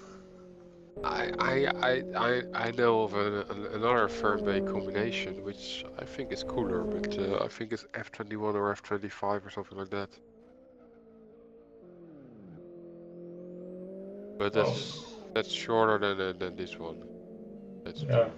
But I like that combo more than this one. Personal preference. Oh, I guess the admin team had a clear decision about this, because the track is long, and if they were maybe expecting more teams, but and in that case it's better to have longer tracks so they don't meet the slower cars so often. But yeah, we just need to wait if well, Assetto Corsa has Nordschleife, iRacing has Nordschleife right now, so maybe Nordschleife sorry? The Nordschleife is overrated. Oh, yes, it is, but maybe Eric is laser scanning it right now as we speak. Yeah. On his bike. Yeah, something like that, yeah. In his dreams, I want to say, hey, Troy is making a pit stop. Made a pit stop. Troy is behind the wheel again. Icebear made a pit stop, but Troy is behind the wheel. Yeah, took over. Okay. Yeah. That's a lot earlier than the previous stop. The previous stop was around 2.5 hours mark. They now stopped earlier, which is, I think, a good idea. I think Troy and Icebear are completely safe unless something happens to them, which their license plate suggests. It says I flip. And yes, they didn't really flip, yeah. Troy told me that they came close once, but they managed to save it. They are fairly safe.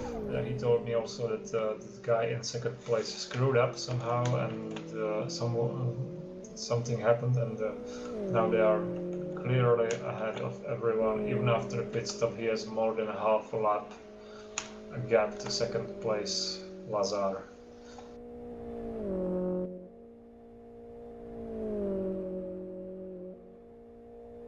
Yeah, but Pete is now on the stream for like 15 minutes already. Maybe an hour. I have no idea, but we need to change something. This cannot continue anymore. I don't know. The stream doesn't want to switch to Dom.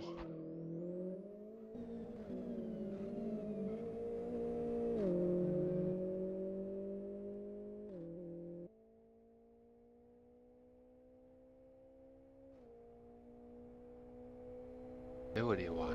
Really no idea why. For some reason.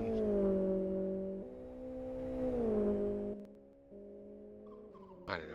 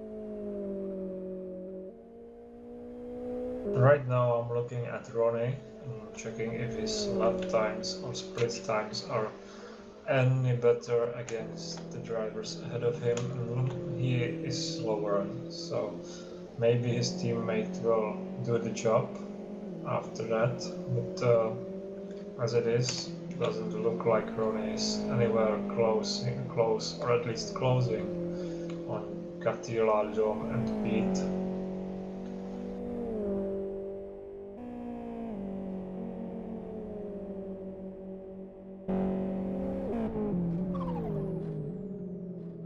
No, the gap is like 10 seconds. Something like that.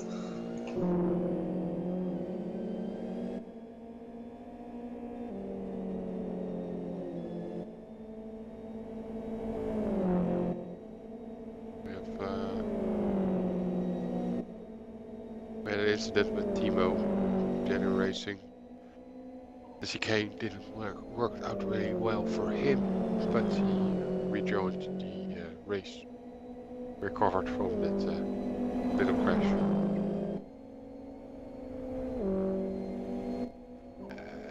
I do need to come on.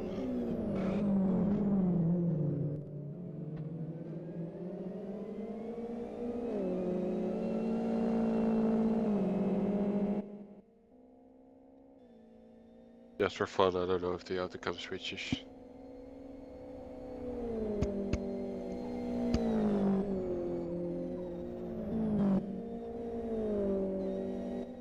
What's happening here?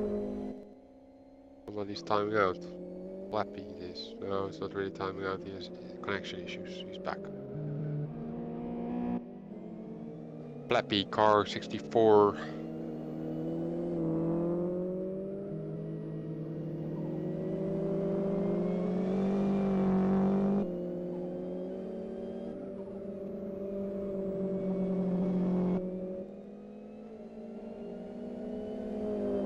And by the way, what happened to 85 Gen R Racing? I thought they would be faster, but yeah, they must have a lot of crashes or disconnects or something else.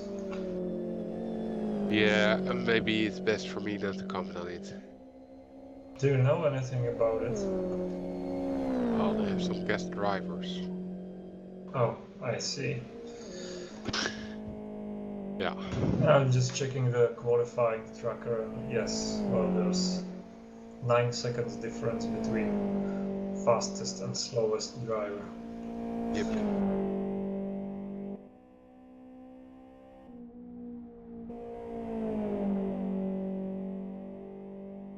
At least it's better to participate than not to participate at all, of course.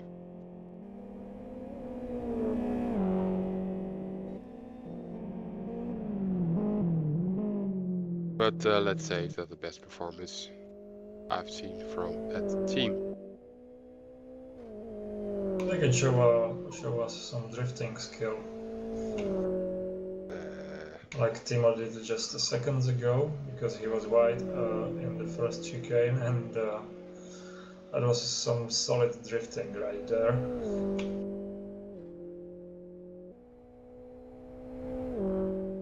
Is it on the stream? Yes, it is. I have so many windows, it's complicating. But what is happening here? Kovic going to lap. Pete, but I cannot put Kovic on the stream because of camera difficulties incidents. But Pete is working.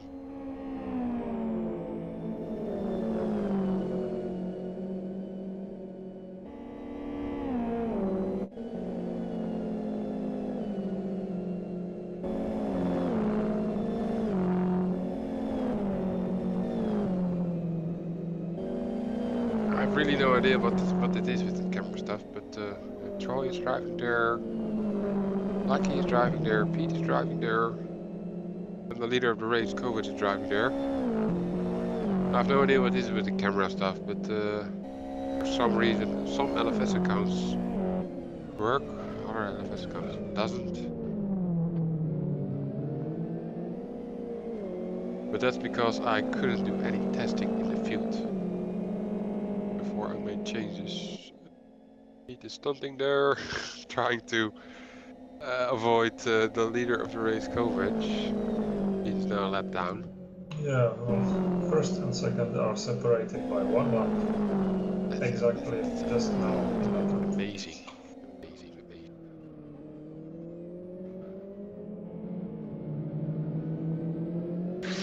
That's the difference between Alien Team and the rest of the field. A complete lap. And maybe a complete lap sounds like nothing, but it's 3.5 minutes. 3 minutes and a bit.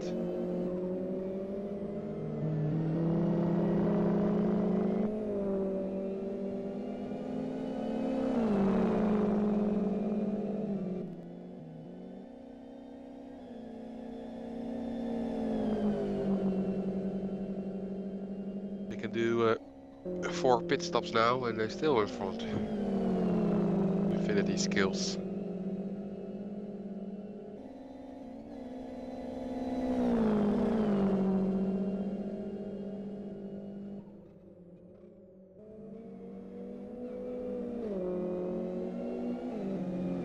Yeah, they would basically need infinity skills would basically need to flip and get stuck and something else, something more, just to lose the lead, and that's not happening.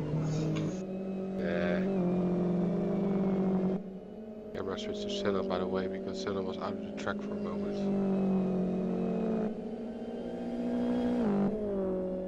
No, Infinity Skills does a good job. They're really dedicated to this whole CityLiga, but also to the complete season. Mikovic won the.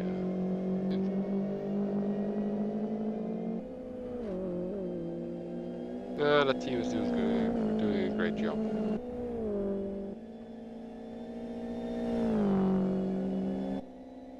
Doesn't deserve bad luck. If any team deserves bad luck because they are not nice or something, it's just NFS. So I think everybody is doing their best, but Infinity Skills is doing the best of the best, and that shows one lap advantage.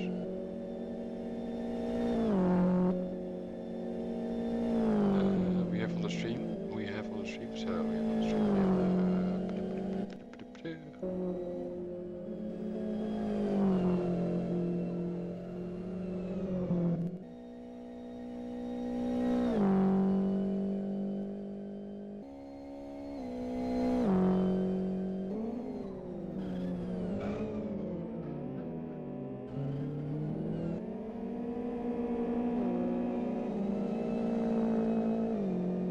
And Lazar took second place back from World Class Lions. Something to do with pit stops, I think. Then. Yeah, Lazar. Yeah, it was a while ago. Yeah, but Lazar is still. It's only done Team Lazar Morvai has only done 1 pit stop in 4.5 hours.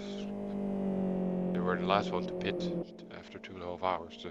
So I think Lazar will be out for an extra half an hour,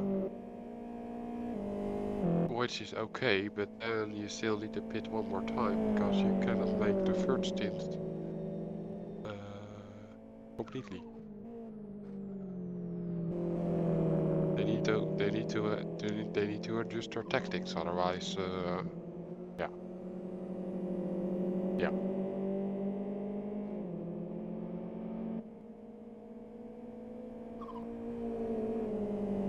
I'm going to first join the stream. Working.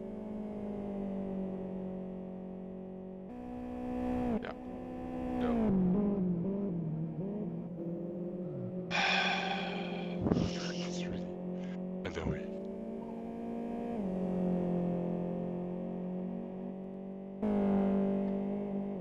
I think I will have dinner soon, so I will go AFK for a while.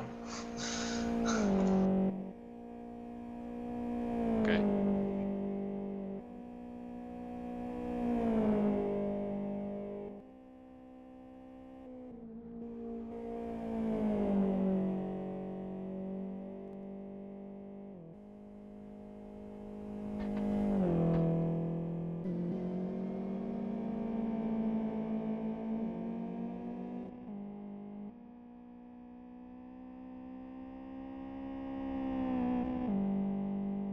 User was moved to your channel.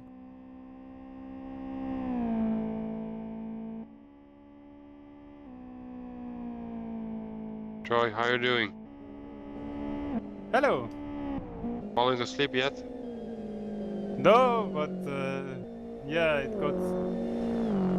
got a bit lonely in front here. The XRG made some mistakes. I think he flipped or something. I'm not sure, but he. You're talking about Team Lazar / Morvar? No, not Morvi, but the other guys, the Asex. I think it was Asex. Oh yeah, but it's really in the back of the field. Yeah, they are now because they flipped basically. So, but those two other guys that were pretty close to us still in the beginning, and if they would have made it through without mistake, it could have been close. But now, yeah, unless we make a stupid mistake, I think it's already done. Because the guys behind us are not really on pace right now. Well, Team Morvar Lazar managed to stay out maximum time more than 2.5 hours. And until now, they only did 1 pit stop. I think they are doing their second pit stop at the 5-hour mark. Amazing. Yep, but I'm pretty sure we are already a pit ahead of them. But I'm not entirely sure. But I would need to check. Well, Troy, I have a different kind of question for you. Different kind of questions are always the most fun ones. What do you think about the Euro draw, which happened just an hour ago? You want to catch me off my stride here and want to make me flip or something? Maybe. Well, was good for us, for Switzerland. We got, what did we get? France, Romania, and Albania. So it's not an unbeatable group. But I heard the Czech guys had some more trouble with the draw. Why don't you tell me all about it? Well, I spoke enough about it as you it did was already. happening. I was watching it because the race wasn't really entertaining. Yeah, I know you got probably one of the easiest possible groups, like, so everybody hates Switzerland right now, I guess. How can you rate France as easy? No, that's not the easy part. The easy part is getting second behind France, basically, to advance. I wouldn't rate France easy, of course, but it's getting second that is the most important thing there. You're getting second, then you can still advance. Wow. Exactly. And then you get to the, what is it? Quarterfinals? No, group round of 16. 16. Yeah, well, it should be possible for us to beat at least Croatia then, and some best teams from the third place go through as well. Ah, I forgot about that. So if we are really lucky, and we get some points actually. Well, I think yours is quite an unpredictable group because you got the Spaniards who didn't do really well in the World Cup, and with Turkey, anything can happen basically. Well, it's madness. I hate this group because it's Spain. Well, Spain tiki taka and stuff like that. They don't play don't play attractive football, and it will be boring match. Yeah, but that was like 3 years ago, where they were still good with their tiki taka, and these days I don't think they are that strong anymore. So I wouldn't think it impossible for you to beat them actually. I hope we can. I always hope. I just tend to complain too much and I don't seem like supportive enough, but I really do hope that we manage to actually make some upsets. The Turkey is beatable because we beat them 2-1 in our group, then they beat us 2-0. And Croatia, I have no idea what to think about it. They should be the outsiders on paper, but who knows? They have Croatia got Rakitic, so they beat anybody. yeah, Mandzukic, guys like this can decide the match. So with our defense, nothing is impossible. But you have some good players as well, like Shaka or I don't know. I forgot their names right now. When did this turn into a football stream, by the way? Just beat the gypsies and you're through.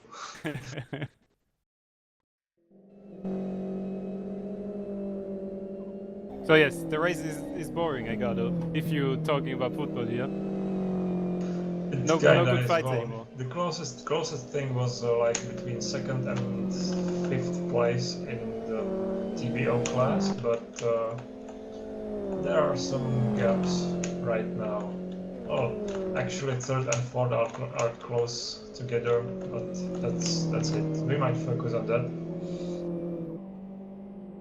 Well, you should. Well, the stream is lagging a lot. I was wondering what was going on with that, but seems like an incident. Almost was timing out. But we have Jay, Katila, and Edmund Dom. Sort of close together. Maybe, maybe not. Maybe, yeah. 2 seconds. Ante Katila is the father-son duo. I cannot. I need to write it down maybe, but I never cannot. I do not know which one is the son and which one is the father. I always get confused with that. Yeah, you but I have Jay. love that they are playing together, basically. It's really nice. Yeah, and they're timing out sometimes together as well. I know the slower one is the father. I think Jay Katila is the father and Jay Katila is the son, but I'm not sure. But yeah, Dom and Jay Katila are sort of close together. It also looks like, judging by the lap times, that Katila passed him a while ago, because Dom is like almost 3 seconds slower. We have really issues with okay. We still have Troy here, of course, but yeah. Troy was giving major insights on Swiss football, of course. The most interesting topic to talk about. Well, it's the most valuable information we can get.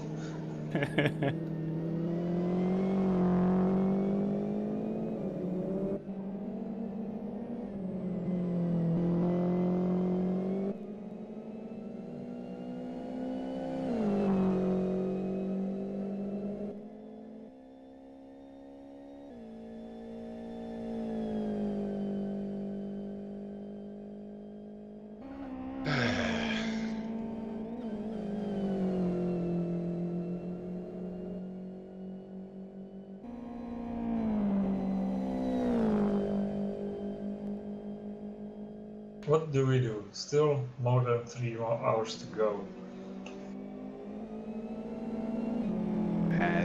That's not a lot anymore. You should do the American way, just put a safety car out for leaves on the track or something. Yeah, but I'm not part of the admin team, so actually the admin team is driving. I might just start spamming safety car deployed, safety car deployed.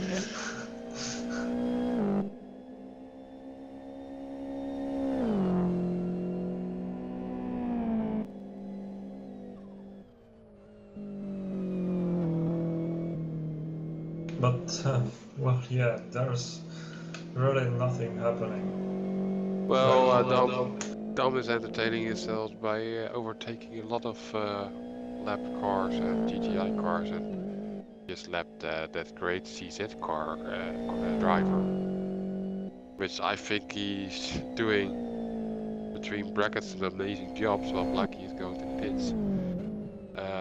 Doing not sure if amazing is the right word, but he's driving for 4.5 hours now on it by itself, almost 5 hours. Yeah, I Nice. think the XLG dude from the ASICS guys did the same. He did the double stint basically, and was driving like until 20 minutes ago or something, which is crazy. Yeah. I wonder if this great CZ guy is going to be replaced or being driver swapped in the end by this giant CZ. They both assigned, but yeah, I'm not sure if that's going to happen. Maybe the other is in the process of getting drunk, just to be sure to get the team name right. Yeah, or maybe the first one is too drunk to call his teammate. Or that must have something to do with alcohol for sure. Indeed. And on that note, I think I will get a beer. Good idea. Well, I switched to Pete on the stream because I saw that Elvis connected to replace his seat. But are Pete's tires going to last this time? That's the question. I think they do, but they look a little bit thin. Yeah, the fronts look okay, but the rear tires are just about to blow up. Don't say that, otherwise. Yeah, actually the left rear is getting cold a lot right now, so maybe he will have some hot moments. Well, when we had Pete here, he was not really happy. If it happens a second time, then Did they already have a tire blowout or what? yes, he had a puncture and he needed to do half the track to get the car back to the pits. That is really harsh. Especially on this track, if you got it somewhere in the front, in the beginning of the lap, it's just taking forever. Yeah, he almost got stuck in the sand trap on the green part, which was like, you shall not get out of here. Now I know why he was so aggressive overtaking me earlier. He's driving angry, that's never good.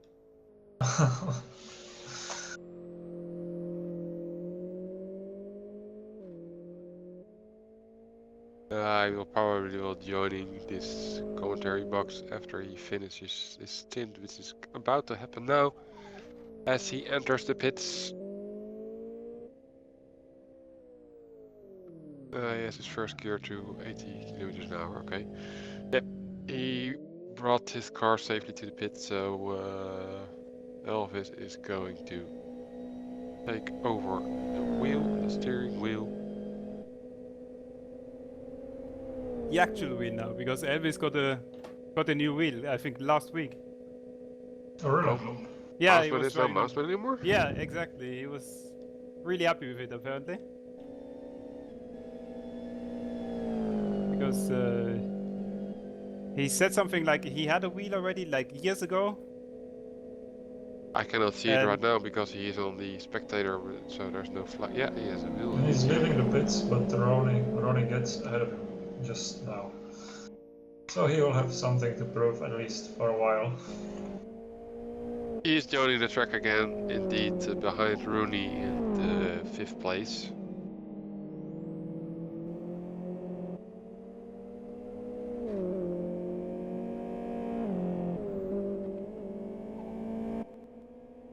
But I expected Jacob Gila and had been done, and Rooney needed to go to pits also.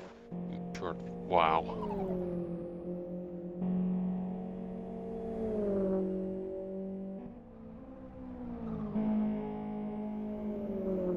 Well, anyway, I'm going for the dinner, so I'll leave you for a few minutes and I'll be back. A few minutes, okay. See ya. See you in a moment then.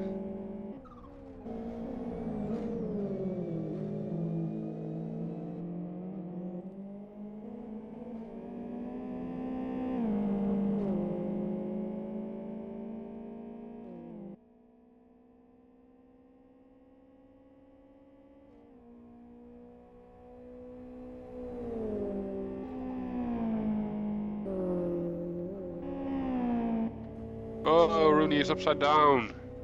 Oh no. And he joined spectators, so he will be teleporting himself out of the pits again. Yeah. Yeah, that chicane already Yeah, caused lucky some chicane. mayhem. I think I saw 1 or 2 guys behind me already flip on the chicane, and I think my teammate Lars already saw 1 or 2 too. So chicane is always tricky. Disaster tourists, we say in Dutch. People who watch all the disasters of other people.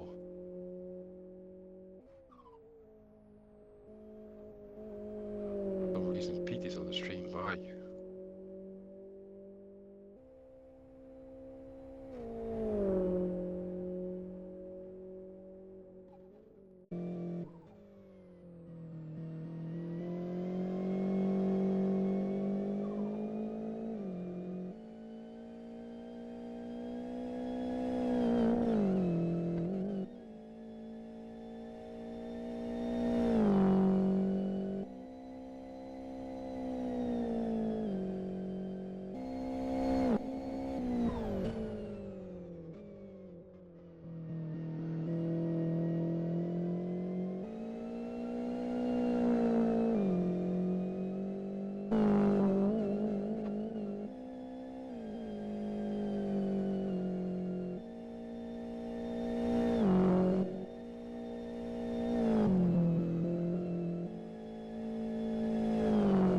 I need to go to the toilet again, so if somebody is wondering why I'm silent, that's the reason.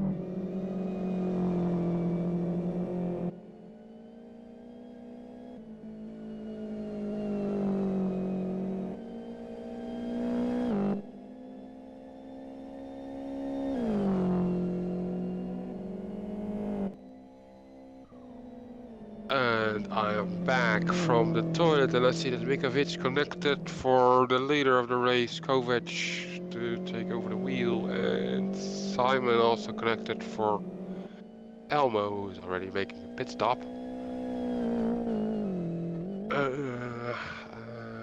Doesn't seem that I missed something else.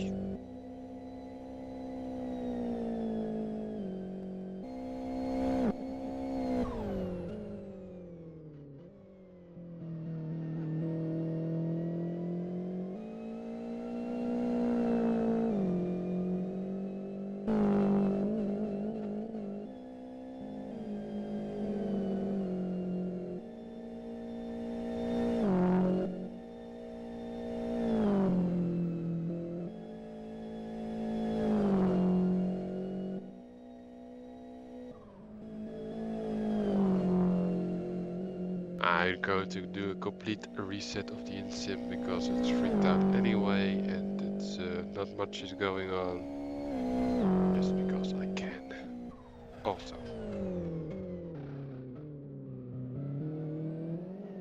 So the table on the left is a little bit freaked up.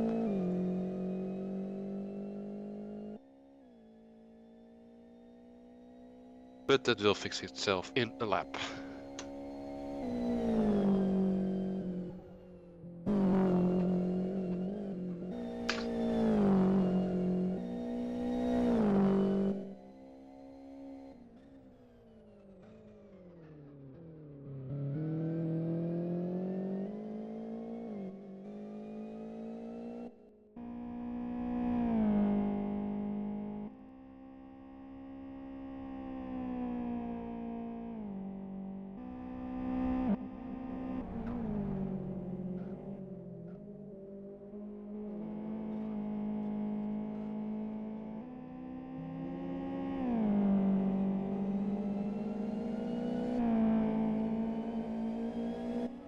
Yeah, those guys from Infinity are setting a crazy pace.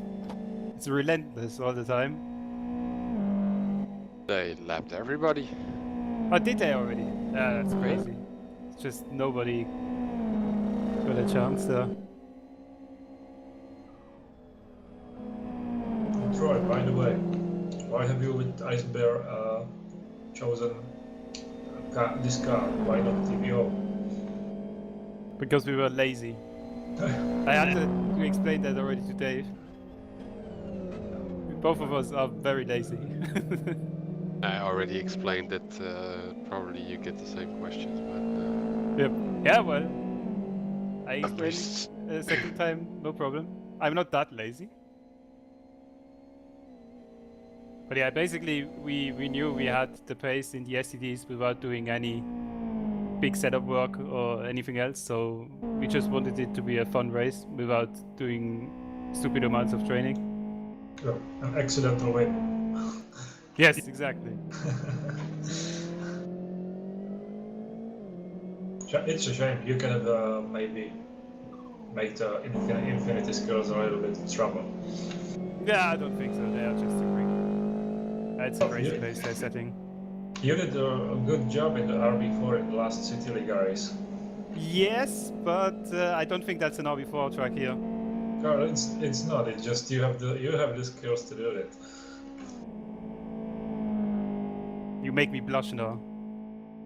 I can't say anything to that. You know I like you.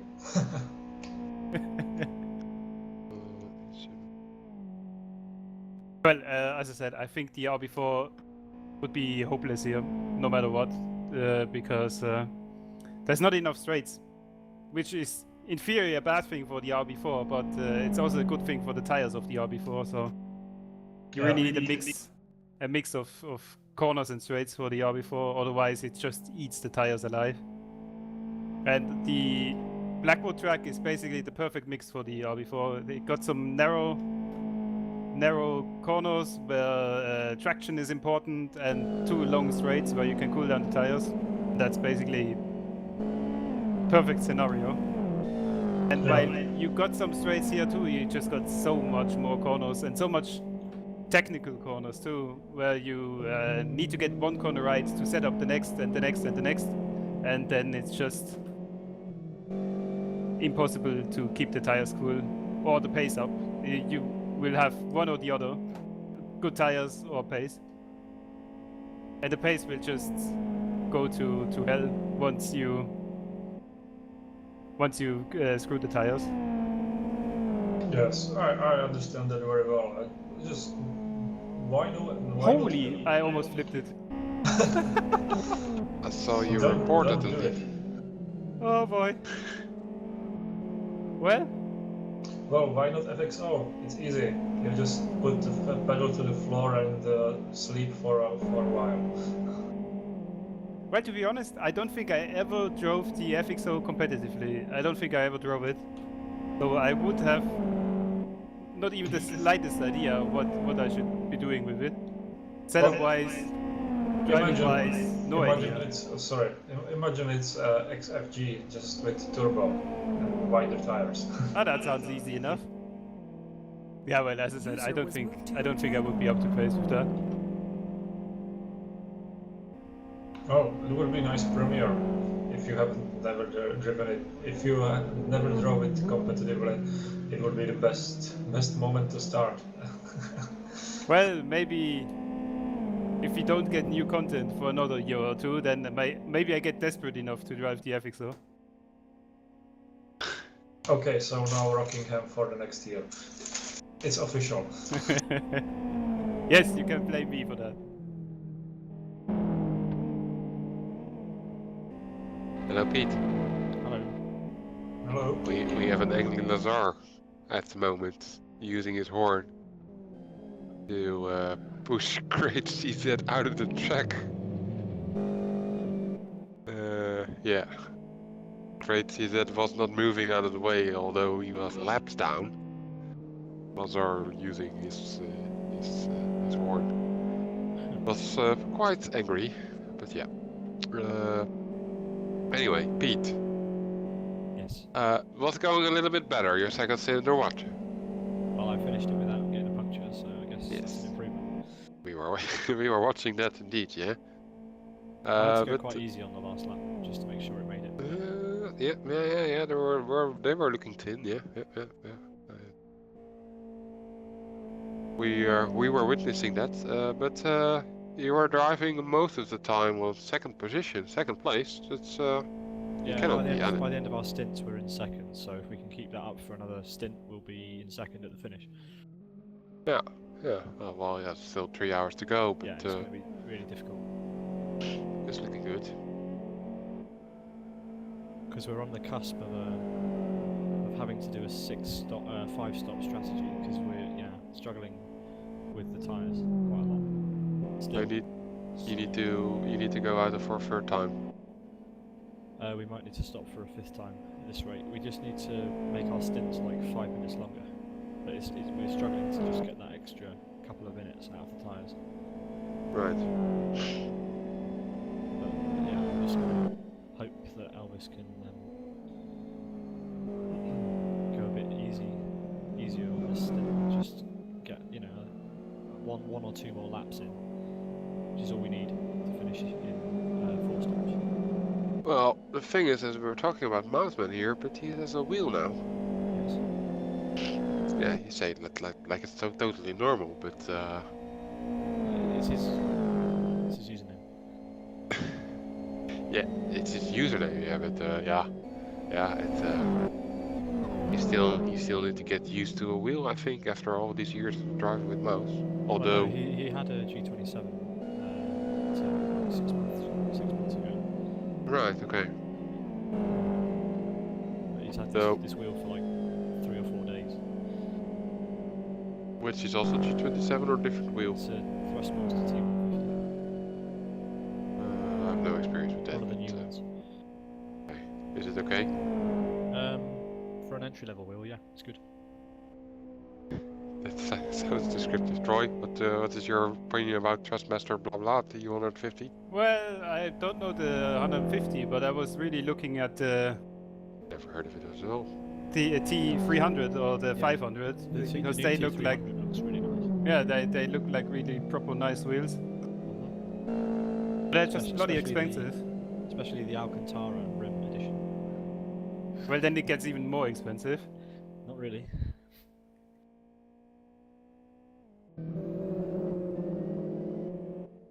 Still, it's a belt drive wheel, so you don't get any of the force feedback dead zone, which is why it's nice. For an entry level price point, the T150 is. What is an entry level? What is an entry level price point? For Thrustmaster, okay. I think it's slightly more than most would pay at an entry level, but it kind of isn't enough to be considered one of the sort of mid to high end ones. It is a low end wheel, but because it only has 2 pedals, but it does have 1080 degree steering and 1080. belt drive. Wow. Okay. Aspen Dom is making a pit stop, by the way, and that gives the opportunity to Elvis/Mousman/TC Racing Team 1 to move back to third position. Ronald is taking over the wheel there. That's what's going on at the moment. And I expect Jake Attila also in the upcoming laps to make a pit stop to change the seats, driver seats. If I cannot remember who else is in that team. And then TC Racing is back in second spot, but you're not sure. You're not sure if you can, in this case, Pete, talking to you, if you can push a little bit extra mileage, to say it in English, out of these tires. The problem we have right now is that Catilla in the FXO is a lot faster than we are, and every stint he's just pulling away this extra gap. So when Catilla pits, he's probably going to come out quite close to Elvis, which means by the time Elvis pits and I take over, Catilla will be ahead. So Right. we've also got that problem that Catilla might, or WCL might, jump us at the next stop. But what were your expectations before joining this event, or about to be joining this event, being busy with qualifying? We're still talking if Jake Attila can stay in front, the World Class Lions can stay in front in second position, or maybe not, but we're still talking about podium here. Oh If no, you're no, going to be second or third. Podium is definitely a good thing for us. This is his first race for us. It's also Simon's first race for us. So any result, any podium position would be really cool. Obviously we qualified 4th, so, and yeah, to be the top XRT would be quite nice too. Okay. Yeah, you're also driving XRT, of course, so yeah. Compared the to... the FXO really does have the legs. I didn't realise it was going to be so Well, much faster.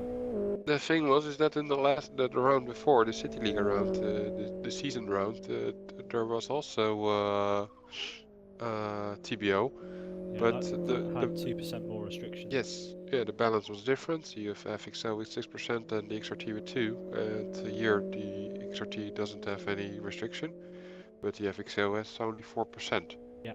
Only between brackets, but...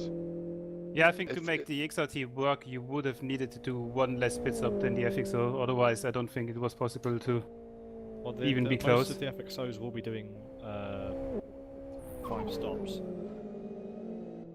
We're aiming for 4, but it still isn't enough.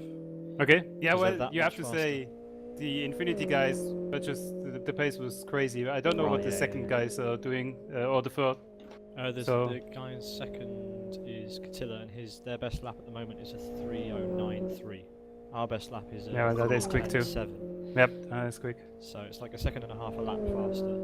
Yeah, there's a lot of corners, and that's probably where the FXO shines with the, what is it, 150 kilos lighter or something? Yeah.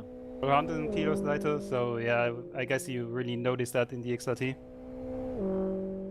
Just through the mini oval, Oh, yes. the XRT is so slow through there, which is why I think, I think that's where we're losing all the time, because the first sector is slightly slower, but the second it's nothing compared to the second sector. Like, yeah. Yeah, that mini oval thingy is a really curious piece of track because you got it off camber, it goes up and it goes down, and Yeah. it's just made for the front wheel driven cars basically, because in the XFG it's also much quicker than the XRG there. But I like it. It adds some extra. Yeah, it's certainly extra different. dimension Yep, of complexity to exactly. this track, which is already complex, by default. So the decision of this track, according to you, Troy is driving at the moment, and you just have made another stint, Pete. Was it a good choice? What, to Farm drive Bay, up this this- track?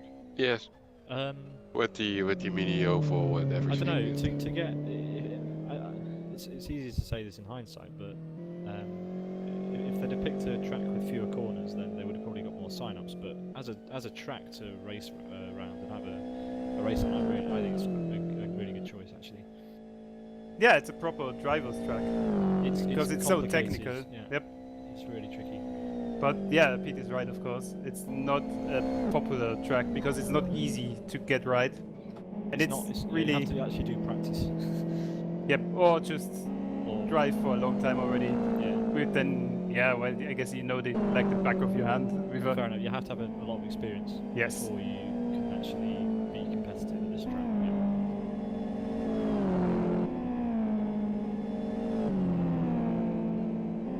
And that's the thing, you don't even feel like you're going much slower than the other guy, but it just adds up.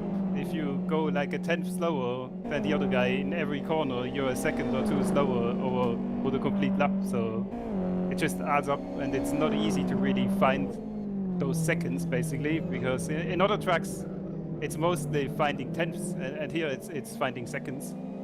Yeah. But the thing is, that's what I'm wondering about. Are you as racers enjoying yourselves?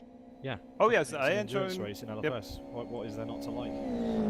Yeah, okay. It's just It's yeah, it's been fun so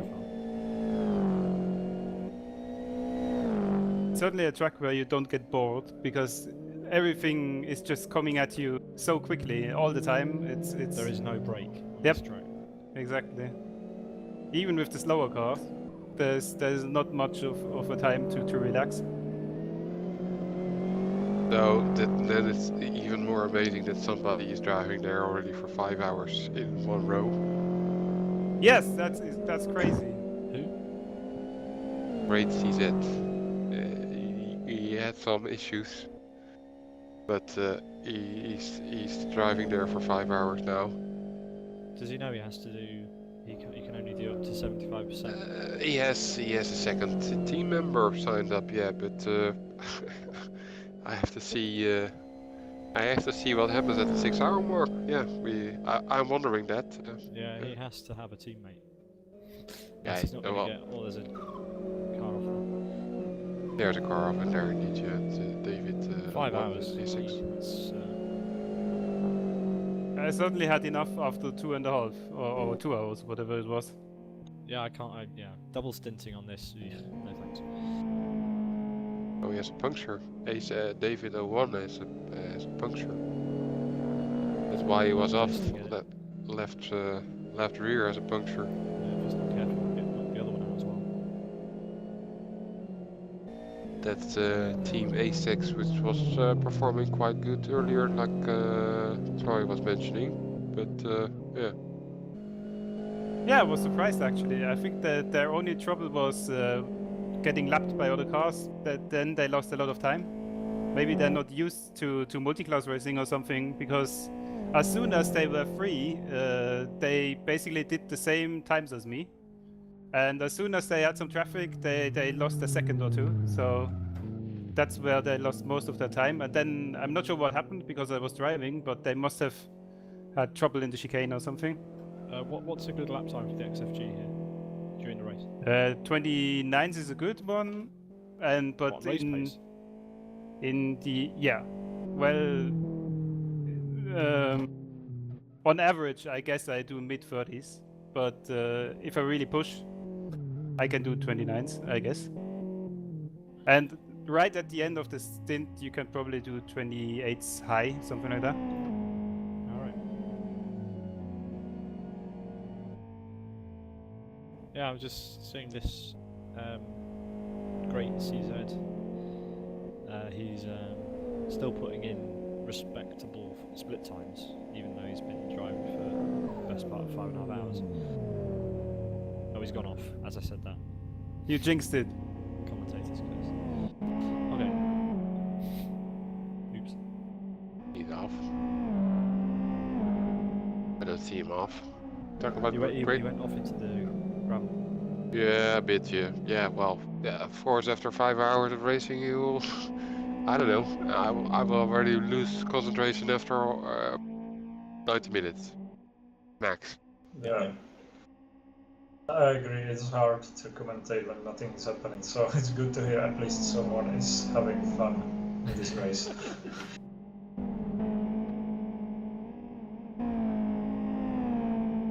My teammate is just saying that maybe the A6 team is sharing a place, so maybe it's the same account but different drivers. Oh, well, I have seen that before. Maybe they are just sitting at the same flat or whatever. Oh, you mean great CZ? Yes. Since they're both from where are they from? Czech Well, Republic. Czech, yeah, but I know what you tried to say, that they share the seat, that is just switch seats, they're in the same house and they're in the same room. Yes. Well, that's the thing, they would probably have to prove it to just to the admins somehow. If one guy manages to do 8 hours and finishes, I don't think the admins will care. Yeah, you it's an should get a achievement, medal it's an achievement. just because of that. I didn't Extra. think of that, but yeah, that's that can be a possible explanation. Yeah. A team did it during the 10 hour in June. Okay. The Oculus Rift team. Holtz and Montbro, weren't they sharing? Yeah, exactly. They do that all the time, I think. They always drive the Desire of Patience with all the teammates in the same place. That's quite a good idea. That must be fun. Yep. That team. Yeah. It's good, they can react more like fast when something happens and so on. Well, the first time I saw this was some German, I think, 48-hour race. There was a team actually like this that was like 5 people in one house. Can I interrupt you for a second? Dave, have you got the camera on Morvai? Yes, I already detected that. I kept you guys talking, but I saw that there was some fight going on between Fox, World Class Lions, and Morvai. Morvai is currently in GGI in 3rd place, behind the World Class Lions Fox. Yeah, that's developing there. Yes. The thing is that Morvai just pitted. Well, no, I said that incorrectly. Lazar just pitted, and Morvai took over.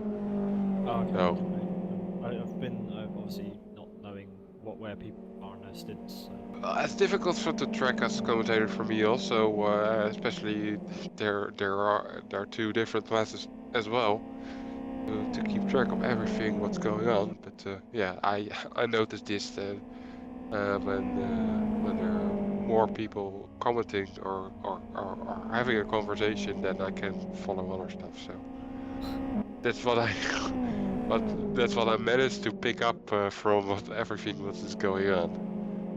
Yeah, it's I don't know. Oh boy. What's Troy doing? No comment. Something for Troy. It's happening just right behind you. Troy's life quite difficult now. Okay. Oh. That was probably not the wise choice to overtake there. No, I hate overtaking now. Yeah, I know you lose a lot of time in the XRT, but like this, you lose even more time because both of us need to go slow through the corner. Yeah. That's the thing. There's so much going on. Sometimes you have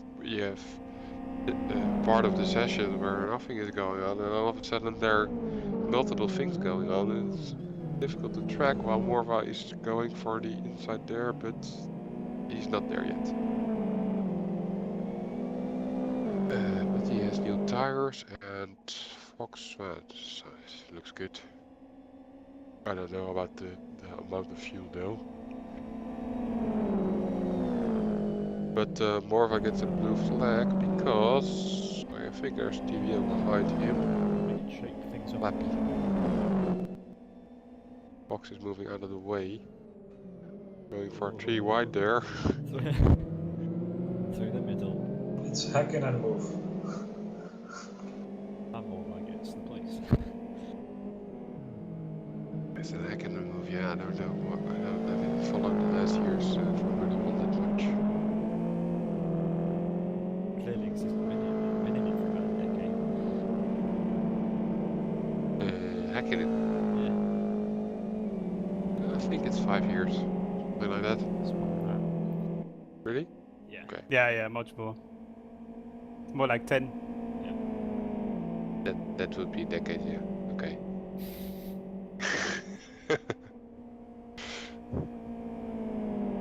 What was it, 2002 or something?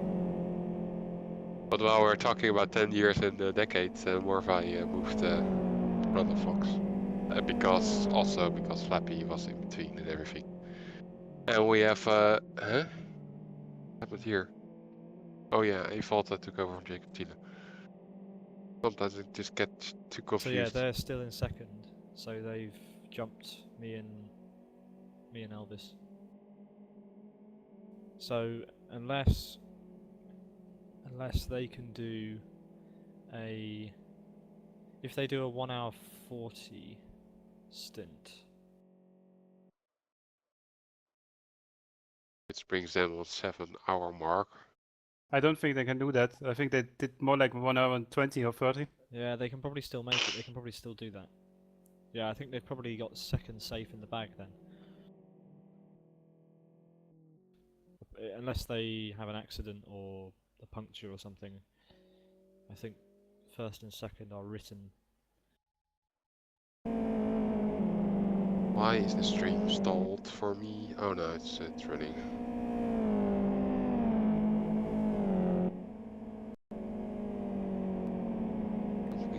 Somebody is messing with the setup. Mike, what are you doing?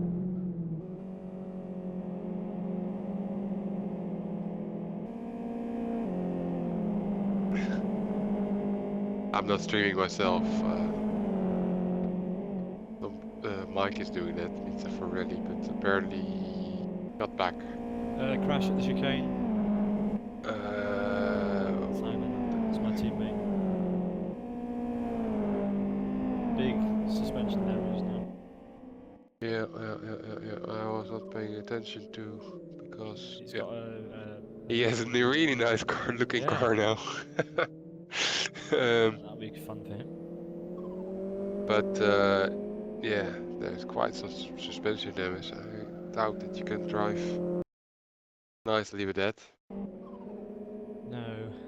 So what happened there on his roof? Just rolled in the Flipped. chicane, I guess. I didn't see it. I just saw it on the mini map. Looks like that. Yeah, that chicane. It's just so easy. Just get it slightly wrong, and the consequences are huge. That's my only dislike to this track. I was hoping they would have added the kind of extra objects to make that an actual corner rather than a chicane. And then this track would have been... there would have been far fewer accidents at that chicane. Yeah, I agree. I think Eric already worked on that. He had plenty of time.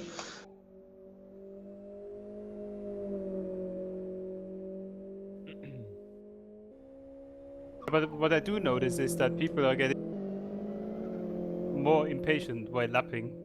I do have much more incidents now than I had when I started with my first stint. TBO's trying to dive in the last moment.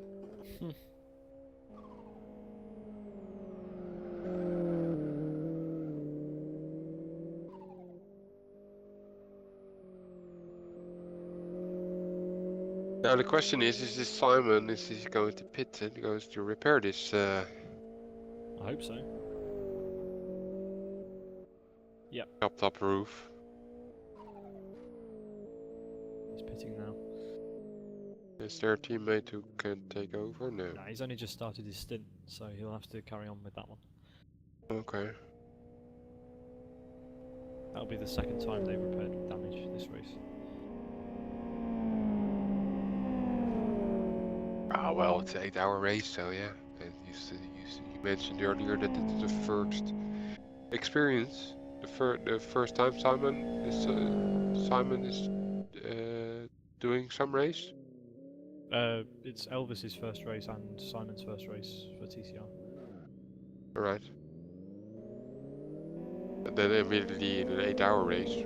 Yeah, I mean, Simon only joined the team like a few days ago, so yeah, not much time to practice. Well, I know Mouseman / Elvis, but I don't know Simon. It's Super D. Do you know Super D? Oh, okay, yeah, I know that, yeah. New names all the time. Because I saw in the LFS forum thread TCR Big D. But that's not Super D, of course. But anyway, okay.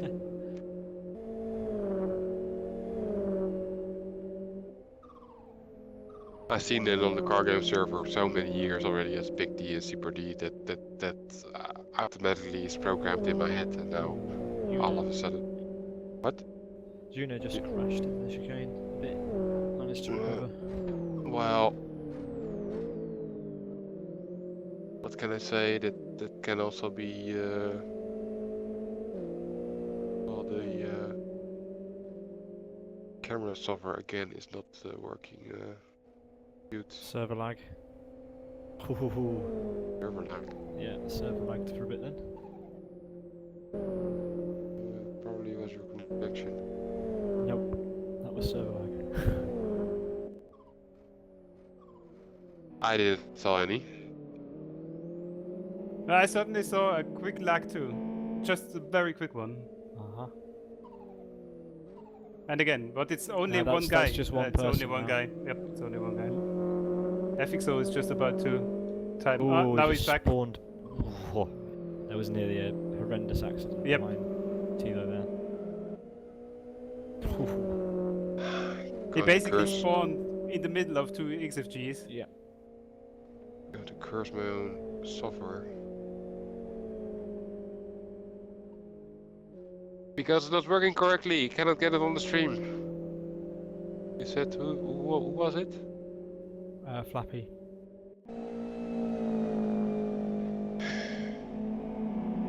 Good luck with those two, Troy. Yeah. Well, Tilo is usually considerate. Yeah. Not this other dude. It's been going for 5 hours, cut him some slack.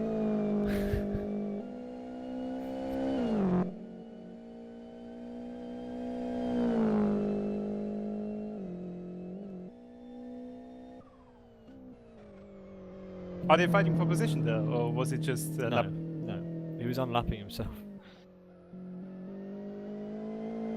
Good.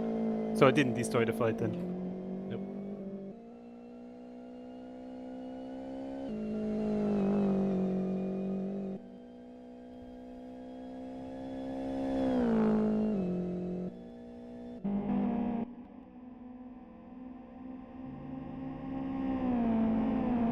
Pitching to Troy just because we can.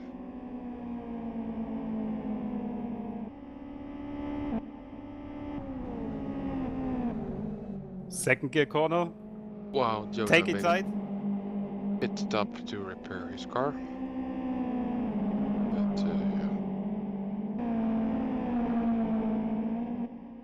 One part of the race you even overtook TBO, genuine racing TBO car, Troy. I think they had to pit or something because they. I'm not sure what happened, but I think the KB Adam or something had a. Yes, well,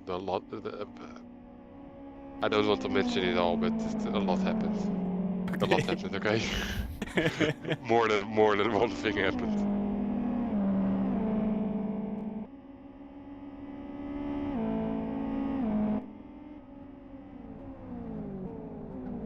Well, you have to start somewhere. I don't think he ever did one of the long races, so yeah, I guess you have to start somewhere. But KB Adam do. I'm not going to comment what we had only between brackets 20 teams signed up. So yeah, it was sort of a struggle while who was that Volker went through the tires there. Simon is going. Some things are happening at the same time now. Kit, are you still there? it? Or is it Yes, online? I'm just letting you talk because you have a lot to say. Lots of I things. wasn't paying attention. Sorry, because I'm tired.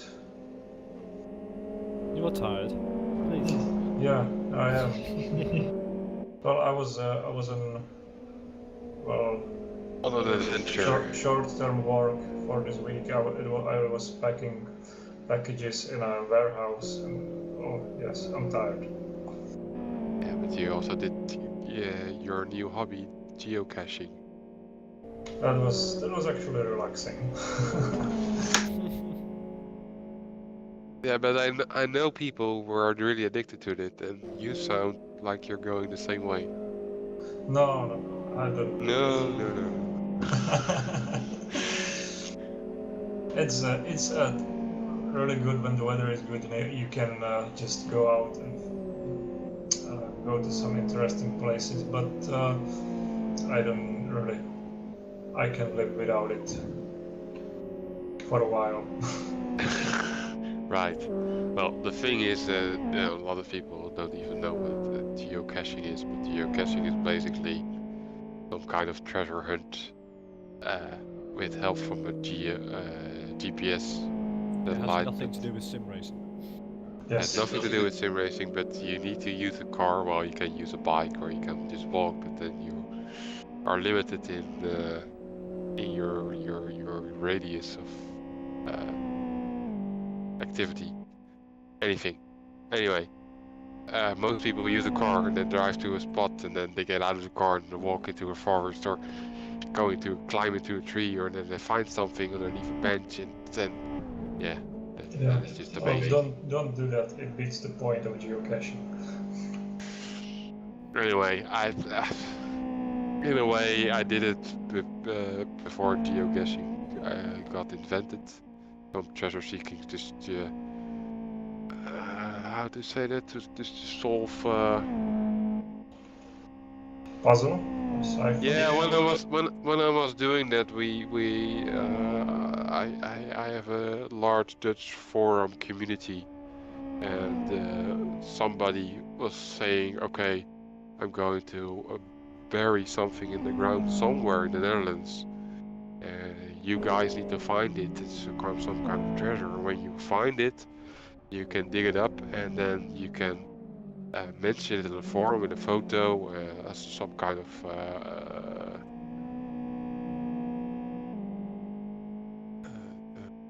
I forgot the English word. Anyway, and then you can, and then there's the one who finds it can rebury it somewhere else, and then it was some kind of competition, and it was really fun. And now, yeah, times evolved, and then now you have geocaching, which is not entirely the same. Somebody buries something in the ground or hides something in a tree or anywhere, and then somebody finds it, and then that thing keeps the same spot, but then you have a list, and then you put your name on it, some kind of ranking. So I found it, and I don't know. It's just not my thing, but yeah. Well, Did I that's get? true. It's not for everyone. Did I give a proper explanation? I don't think so. I think many people already lost what I was talking about, but yeah, it's in a way it's fun because you can discover places which you wouldn't have discovered otherwise, sitting at your computer. Well, even if you know the places, I have been going around the place where I live. There's a lot of geocaches, and I know it pretty well. But still, some caches brought me to places I have never been.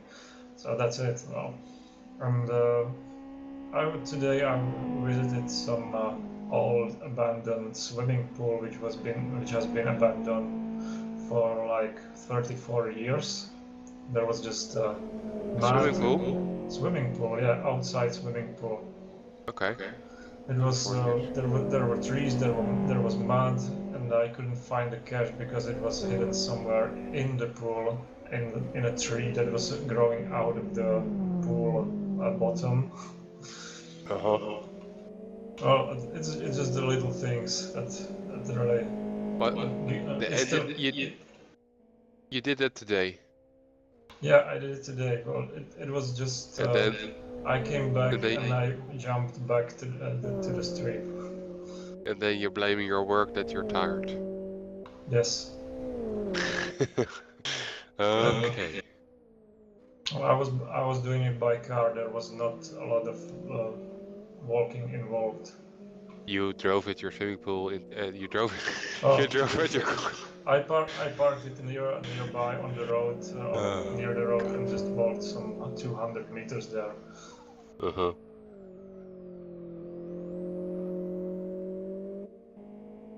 I get it, but you need to climb. You need to cross some fence maybe, and. I was trespassing, actually. Yeah. Well, I also find some caches on trees, and that's probably one of the best I have been, because it's some fake bird's nest or stuff like that. You just have to find your way up and then get back down safely without breaking anything. Fake bird's nest. Fake bird's nest, yes. It was hidden in a fake bird's nest, like a little box. So somebody created first a fake big bird nest and then put something in it. Yeah, exactly. I didn't expect to be talking about this today. About fake bird nests. About geocaching or anything that's related to that. Well, yeah, we already we have already been talking about football, so. Yeah. UEFA lottery pool something. Yeah. I don't know. The Euro draw. Draw, yeah. Euro draw. Well, I see, Pete, that you probably know more about the race than I do, because you know some details about the tactics and stuff that I haven't caught up to. Well, Pete still needs to do his third stint, and it's not going to happen, Pete. Oh, I don't know. You don't know. About 15 laps. Oh. Okay. So about 50 minutes. 50 minutes. Yeah. 1 hour. ish. 40 minutes. You have some time then. You can do you can be our expert until then.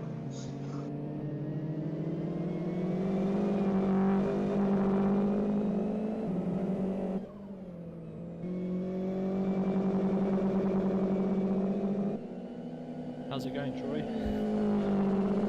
Well, that was a very expert question. Yeah. Ah, well. I'm just Do you? basically passing the time right now and getting the stint done. Do you have the latest Because- patch? Do you have the latest test patch installed, Troy? Yes. For Have me, you seen the weird pit lane speed limit sign that pops up on the screen occasionally with the new patch? No. Whilst I missed that. Whilst you're spectating, you sometimes get the pit exit arrow appear on the screen with the speed limit. Okay. No, I missed It that. changes direction depending on which way you're steering. It's really, really weird. Well, I noticed something else though. I noticed when I go when I'm in my own car and I'm using the custom camera, the driver looks at whichever way the camera is facing. I'm not sure if that's a new one too. There was no mention of it in the changelog, so assumedly it's been there for a while. well, I know about this thing with this pit direction sign, which pops up. I saw that reported by somebody else in the LFS forum, but Yeah, I just Dom noticed it earlier and then it started happening to me as well. I didn't see it yet. Lucky. Well, I installed the patch and it's also on the stream account thingy, whatever. I think Using the it new also. reflections make a difference. It's Subtly, different, but yeah. It looks good. It's much more brighter. To me, the cars looks much more brighter to me. Certainly because they're reflecting lens. Yeah, but compared to Yeah, well- G2 and G3, G2 was really dim, or dark, or or dull or shadowish. I'm using J2. I've not actually changed to J3 because I've heard some people having more issues with staying connected to servers with it. So No problem here. I guess probably unrelated to your connections, more to do with the performance of the thing. But that's such a small graphical change can do so much things. Yeah, just think about when Scown finally gets around doing the shadows. Yeah. It will be a huge change. It's like Indonesian translation. No, really, I think it will be fine. Indonesian translation.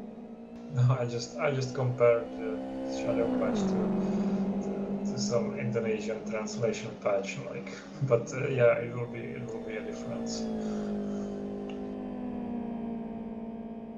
Well, I read on Reddit, I think, Scown posted about Eric having redone all the tracks textures from scratch, basically. Yeah, So that should be good. Yeah, me too. Reddit? We have been Yes, talking Scown about. posts on Reddit. He wrote it on Reddit, but not the LFS forum. Apparently not. Well, that's just backwards. Where is Yeah. this thing? I think it was in the Vive VR patch thread on Reddit. So it must be on r/Oculus, I think, and then there should be the test patch thread by Scown. And there he got asked about content and stuff, and then he answered basically what Eric has been doing in the past few years. So he's redone all the textures for the... Apparently, yep, all the tracks. Which sounds good. It's Sounds like sorely needed, and I hope he did the interiors too while he was at it. I'm sure he did. I mean, come on. We were supposed to have interiors for the RB4 and FXO pre-alpha. Yeah, that's overdue. It's just nice to see that there's progress again, even if it's step by baby step, but at least something is happening. Yeah, but it's also interesting that Scaven doesn't post it on the actual LFS forum. He's afraid of the people. Yeah. Well, I don't think so. I think he just didn't get asked on the official forum. If somebody would have asked, I'm sure he would have said the same. And I think Scaven is the type of guy who doesn't enjoy doing progress reports.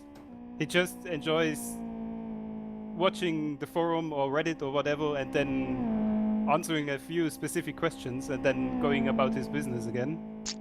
So I don't think he's a PR dude. He answers relevant questions to what it is Yes. he's doing right now. So if you ask him something completely irrelevant, you won't get an answer until it's relevant again. However long down the line that might be. Yeah.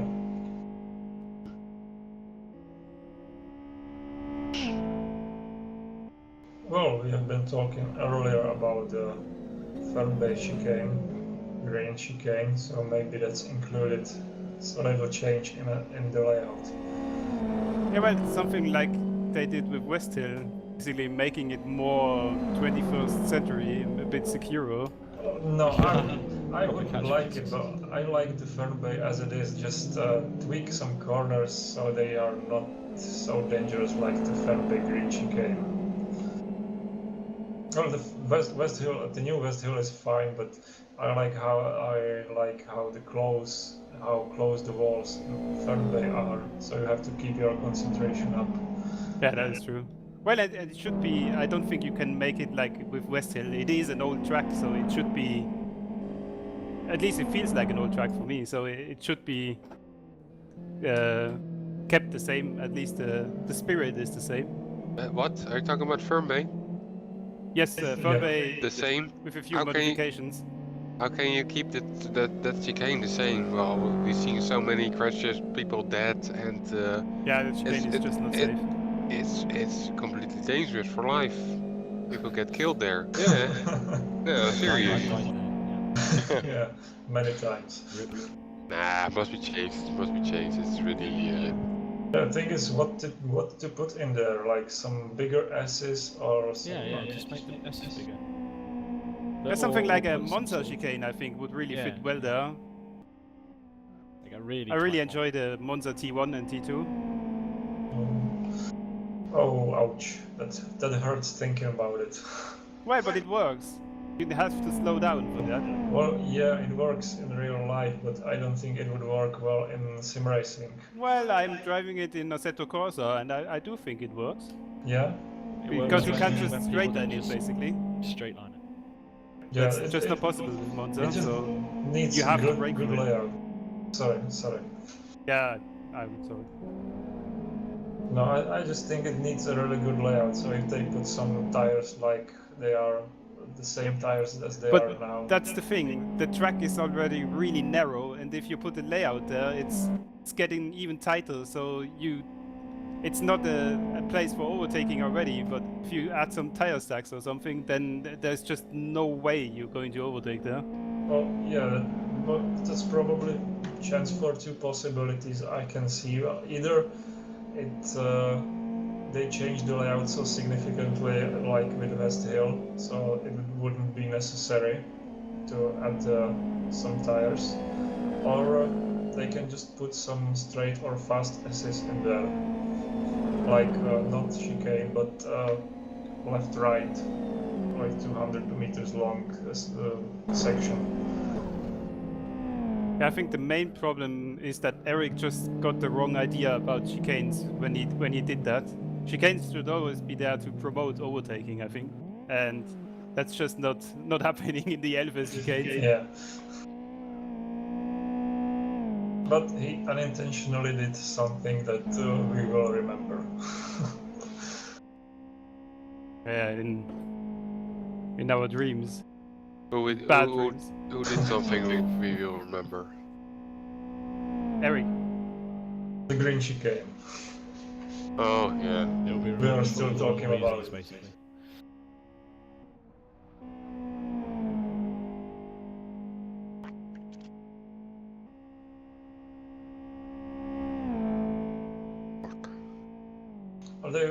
The West Hill, I only remember talking Scowen on the forum that they were inspired by the Rockingham scanning. So, but You the can tell that. Rockingham, You can tell that from the final obviously, product. but the Rockingham itself, it's not so entertaining, I think. But it looks like it's road oval, yeah. But the turns are. I don't know, it looks like Tilke-ish for me. I think he was more inspired by the detail rather than the circuit itself. I mean, West Hill is largely still West Hill, just with a few nicer that's corners. true. There's nothing really Rockingham-y about it, apart from the pit straight and the catch fences and some of the details on the outside of the track. But as for the circuit itself, I don't think there's anything that was really based on Rockingham in there at all. Well, I was surprised that he made some corners tighter. It works, but well, I don't know. Maybe I like the faster nature of the West Hill a little bit more. But that's just my opinion. Thing with Vestel is that that until this date for racing the full potential never got out of it, because for racing the open layout structure is not being used. You can make awesome tracks just out of the open layout structure, going through tunnels, going to I don't know, past the hotel, everything. Lots of things is possible with this with the new West Hill, but that potential is not used yet. Yeah, I think it should have been done a few years ago when the community was still bigger. It's not that case at this time. We know that. Well, but yeah. Ronnie actually made a nice layout on the West Hill. He ran his fun race on it with Raceabout. It was like, I don't know, a few months ago. Okay. That layout is awesome. Like, you start on the infield, in the infield near the karting track, then you go on the start-finish straight, then in the pit lane and to the right on the service roads, It's fast. There are chicanes. It's really good. Yeah, I mean, the Western environment makes kind of special stages and that sort of thing a lot more, a lot easier to do. I really like that. Yeah.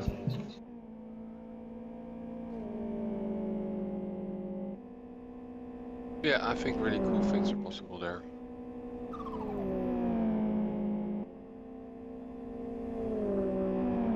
Yeah, we just need to get some better autocross editor features, I think. With the new features we already got, you can already do a lot, but something like a proper patch of tarmac or something like that, or a proper barrier would be something really nice. Well, I know that there's been Yep. talk of basically drawing a line, like a curve or a straight line, and it will make a barrier of that length and stuff like that, rather than having to place hundreds of objects.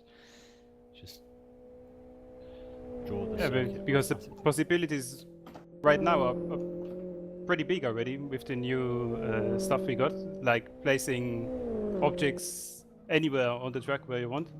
We're just missing some better objects, basically. Not only concrete slabs, but a proper tarmac road to place. Yeah, I mean, he must have in his own layout editor, or the layout editor has made for Eric.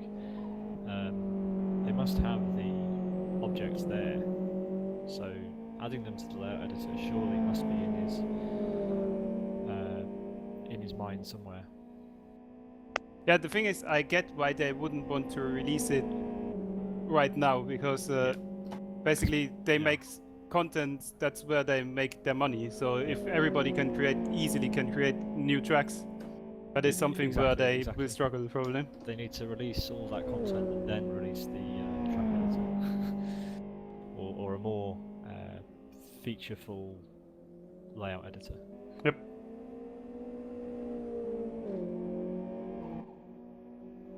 Or they at least need plans for the future to still make money off of LFS, even if they can't sell content anymore. It would work like with Assetto Corsa, for example, is a good example, because the mod tools are freely available, but they still make their money with content because they laser scan stuff and they do really high quality content, and people are still willing to buy that, even though there may be a free mod of it available. So I think that's a way to go for Scarven too.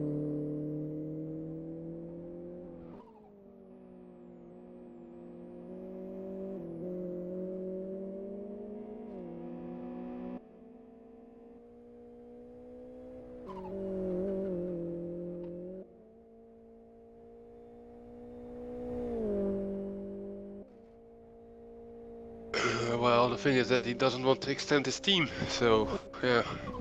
Well, actually, he reversed that statement just a couple of weeks ago. I think he said it would be interesting to get onto Steam. Somewhere I read that somewhere. That's not making the team bigger. Ah, you're thinking about hiring more people to do content, or what? Yes. If Scarven wanted to employ people to work on content, it would have been done years ago. It's not happening. Yep. At least until all of the content he wants in the game is out. Yeah. Or maybe there are some talks, internal team talks, which we don't know about. Maybe they plan something, but they won't announce it until it's done. And that's another thing I think Kunos is doing really well with Assetto Corsa. They hired really talented modders to do models for them, because they just don't have the... Ooh, almost went wide in the chicane, sorry. Because they don't have the in-house capacity to do all the models they want to. So they just hire the most talented modders of the community, and they do it for a certain fee. They do the mod or the model, and then the in-house physics guy does the tire physics and all the data. And that's a thing I think that could work too for LFS, because there were, if you remember, there were so many talented mod people just from the tiny mod capabilities that we did have or do have in LFS. They really put out some nice content, like Linz or hundreds of other people who did tiny mods in LFS. I think the talent would be there. They just need to use it, but Yeah, they don't seem to want to, which Yeah. is a shame, really. Just one thing, the Cobra in Assetto Corsa is mod, right? Yes, and there's more. There's also the Nissan, I think, was also originally a mod. Oh really? And it was made official. Yes, and there's 2 or 3 more cars that were basically mods in the beginning and then were just bought out by Kunos, and then they fixed up the physics a bit and put the proper values in there and recorded some sound and got the proper what's it called? Proper license from the manufacturer. And That's interesting. I think that's how it should work, because if you don't have the manpower to do it, then just ask the community. And I think there are a lot of people who would love to do something like that for LFS. Well, especially if LFS has only fictional cars, you can go wild with your imagination. Yeah, that's true. Yeah, it kind of begs the question as to, because the majority of the cars in LFS are fictional, why wasn't this done? It is a good point.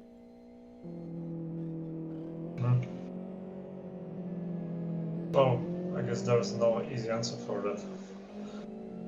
I guess there is an easy answer. They just didn't want other people's content in the game. Oh, yeah, that's true. I mean, I thought you mean the existing cars. Oh. Yeah, well, it always seemed like Scarven feels like it's his baby and he doesn't want to give away anything, but whatever small detail it may be.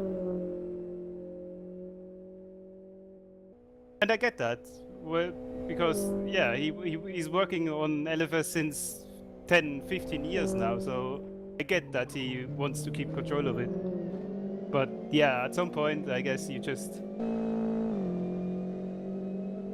need to ask yourself if it's worth it.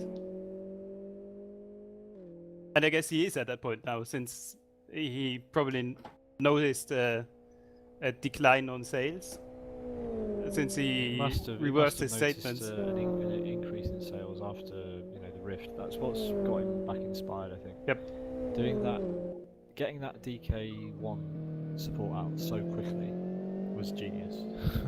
Yeah, that really was big. I know people slate him for carrying on doing the Vive, but it really is a good idea. For sales maybe, but I don't see any sustained growth or usage of LFS. Not yet, you don't. No. Yeah, but you... Yeah, that's the thing. Alright. That's the thing. He is, as an indie developer, I think he is more flexible than the big ones. Can take a punt on something and see if it works out or if it doesn't. And if VR really takes off and LFS is there at the forefront, he can really do a lot of sales, I think, because it just works. It's easy. It's easy on the graphics card side. It's straightforward to set up. So I see people joining when they get their new VR goggles. I see them searching for games, and yeah, maybe in the first weeks, and then the big companies come, and then it's over. and that's the question, of course. Yep. Still, it's a shame it takes years.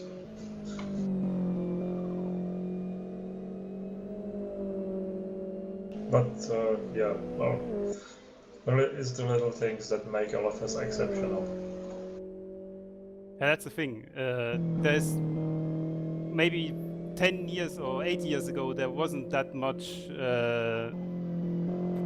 many other sims that really rivaled LFS in terms of netcode, in terms of driving feel. But these days, you got a lot of other sims or semi-sims that really drive well, and I still keep coming back to LFS, and that I think is a huge plus point for LFS and how well it just works. Everything is just, that's the thing, everything is just working with LFS, be it netcode, be it driver swaps, be it racing.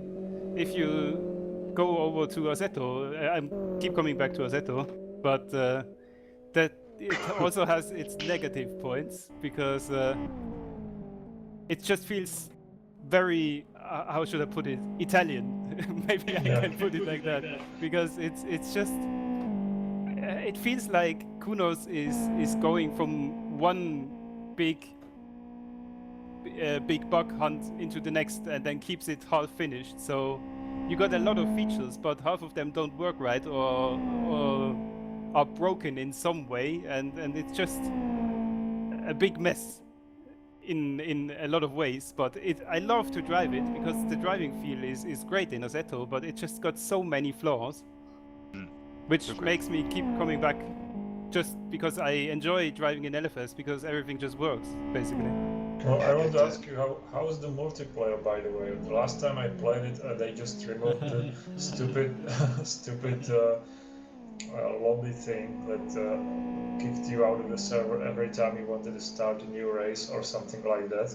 Yeah, that's still happening, and I think that's not going away either because that's one of the flaws that is there since Netcar basically, and I got no idea why it's still there, but it's apparently it's a design philosophy because Kunos thinks that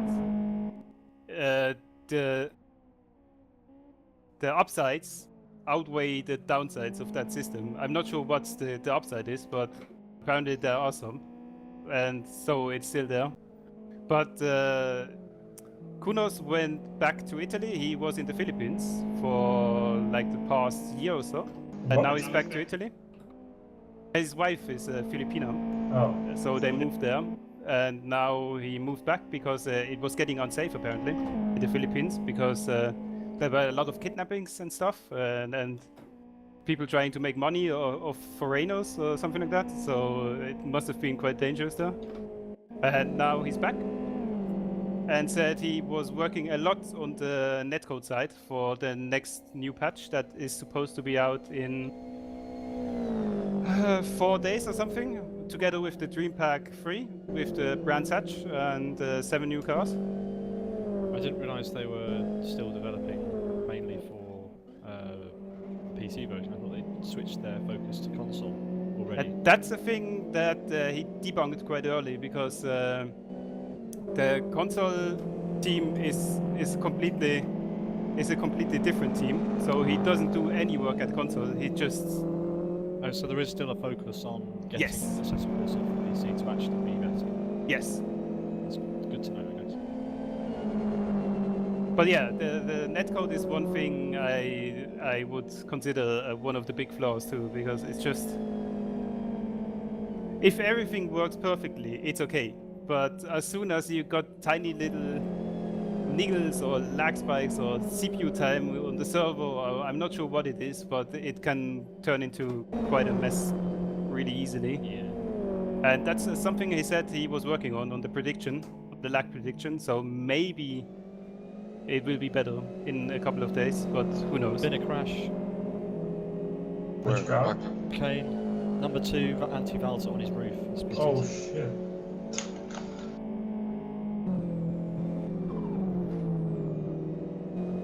Well, this changes things rapidly because, as far as I know, they will get a lap penalty, which means they will drop down to 6th or 7th place, maybe.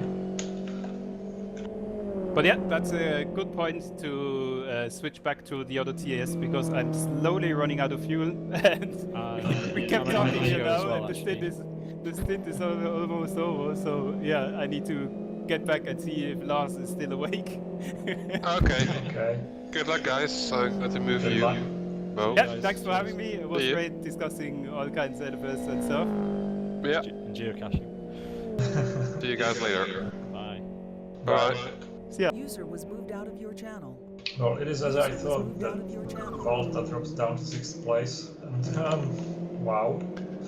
Well, yeah, the thing is that the autocam is not functioning like it was the race before. I almost regret making changes to the programming side because I wanted to implement I wanted to implement track cams, and I thought I managed to do that, but well, apparently today I wanted to change last things, but it didn't work out and everything. And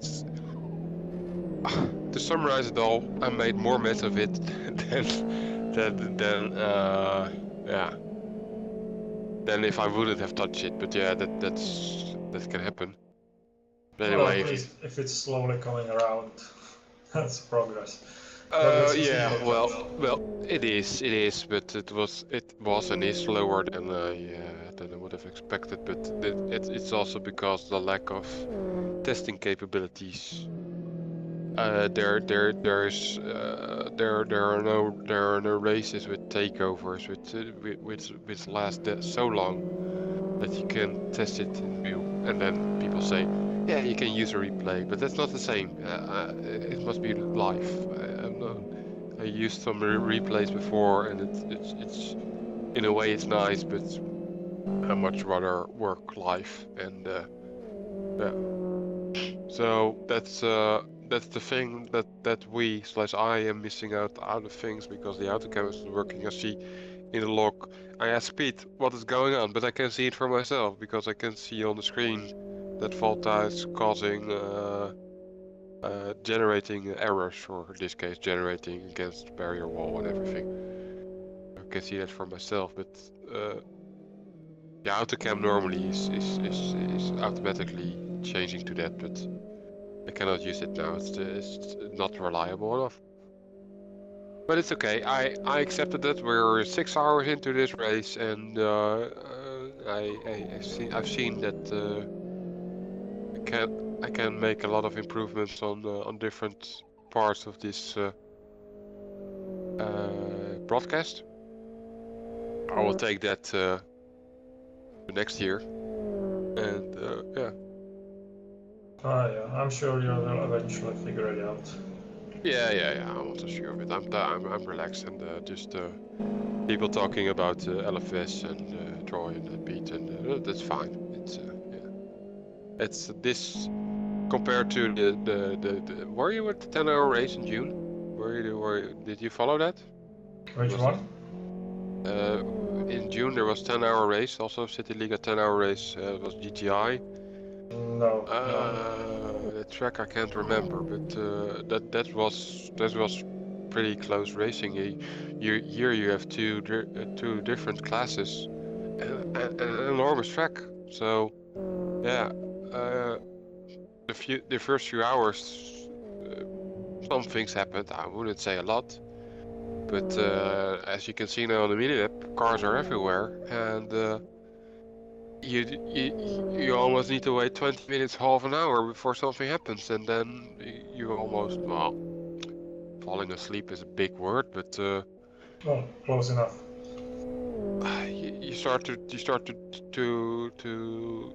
talk about other things, like we had with Pete and Troy. Well, And I don't think that's like unusual, because if you remember some of the older endurance races, like Masters of Endurance, they have been inviting guests overnight, or even in the main racing time where nothing was happening. They were just talking about unrelated stuff. well, you followed that more than me, I think. At the time, I wasn't really. Well, league racing was really a separate thing from LFS. League racing was something on its own, and I always cared and still care about public racing. We could have like interesting commentary if there was something like the Eurosport guys have. They have access to I don't know. The Eurosport guys. Well, if you're watching Le Mans commentary, Le Mans race, you hear their commentary. They are like they have paddock info. They are reading Twitter messages. They're responding to viewers. We can respond to people who are watching us. Listen. I heard that kind of comments before, But the thing with a real television station and with a commentary on track and with like something like Le Mans, you're talking about a team of 10 of 20 people who are only busy with cameras, with Yeah. what needs to be on the stream, what needs technical things, interviews, all these people. It's a complete team on its own, and that's just not possible. I heard Mouseman saying, yeah, the broadcast of Counter-Strike or whatever game, they're so much better.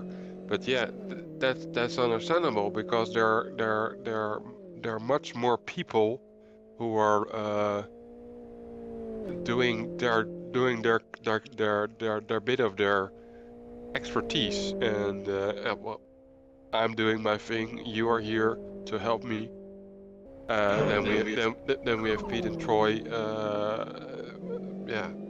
Oh, yeah, Wanting to obviously, but we could still do it like kind of differently. We don't need people in paddock. We don't need a team of sound guys or camera No, guys. okay, but We could just have like people who post some information in a thread on forums which we can use during the race to our advantage, or if there would be like the Twitter accounts which are not, we could just react to them, but they are pointless anyway because nobody would follow them. So it's just this little things that which could be like made or make a difference. well, it could be used on differently or in similar way as in TV, but this is not TV. This is internet. So we could use the internet more to gain information if people give it to us. The internet is better than TV, but yeah, for LFS now, yeah, LFS is the group of people organizing stuff. Yeah, you can say it in one way or the other way, but it got really a lot smaller, and with such a small amount of people, it gets really difficult to organize stuff and to work, yeah, to work to some kind of goal, and yeah, then to compare it to a professional television station, that's just not possible. No, I don't even try to compare it. I just think we have some tools which we could use to our advantage if in case the For sure. race gets boring. Yeah, for sure. That's what I was trying to say, but I said it like very widely. No, yeah, I agree, but yeah, still people need to understand that this is just a hobby and just something which we do for fun, and that's something different than working for a television station or for some kind of big Twitch channel, which also generates income/money, so you can have more dedication. People can have more dedication to what they're doing just because it's almost their work. So yeah, but Oh, maybe in the future. I don't believe that. just small steps. It's just and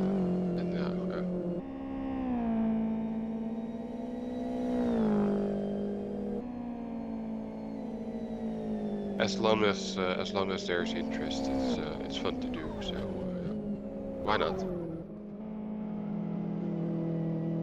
Oh, for now we are stuck with 19 drivers on the track. Nothing much happening. Oh, Mikiewicz just did a fastest lap. That's something. 3:08.62. Not the first time I see him improving the fastest lap. I didn't see anybody else improving the fastest lap. I think this is the first time since I came in here that somebody improved the fastest lap. So that's like for almost 4 hours or 3 hours, I think. 6 hours and 50 minutes we're now into this endurance race. 1 hour 45 minutes to go. Yeah.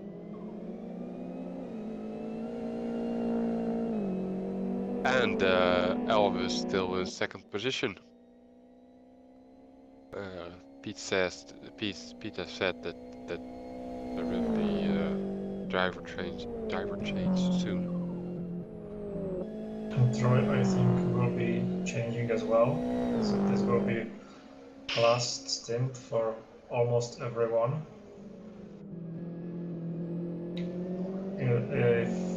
If a TBO can do 90 minutes and except the XRG can do 2.5 hours, then there's one pit stop left for most of the guys. Maybe none for some.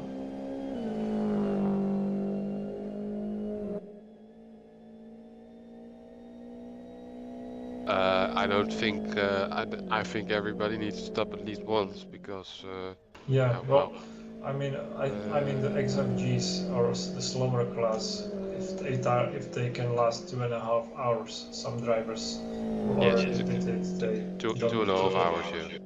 But we still have 2 hours and 45 minutes to go. I don't think somebody manages. No, it's 1 hour and 45. That's 1 hour and 45, Dave. Come on. Focus. Yeah, okay. Pretend nothing happened.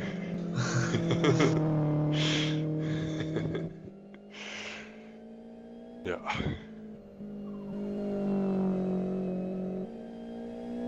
So we will probably know very soon what order will be the final order for the final stint.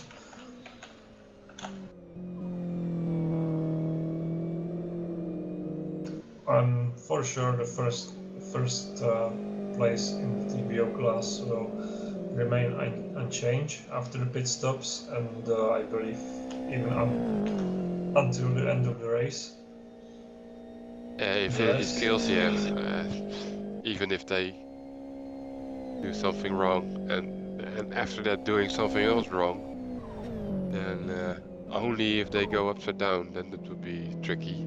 Yes, as it is, they are 1.5 lap ahead of the second guys. Yes. Also thanks to Valta flipping. Yeah. Sorry for that. But yeah.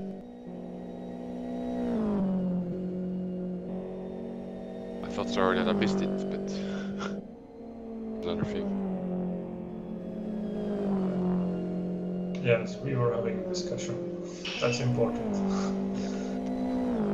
Wow, the autocam was off. What do we have on the stream? It's climbs. For some reason I cannot remember. But it doesn't really matter who's on the stream. Tom Climbs is probably driving his final lap because his teammate has just connected. So there will be pit stop. Yeah. Rolling, yeah. You're right.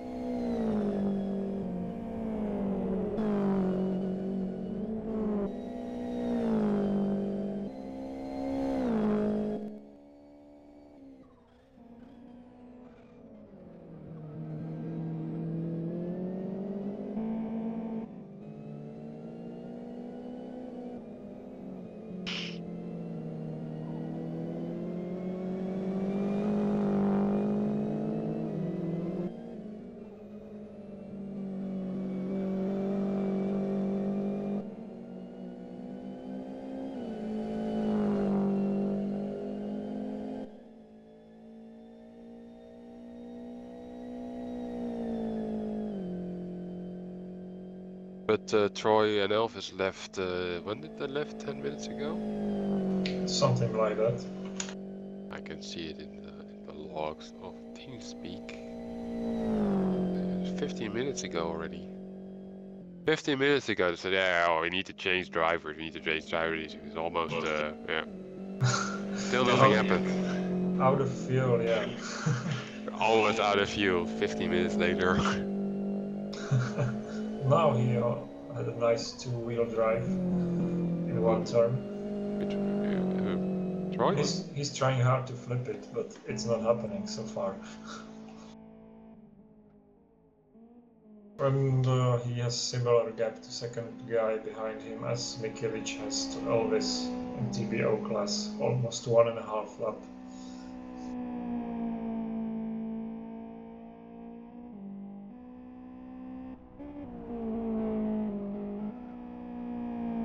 Tire still looking okay-ish for Elvis, I think. Little bit thin on the back, but not really that thin.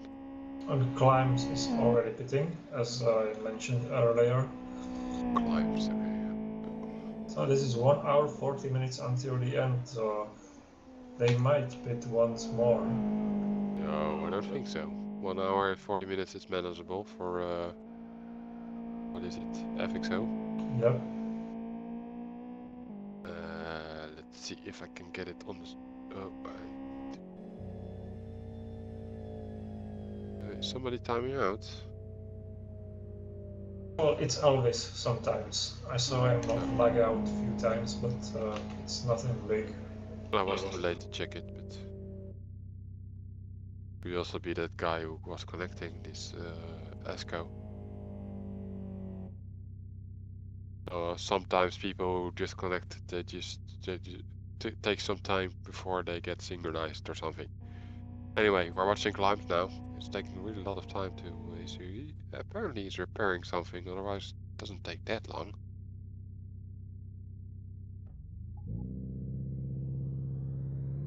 Yeah, he repaired. The time is not properly being mentioned, but... Now Matti is timing out, but he's back. And that's the driver who will swap in the next lap. Okay.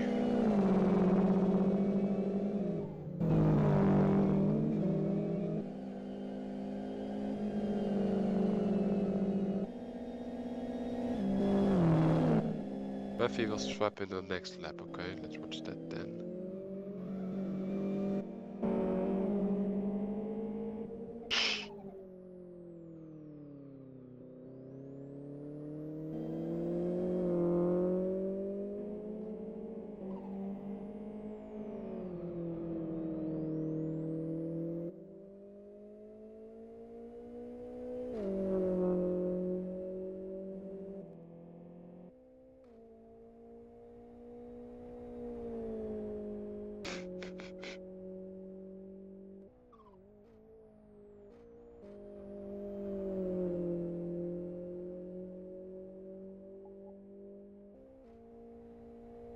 Pete took over from admin Pete. Get that situation again.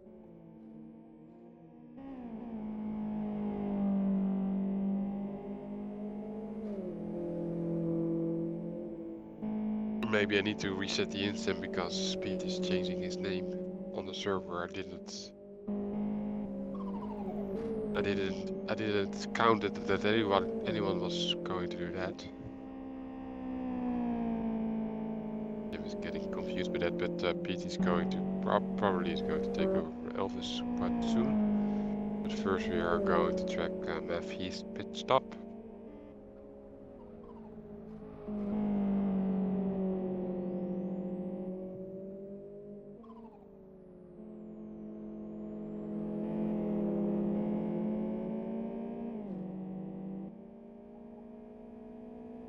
And again, that's lap by Mikiewicz, yeah. It almost gets usual. Did you saw it, Kit? Kit. No. It's okay. I forgive you. Thanks. I think Matthew is going to be fine with this pit stop. We're going to look at Elvis, who will probably go to the pits also.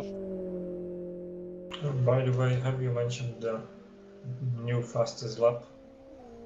Yes, I just said Okay, that. I was just I had a visit. Yes, that was what I was talking about.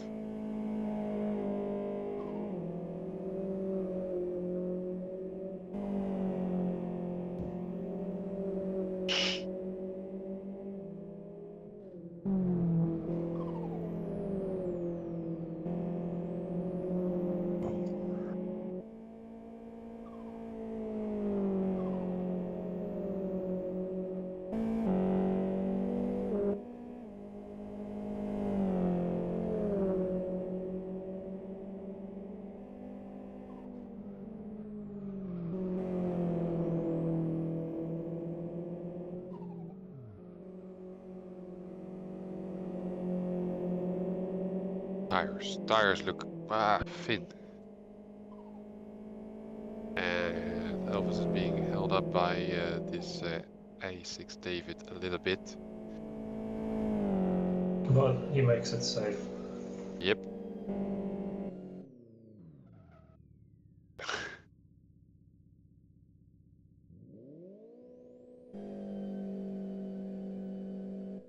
Alright. Almost 1.5 hours, 90 minutes to go until finish. Who can we put on the stream now? Well, let's stick with no. Elvis is still in the pits.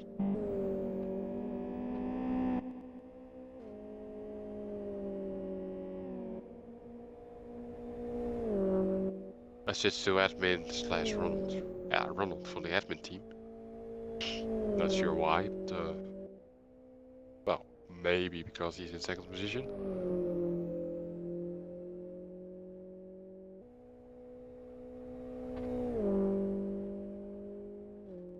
God damn it, I'm getting tired after 6 hours and 30 minutes of being busy with this. Yeah, no wonder. It's very tiring. Sometimes even the CityLiga races, when nothing is happening,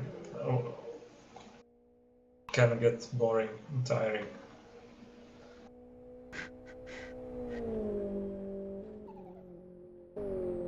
But this is something else. This is a different level. Yeah, you think? Yeah. We have this admin Pete again in this left panel. Looks like the first leading team will make a driver change. Kovac will jump in. Yeah, okay, I will wait for that until I reset the... Yeah, and after that I will reset the instance, just because I don't like that the names are not correct.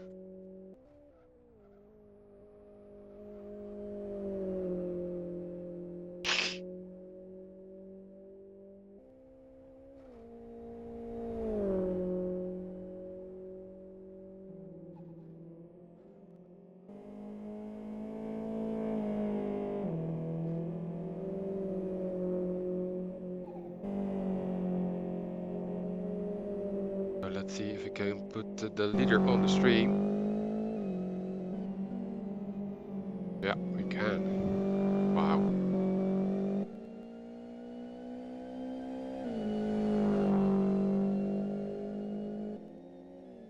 Fourth possible. And then Elvis and Ronald times out and back on position 2.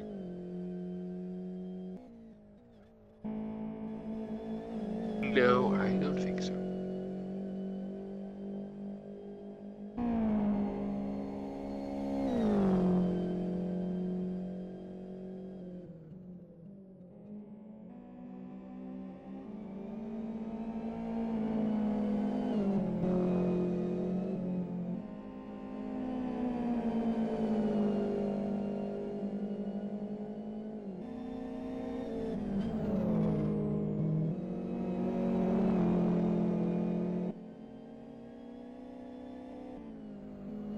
It was 25 minutes ago, Kit. Yes. 25 minutes ago. Then Troy said he was running out of fuel. I bet he was lying on purpose because he was losing concentration. I saw him do some moves around the track when he was talking. Okay. Just polite tactics. Yeah, but his teammate now connected.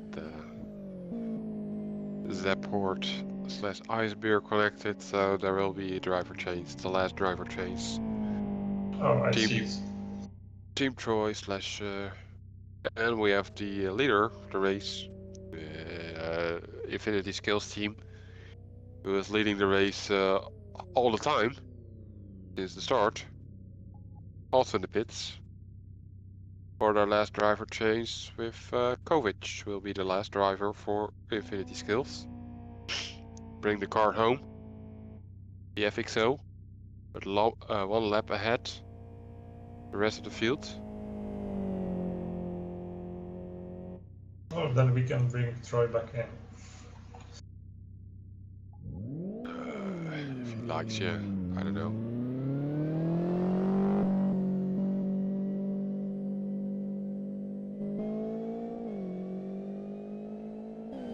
Kovac left the pits there without any problems.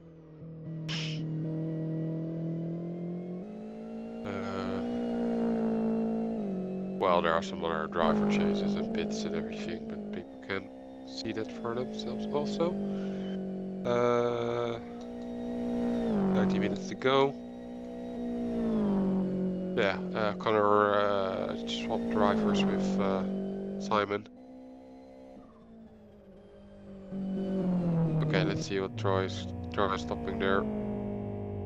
It's on the stream. I need to double check that because I cannot fully trust the technical bits. I hate that. Try making a pit stop there. Come on.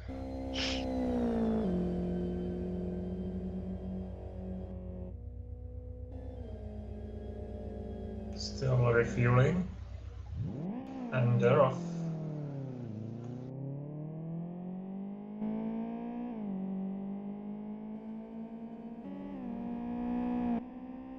And still more than a lap ahead of the second Morby.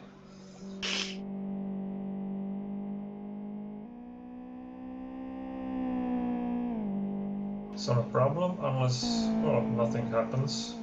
They are sure to win this race, because Iceberg is fast as well.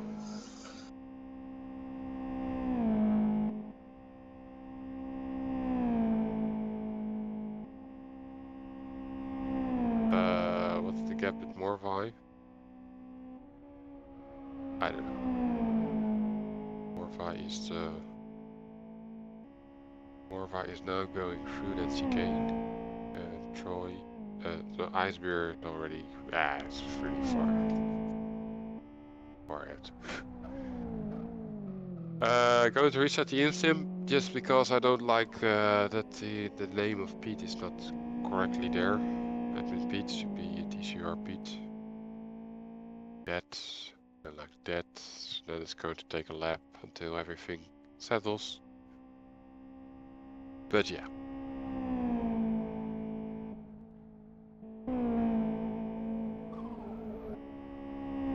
We have the time anyway, doesn't matter much.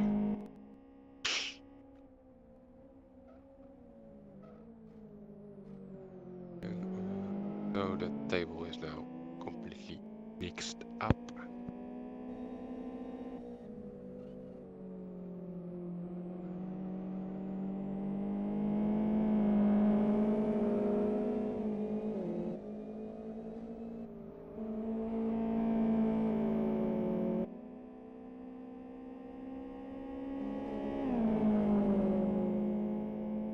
What do you know? There's a battle for 7th place between Asko and Mishu. Mishu is currently attacking Asko, and it's really close. It's only a few tenths of a second, so we can swap to that. Seriously. Yeah, you're right. Mishu or Asko. And Mishu is already trying on the outside of the final turn, but there is no place, so I guess this will be again down to the first turn. Yeah, but He's using the draft. Asko not defending yet, and he's not defending at all. He gives up the position as Mishu goes easily down the inside and overtakes him. So that was easy pass. Yeah, and as usual, because of technical difficulties, I'm too late with it. So at least in radio form. Yes, at least in radio form, yeah. Yeah. Not going to swear anymore.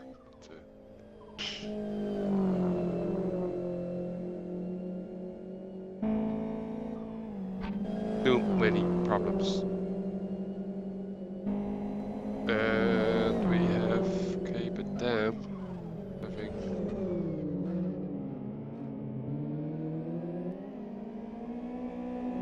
A little bit of a difficulties with the line, but it's okay again.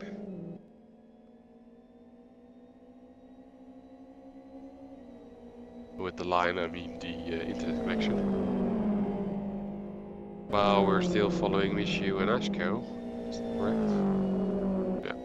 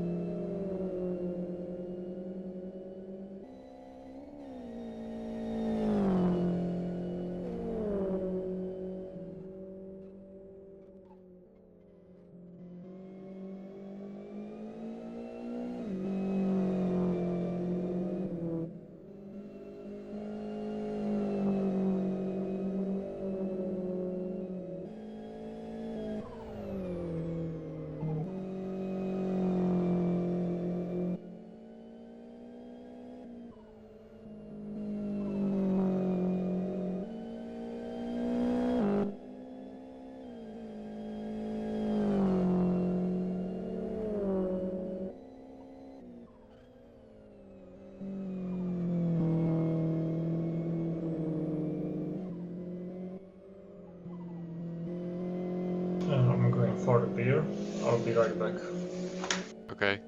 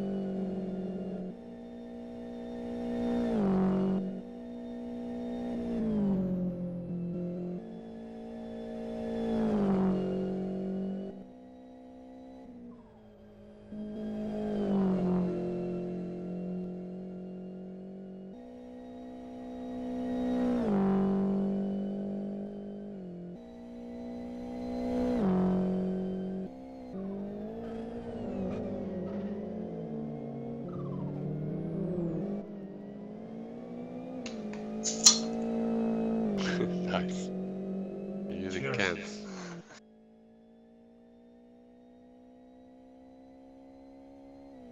Yeah, I don't want to drink anymore, otherwise I probably have no focus at all anymore if I do that.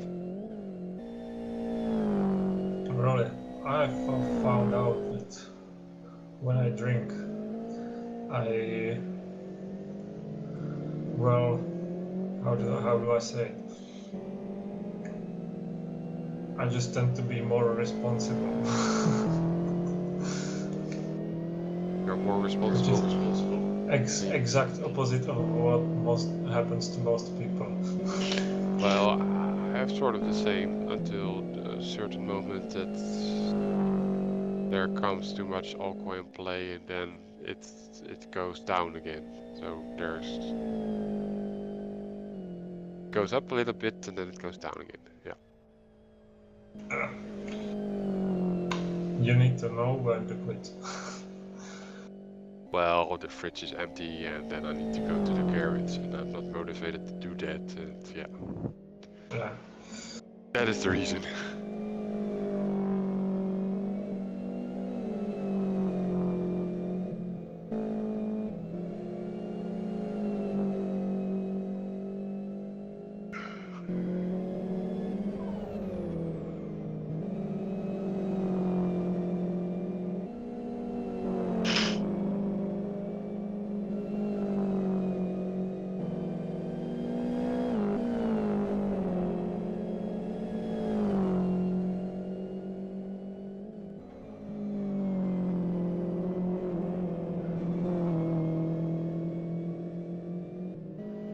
A6 team changing drivers. Yeah, indeed, and the same for Heroes of Racing. I thought the A6 team was also the one which almost didn't change its drivers during the race. That was Drunk D. Yeah, I know, but you were talking about them as well, and I don't know, I don't remember. Never mind. Yeah, but like Troy suggested, actually it was his teammate. Maybe they just swap seats, different drivers, but on the same account. Possible. Indeed. But great CZ, yeah, this is just... They're already way past the 75% rule. 6 hours and 40 minutes. So, although it's quite an achievement to just with one account to do 8 hours, they're going to be disqualified, I'm afraid. Because they only used one driver. Or maybe I missed something, but yeah. As far as I know.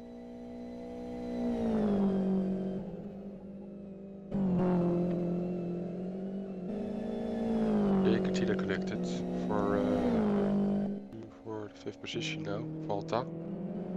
Looks like they're looking for a strong finish, because he's already good at putting in some fast lap times. But they are losing a lot of time. They are a lot behind the next guys.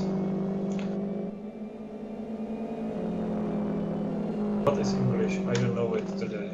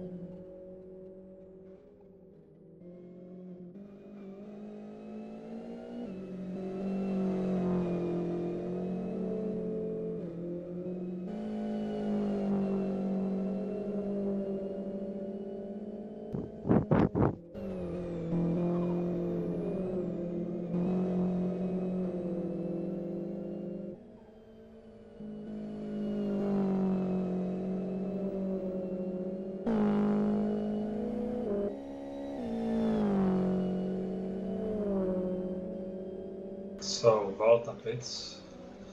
He probably also repairs some damage, changes tires obviously, and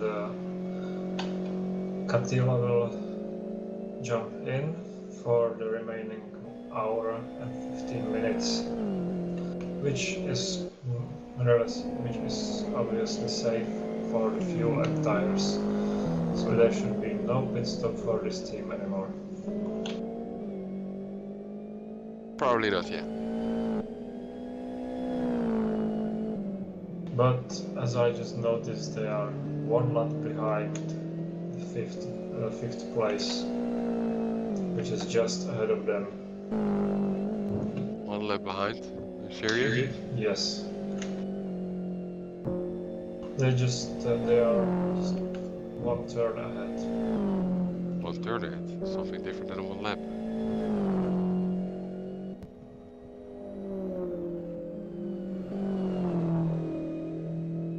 It's indeed one turn.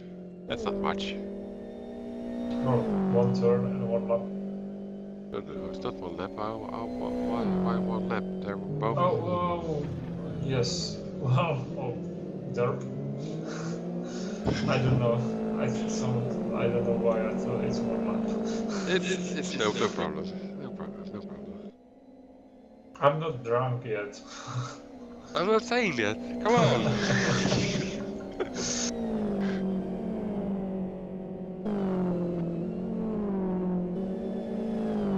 Okay, so we will have close encounter. Maybe. Because Maserati has already pitted as well. Yes. So this is fair battle for a position. Yes, it's getting closer and closer. Quite fast also.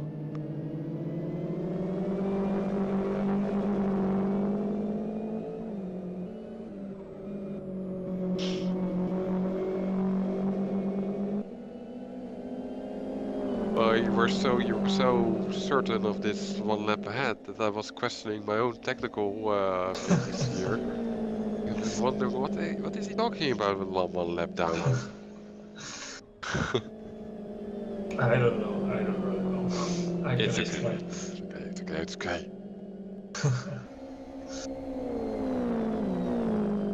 So, and Katila already on a good pace. And he's behind Maserati as well. It didn't take long, and I think there will be attack into first turn, as we have seen many times today. Yeah. Maybe. Pete is driving there also. Yeah. We will see. It also looks like Pete is slowing Maserati down. Yeah.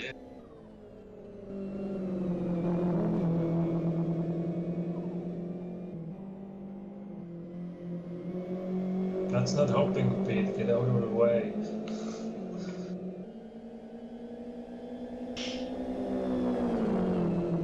Two FXOs, and the thing is Pete is one lap ahead at these two.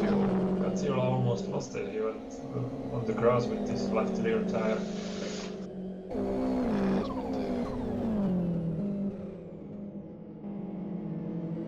You can autocorrect some stuff quite easily with FXO, I think. Ooh, that tire on Maserati, that would be... Katila was looking for some space, but there is not. Not yet. Coming now. I think it's coming now. I think after this this section onto the second straight, so to say. Here. And then on the inside, Jake on the inside, or is he waiting?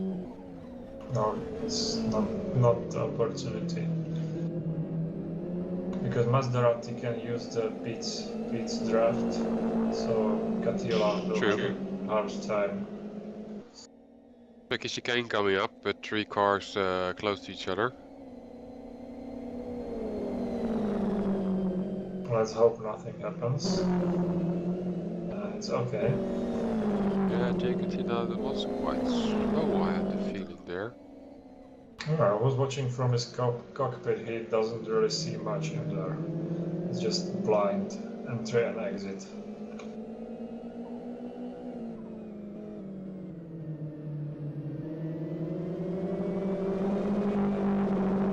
Are we going to try cockpit view? Sorry, what? Yeah. Just saying, are we going to try cockpit view? We're now in the cockpit of Jake instead of the TV camera. You were talking about cockpit, so I was thinking, okay, That's an idea. Nice, good job. Glad it works. Could be better, but next time maybe.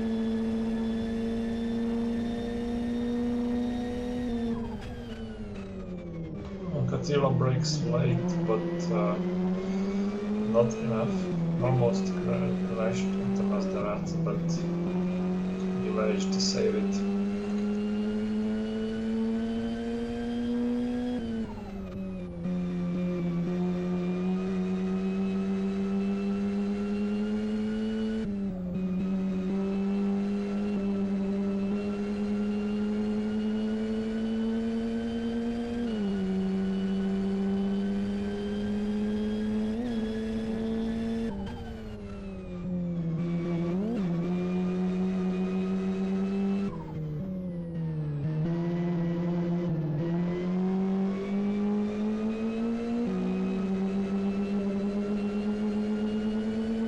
He's really positioning himself now, Jake Tila. I think he's going on straight there on the inside. No, on the outside. Maserati obviously defends.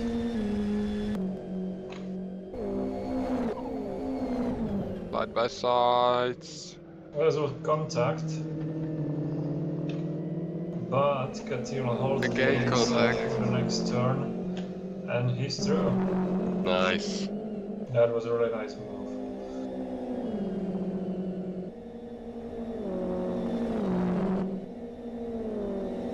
Maserati didn't want to let him pass so easily, so the contact was there.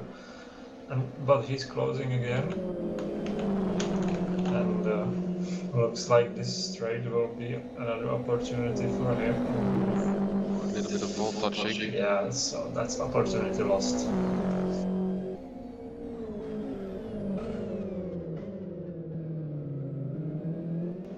His team is absolute beginners racing, but he doesn't race like a beginner.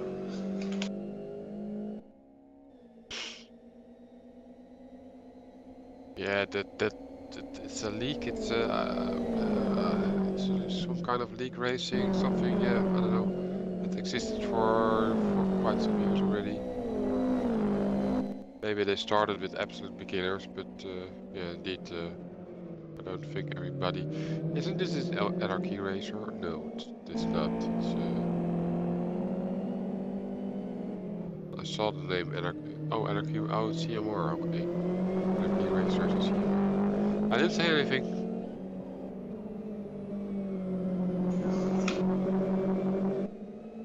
Yeah, I remember that. Somebody said something. Probably will get a warning for that. Made a smiley. Chat. I wonder what kind of penalty, because they are... The first time is a warning, the second time is a drive-through. Okay. There we go. Warning.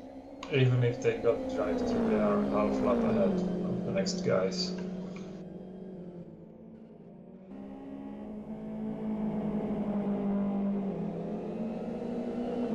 Well, we're still watching Jake Tila and Maserati behind Pete there.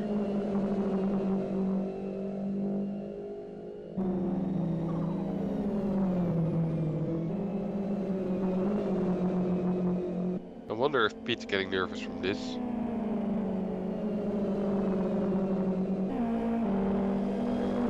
I wouldn't drive that relaxed with two FXOs behind me on the S. Especially not when you have two GTIs. They're also really getting busy. Oh, be careful, guys.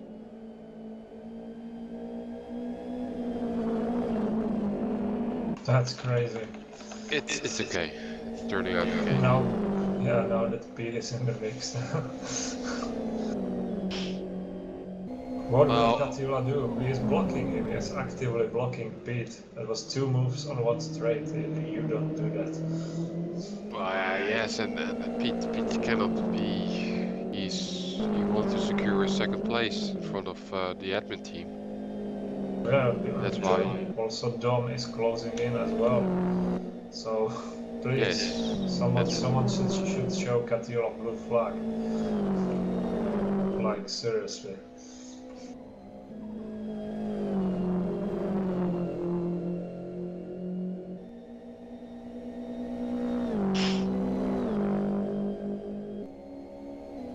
Well, he's getting a blue flag all the time from the system. Well, yes, but maybe he's ignoring. One of He's the ignoring. admins could.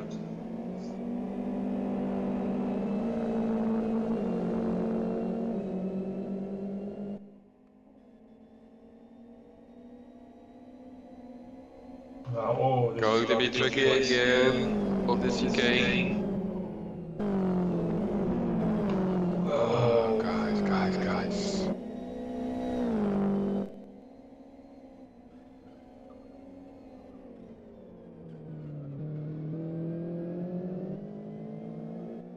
This is some hot moments right there. They're saving it for the finish.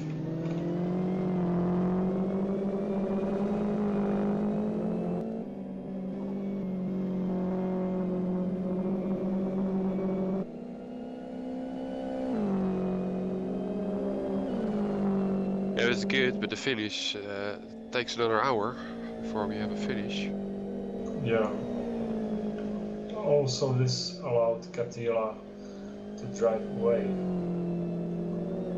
So we'll see how Maserati deals with this if he can keep up. That was, of course, the goal of Jay Catila to make a gap.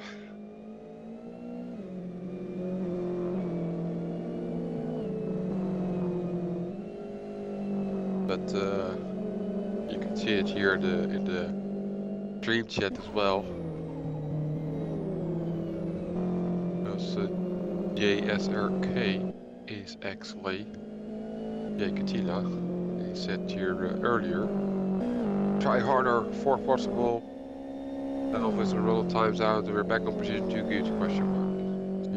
That was, yeah. Basically, Jay Catila wants to push it.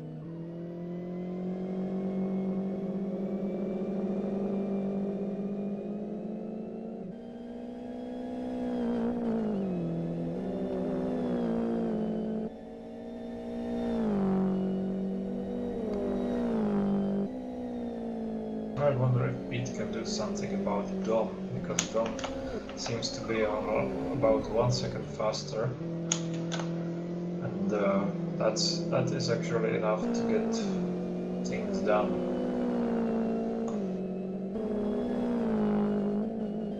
1 second faster. I see only 2/10 faster for Oh, Dom. well, it was 1 second on the last split, but he was overtaking slower cars.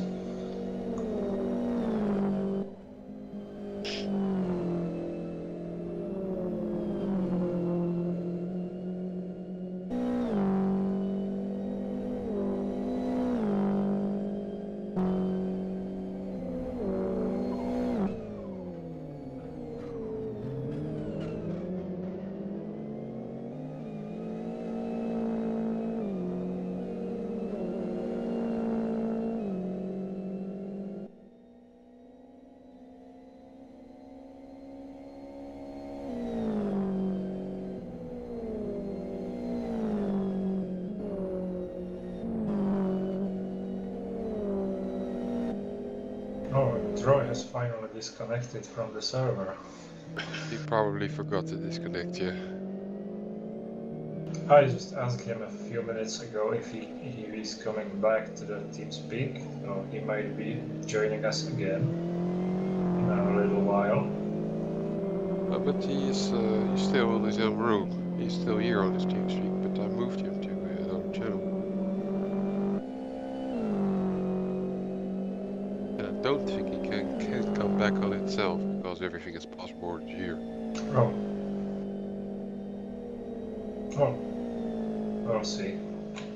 If you have some questions for him or something to talk with, then it's no problem. But, yeah.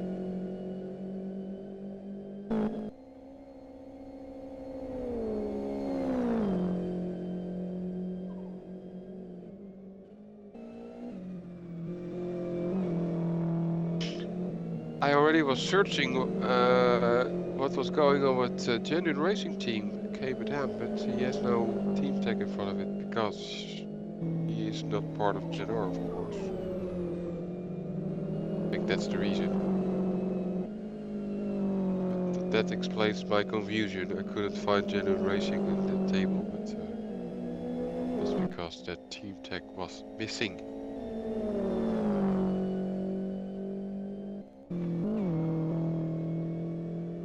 Okay, he just told me that he's ready. Oh, so I can move it. I think you could also move it, but yeah. User was moved to your channel. Talking about Troy, right? Yeah. Who is ready? Troy, are you ready? So, hello again. Hello. Everything went fine. Yeah, it was great. I actually also did some PB times when I concentrated again. The last 3 or 4 laps of the Sins were great. You're giving us, that's me, false information, Troy. Did I? You say we were running out of fuels, and then 25 minutes ago.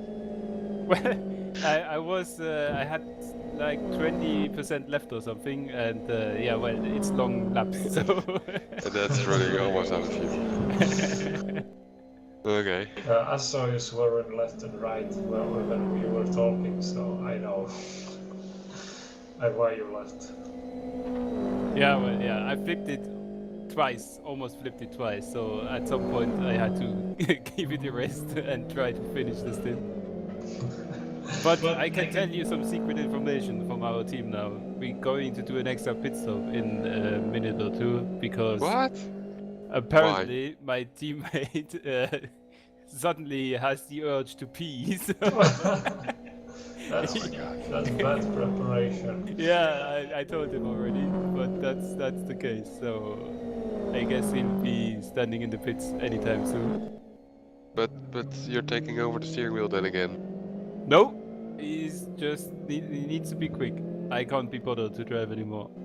Well, just tell him to pee in a bottle. Nah, well, we do have a nice gap, so it should be okay. Yeah, it will be 1 minute, I guess. I hope so.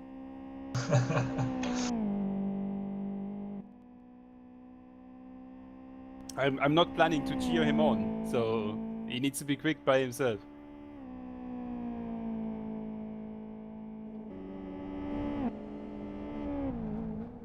Two laps gap. Yeah, if that's correct. I got no idea if that's... No, it's one. It's about No, 1 lap. It's 1 lap and a bit. Yeah. So basically nothing happens. Yeah, I guess not. And I think the guys from 53 also need to pit another time, so we should be good.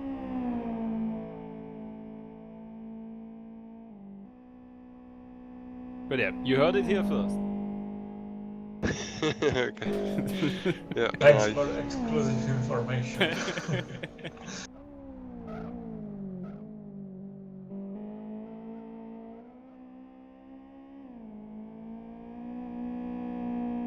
I wonder if he was drinking, I mean, alcohol or beer.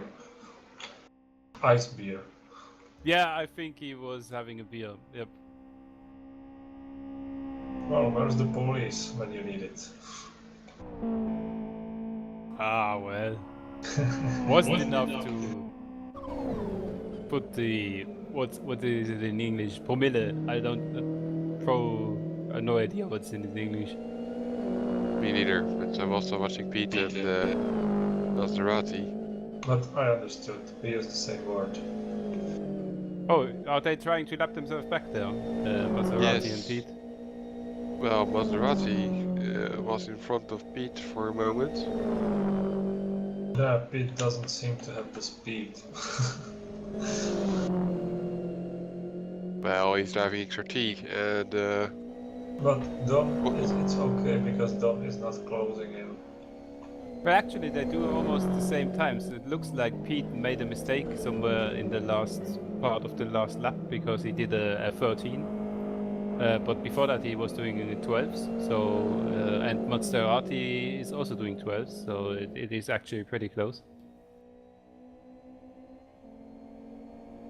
And maybe I made a mistake and then he overtook him or something. No idea.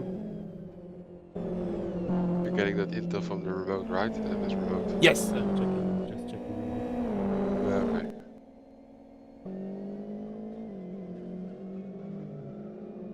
Because we saw you disconnecting from the server after 1 hour. Yeah, I basically it was a brain freeze. I forgot that I didn't leave, and then I noticed. Oh, I'm watching my teammate, and it's not on remote, so something must be wrong. Yeah. And yeah, then when I noticed, I left.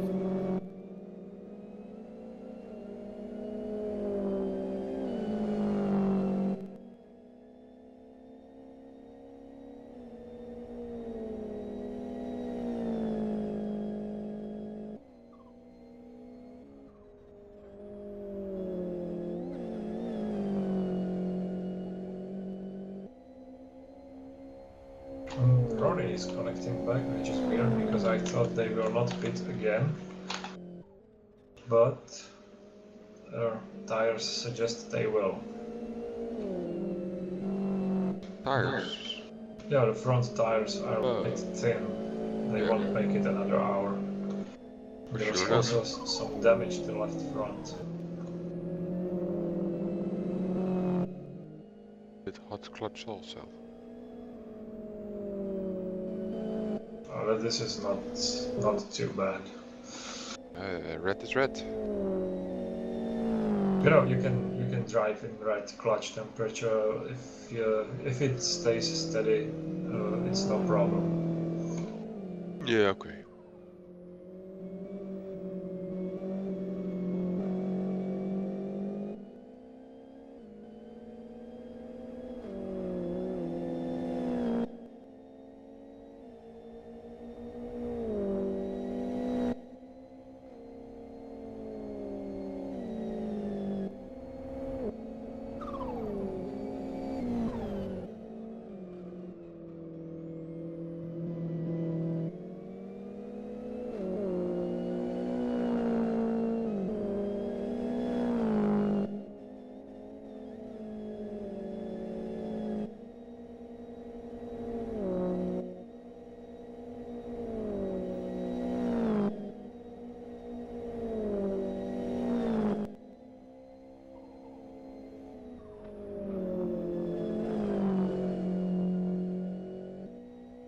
Well, as it looks for Maserati, Catilla is already away, so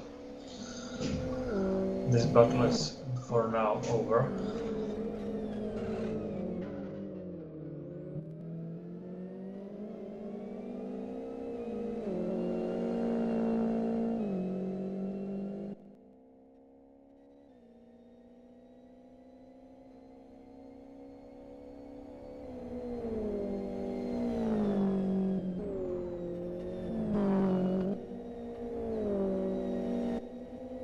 Yeah, I think Infinity Skills maybe in the end is 2 laps ahead of the rest of the field of TVO. Yeah, well, that might be happening. 15 minutes left, and they're in the same sector as Pete, I think. This is just incredible pace. I don't get it. It's a shame it's not closer, but whatever. Yeah. It is good.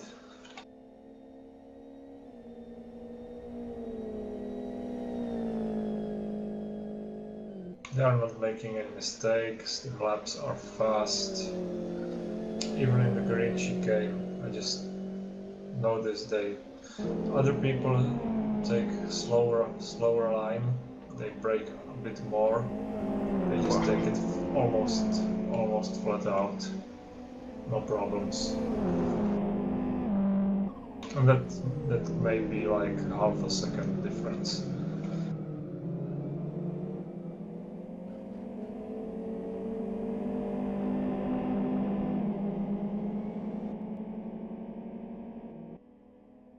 There's a battle between 7th and 8th, Ronnie and Ascona. The Ronnie just pitted, and they are basically quite close together. I'm not sure how's the pace on both ends, but that's probably the closest one you'll find. Yeah, well, Ronnie should be a little bit faster.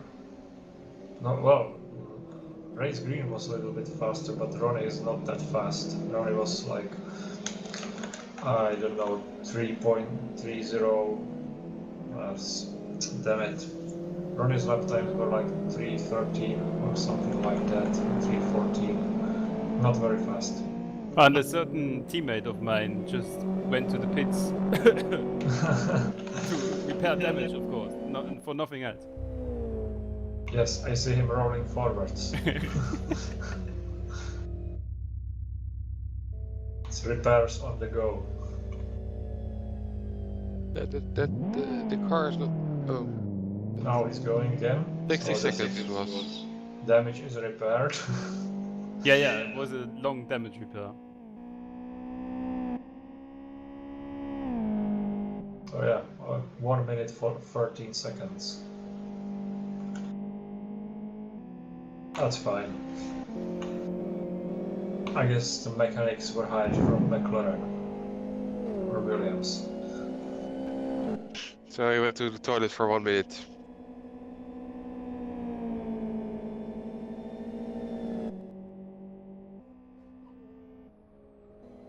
Yeah, it looks like, I'm not sure where Ascona is with his stint, but he is at the moment a little bit quicker because probably he's on lower fuel, so maybe he needs to do another pit stop. And Ronnie has some trouble staying with him. Well, yeah, but as I said, Ronnie is slower. He is not like when they were in second place, they pitted. They were in close contention with the second to fourth place, in fifth position, but Ronnie couldn't keep up. So. Ah, yeah, I see.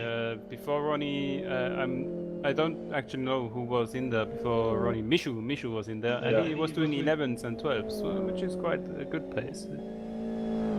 So yeah, but Ronnie is trying hard to stay there with Vasco. I can see he's pushing. We'll see next lap or next splits.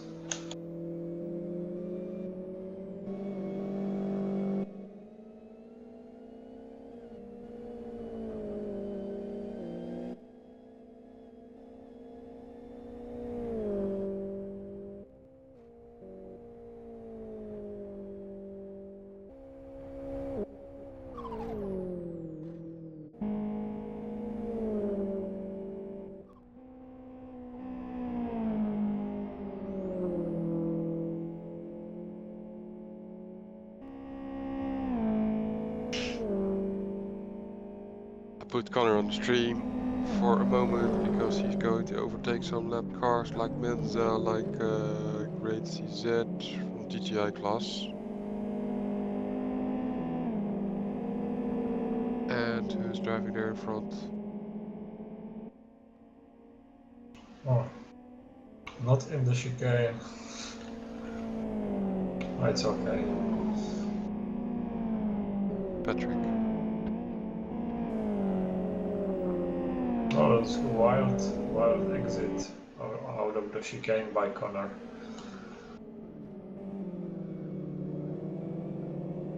Yeah, some tires got touched there. Everything is okay for him.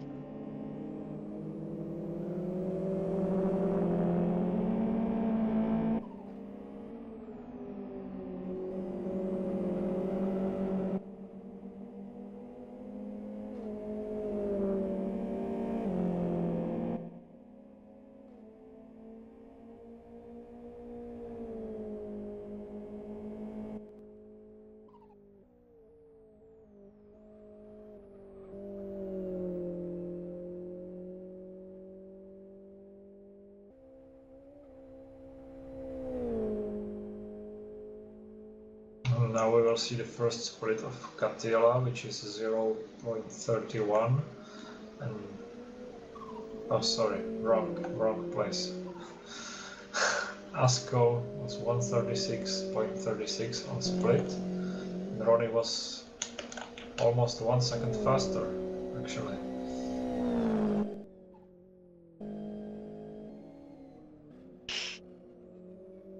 Yeah, you're right. Certainly not over. Certainly not over. Ronnie is trying hard. Good of him.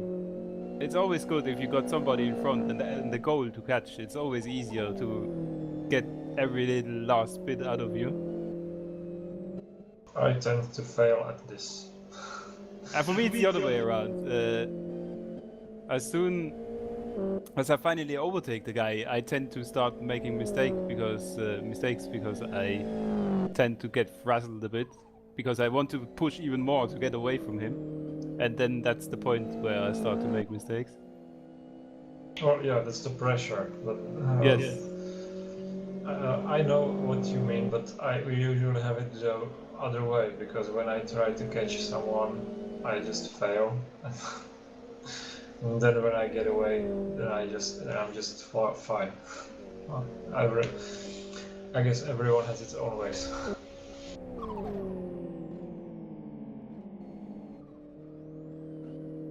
But Ronnie was slower in the final sector somewhere.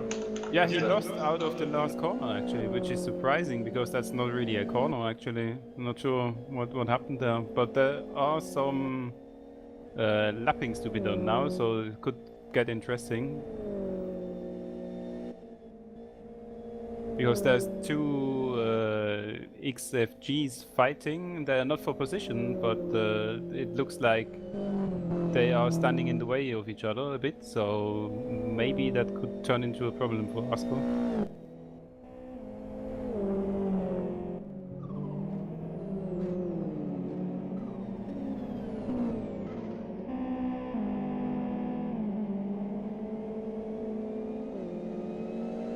Also looks like Ronnie is using the handbrake in the hairpin, which is, for me at least, is unusual. Yeah, I think in the front-wheel driven cars it is a bit unusual because in the rear-wheel driven cars it helps rotate the car, at least in LFS. I know we made a mistake. Yeah, it helps rotating the car, but maybe it helps in the FXO too, if you're a bit late and then you just throw the car around with it. Yeah. Well, Asko was just held up by the XFGs near the chicane, so that allows Ronnie probably to get a bit closer, not much, because the mistake in the chicane. But yeah, I thought I saw this handbrake tactics in FXO League, which we had like a few years ago. Some people use it. They were fast guys, but, so I guess it might work. But yeah, I never used the handbrake until like a year or two ago, and then I started to use it, and now I just can't stop using it. And I'm always getting smack from my teammate because he hates it, because I'm always using it now. But yeah, it certainly does help rotate the car in slow corners. That's where there is a huge difference. Yeah, Ronnie is closing up now. That's the front-wheel driven sector here. Those slow corners, mid to fast corners there. That's where the XFG is also really quick.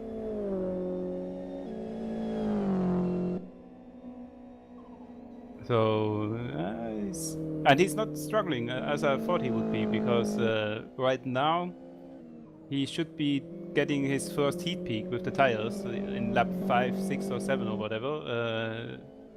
The tires will probably be pretty hot.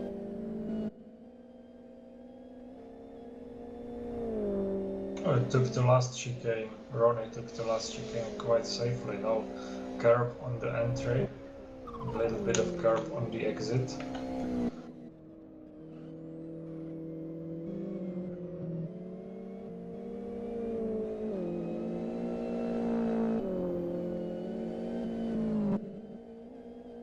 But also Ronnie is not that fast, so maybe the tires will not heat up so much.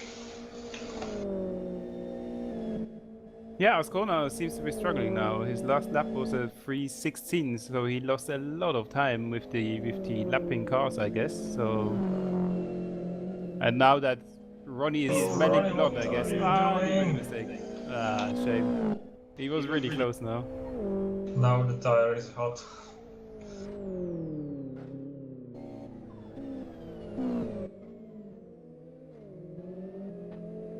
No handbrake this time.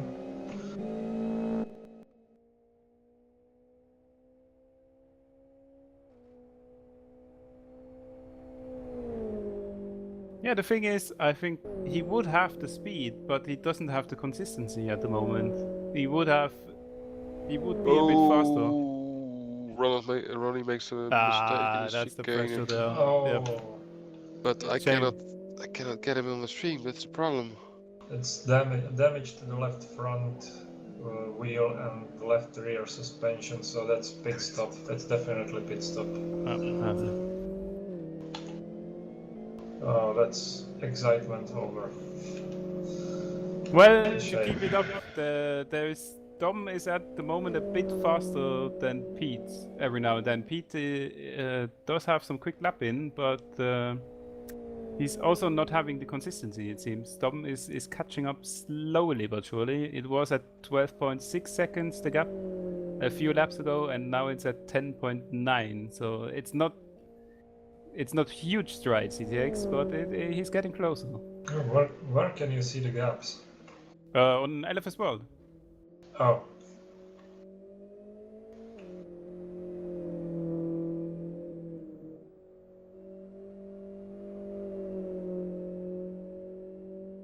Basically, I usually just select all the cars and then you see the gaps, and when they're close you can quite easily dissect which people are close and which are not that close. oh yeah, it's obvious idea which didn't occur to me today.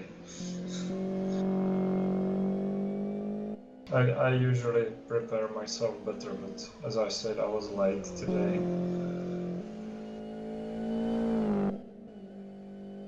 Menza is still trying to get past the drunk guys.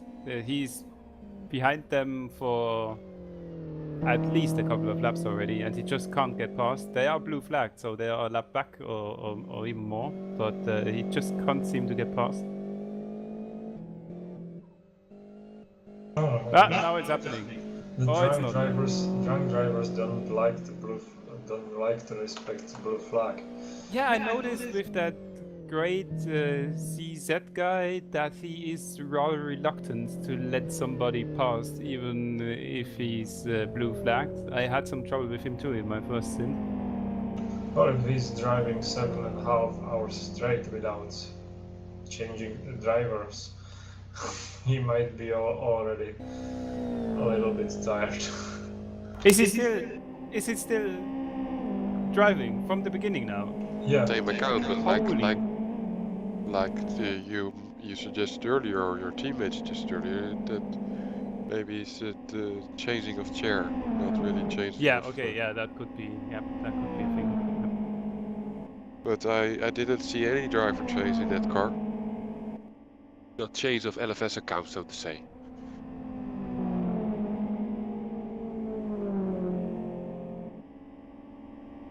So probably get disqualified for this. Or I've missed something, but yeah. Now he's making space now. Menzo is past.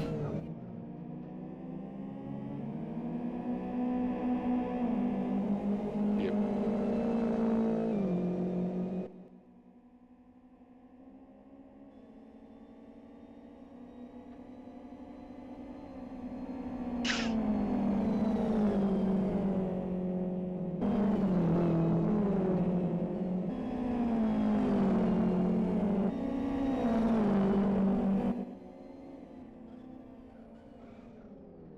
Oh, J. Kativa storms through and the drunk driver takes the position from Menza back. And there is some contact there now between Menza and the great CZ guy. A lot of contact. And another one, yes. It keeps lighting up like a Christmas tree.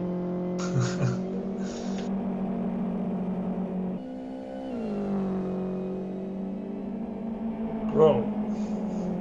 Menza is guys. Whoa! Oh, what happened? I wasn't watching the drunk guy. Crazy that is stunting. Rolling his car. I was just about to say that Menza has guys ahead and behind of him, so far away from him. So at least they're having a little fight. But it's over as well. I guess that's the problem if you do basically the same lap times. I just checked now on Elvis World and they basically did exactly the same lap times in the last 4 laps. So they just couldn't get rid of each other basically. That's a shame. At least something was happening.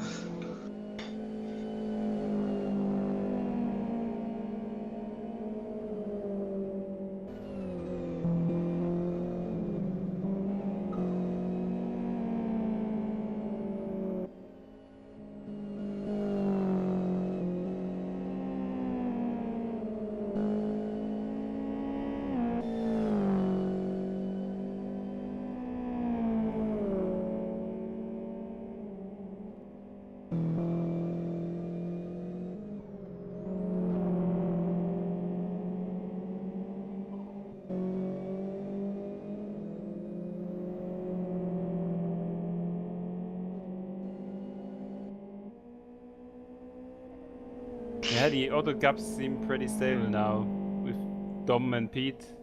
Basically the same lap times. I was just watching and comparing that, yes. And Catilla is driving away from Maserati, so there's nothing happening there too.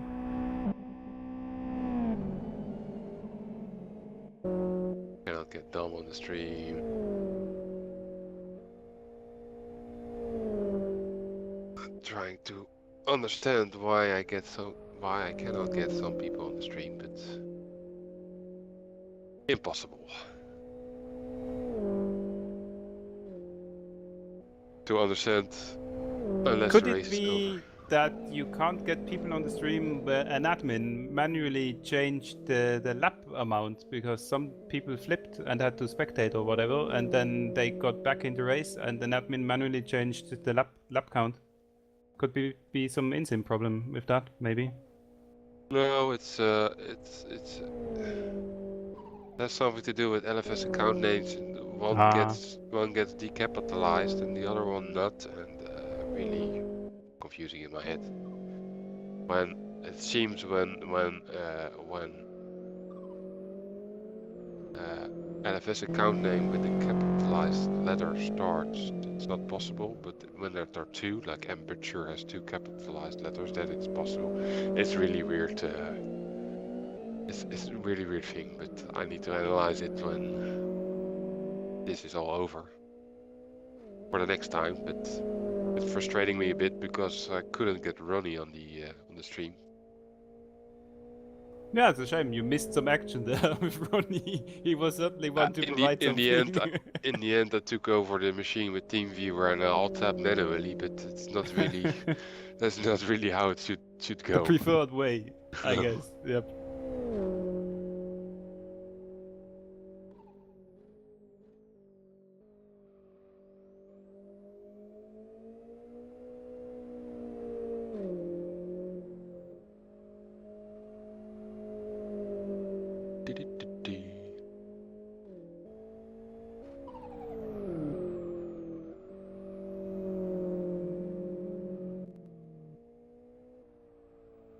Just 30 minutes to go. Less than 30 minutes. Time flies. Finally. Well, at least for really me it getting did. tired. You were also driving. Yep, that's the thing. If you drive, the time just flies. Especially if you keep talking on the side. Mm-hmm. The second stint was over in no time, basically.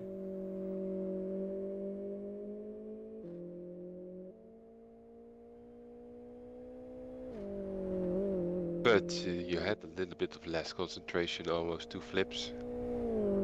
Yeah, but I can live with that as long as it's almost flips and not real flips. And if we would have a bit more competition, that things would have been different, of course. But like this, You it were was so far okay. ahead that even if you would have flipped, then you still wouldn't have any problem.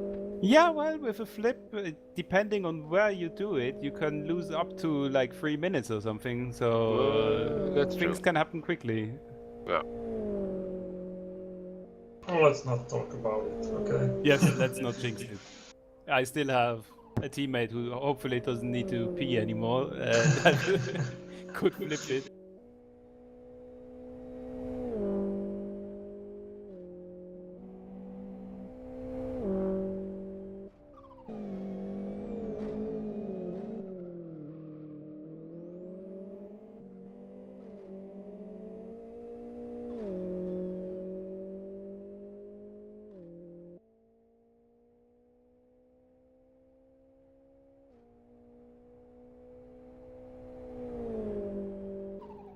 What's with CityLiga going on? Ah, chicane. Problem with the chicane. Oh, yep.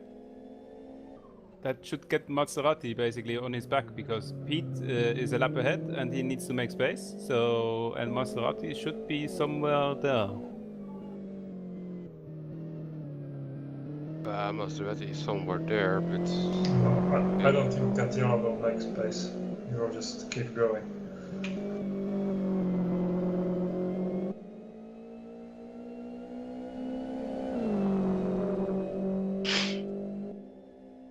But Catilla has some damage to his left front, which might shake up things a little bit.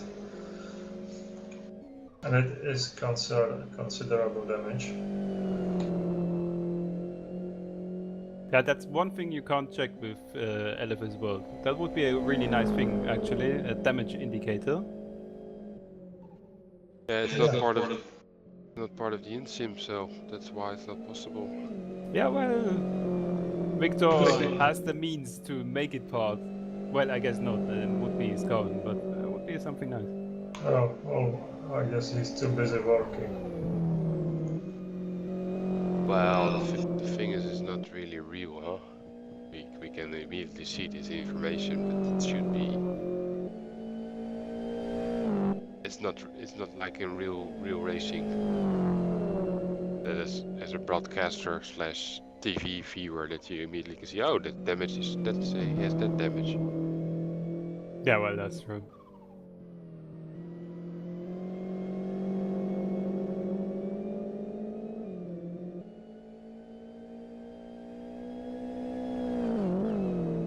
On the other hand, we can see it ourselves. Yeah, but We're on the server. to get back on the racing thingy, that could turn into a problem for Pete, because if Pete gets stuck behind Cotilla and Cotilla is slowing down, that could get Dom back into the game, basically.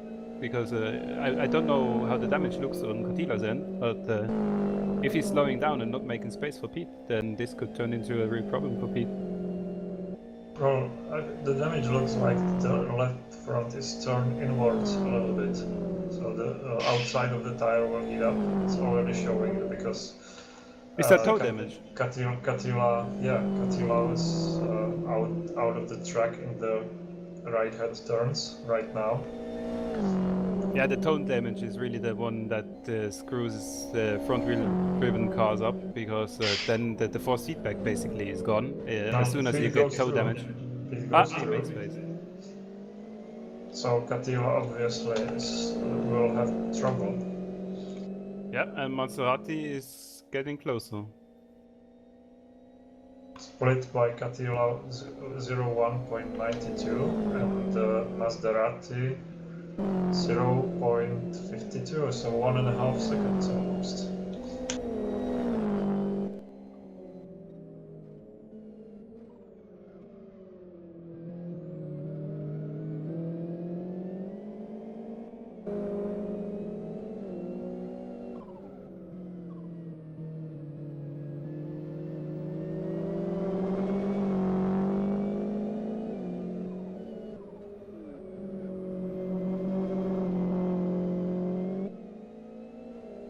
I don't think it's possible that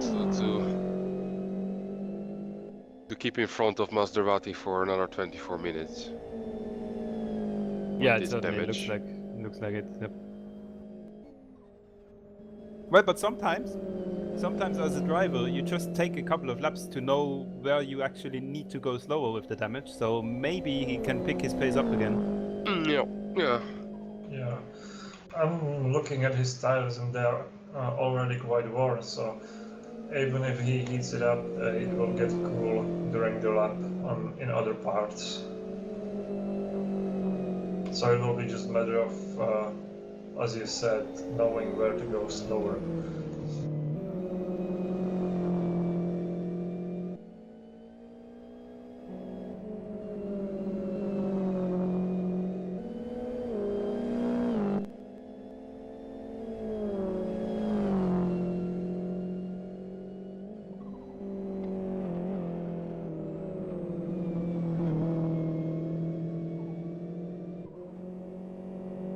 And as I know Catila is a driver, I think he already figured it out.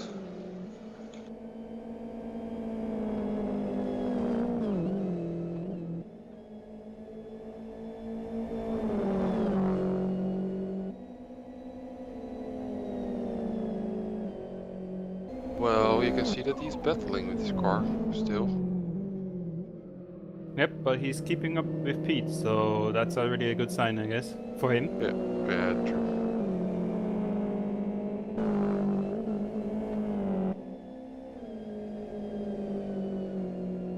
Let's see in these right-hand turns, because that's where he had problems in the last lap.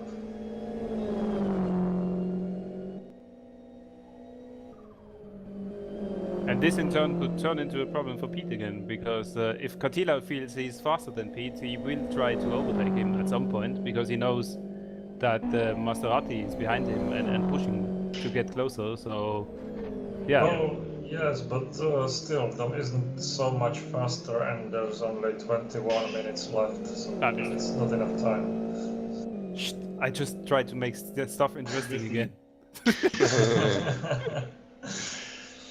I broke it.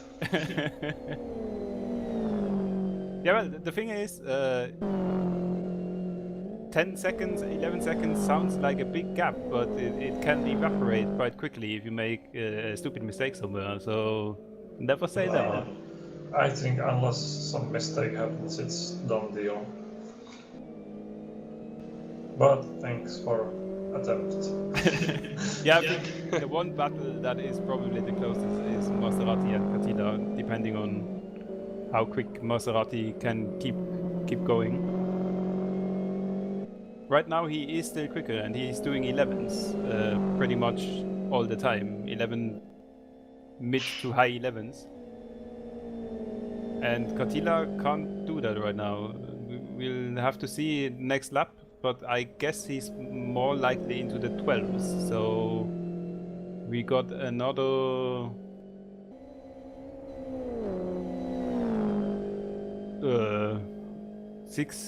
five laps or something. My maths are failing me right now. I think 7. Yes, something like that. It is certainly possible to catch up. Depends on where Kovac is, and he's right now on the green part. And it's like 1 minute before he crosses the finish line, so that's 19 minutes left. And that means 6 laps, I guess. Yeah, Maserati was just slower than Catila in the middle split, so I guess that settles it too. Catila certainly managed to drive around the problem now, it seems, and is getting quicker again.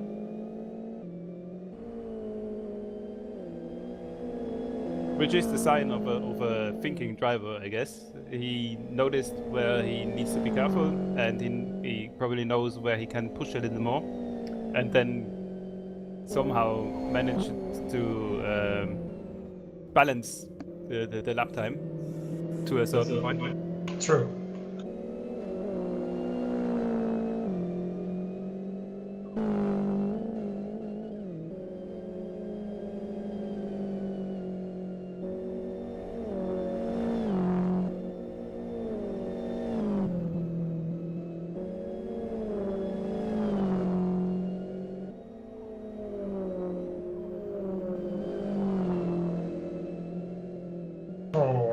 goes wide. And he's in the wall a little bit. Well, that certainly doesn't help.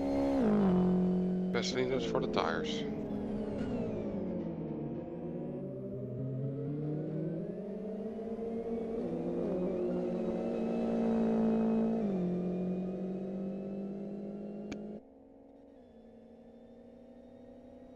Now there's left driver ahead. The slower car.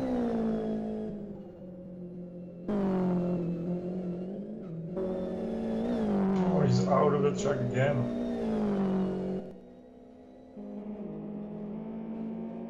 Yeah, I guess that's my fault. I jinxed it. Never do compliments again.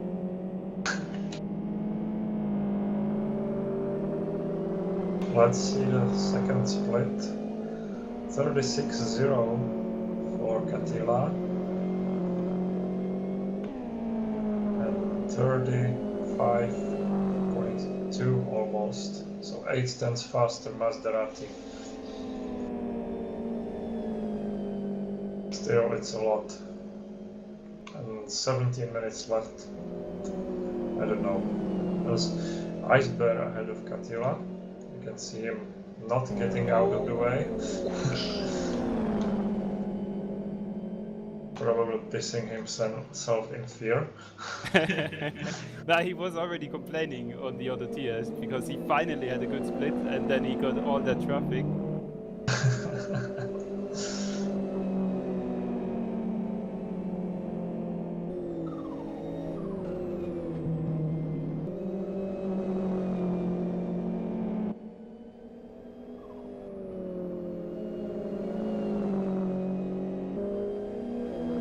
More bike pits, so that's less problems for your team. Yep, I guess that settles it for real now. Yeah. It looks like short pit stop, only refuel. Maybe bad calculations. Yeah, it looks like the first stint was a little short, I think, according to my teammate. He just mentioned that the first stint of them was a little short, and that's probably what made them need to pit again. Otherwise, it should have worked because we calculated it actually earlier that you could get away with 3 times 100%. But then you really needed to do the 3 times 100%. You had no space for anything there, so it was exactly the 8 hours. Oh, that's interesting, and that's good. It's really good. And also ecological.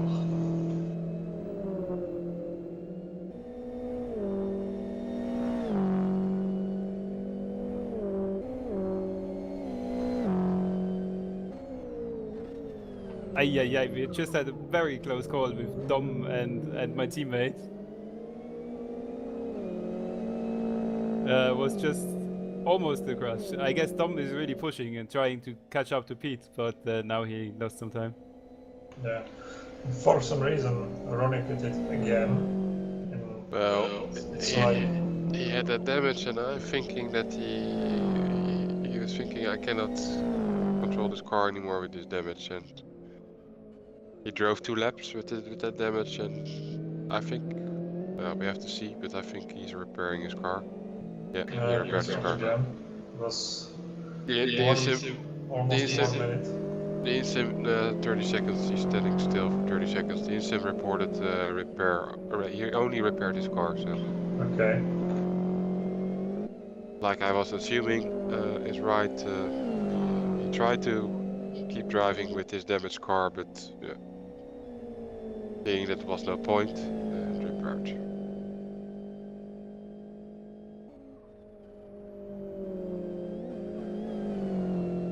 Also, Pete seems to have the speed now, but his rear tires are getting thinner. It should last the 13 minutes or 14 minutes. But it will be interesting to watch.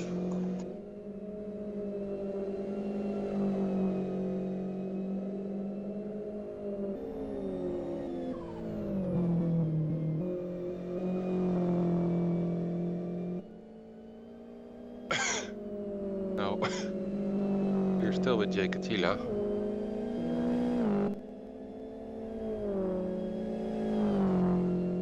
Who is chasing Pete. Not really chasing because there's a lap difference, but...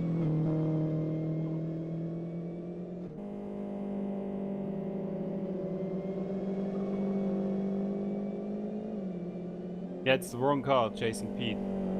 Dom is still, he's getting a bit closer every now and then, but then has some trouble with the lapping or something else, and then he loses all the time again. What just happened now again. He lost like 1.5 seconds. Out of track, yeah, he's reported out of track. Yeah, he cut the chicane a little bit more than he should.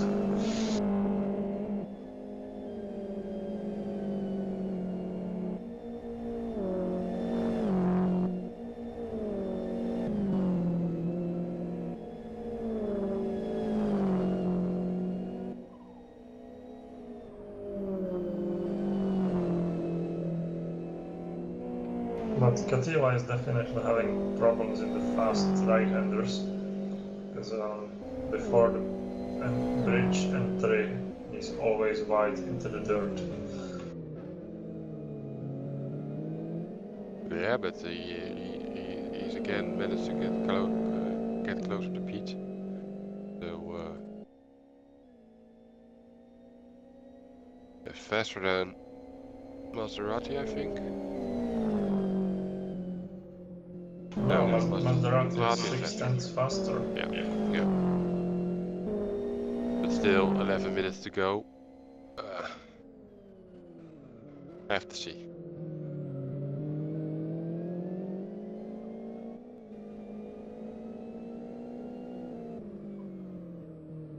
It looks like Maserati is quite quick in the first sector, but then struggles either in the mid or in the last sector because he keeps doing 12s with a better split than Katila.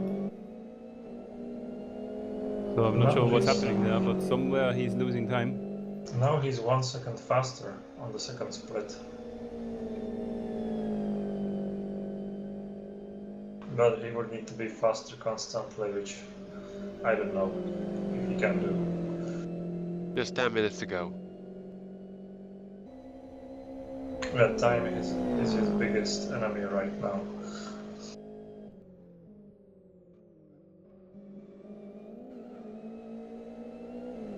So we have like 3 laps remaining when Kovac finishes this one. Yep, but by now I'd say Katila is getting held up by Pete. Because he's not really on the bumper, but that gap is enough to throw him off slightly, because you can't really see the apex of the turn. We get a last minute driver swap of EX Racing teams. Because Blackie Apparently, for Esco. we almost flipped it. Esco is making a pit stop. I just heard on the other TS, whoa, whoa, whoa, whoa, whoa, and saw him driving on the grass. Yeah, he was on a good lap, so probably tried to push it a bit too much. Change your name from concept racing to something more fitting. Yes. Can't do a proper endurance race without a flip.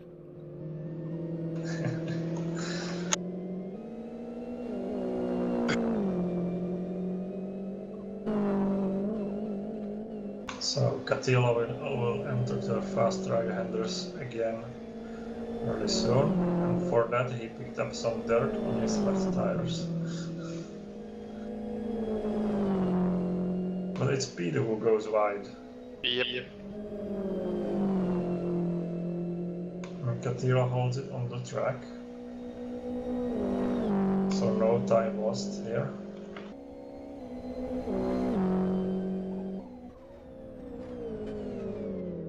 Yeah, and Katila is now properly getting held up by Pete. I'd say he's in the way by now. I wouldn't say that. Yeah, the thing is, even if he's not getting that close, you can't see the apexes properly at that distance. Okay. And especially like a turn like this, it's really troublesome because you need to commit fully onto the left side and really hit it perfectly just before the tires. And if you can't see it, you basically turn in blind, and that can turn into a proper struggle really soon. And there's some more turns where the same problem applies. And even, as I said, even if he's not right on his bumper, it's still troublesome for the guy behind, just because he can't see properly.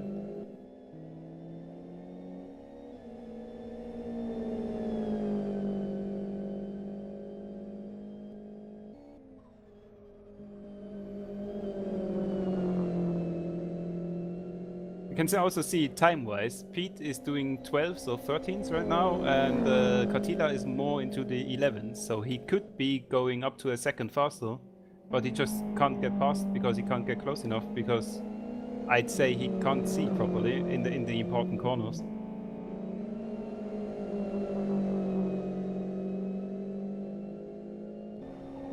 I don't know, I'm watching this from the cockpit at this current distance. Well, most of the corners seem just fine, yeah, unless he gets more close. Yeah, okay, I only see it from remote, of course, so I can't properly judge it, how the distance is, so maybe he's still at a good distance. 2 cars in between at the moment. It's now 1 car. It's getting closer. Yeah, Maserati is certainly going for that last-minute push now. But you also have the stream, don't you have the stream on? He's pushing so much that he's 4 tenths slower this lap. Yeah, the thing is, if the stream is a bit further back than remote, so I rather watch it on remote. Just a few seconds, 2 That or 3 doesn't seconds, not matter. much. But it's now really getting close. Oh, Is yes. now really getting close to Pete. Yep, Almost on the now bumper Pete now. is properly in the way, for sure. Yeah, now Katila doesn't see a thing, almost. And by now, Pete probably struggles too, because having an FXO behind you that's trying to push is really annoying, because you know he's quicker out of the corners, so you need to make it count in the braking zones. Because if he manages to get side by he's side, getting away. he's probably gone. Pete is wide, so they are side by side now, but Pete goes ahead. I thought he was doing that on purpose, but But that means slow split for Katila. But not much faster for Maserati.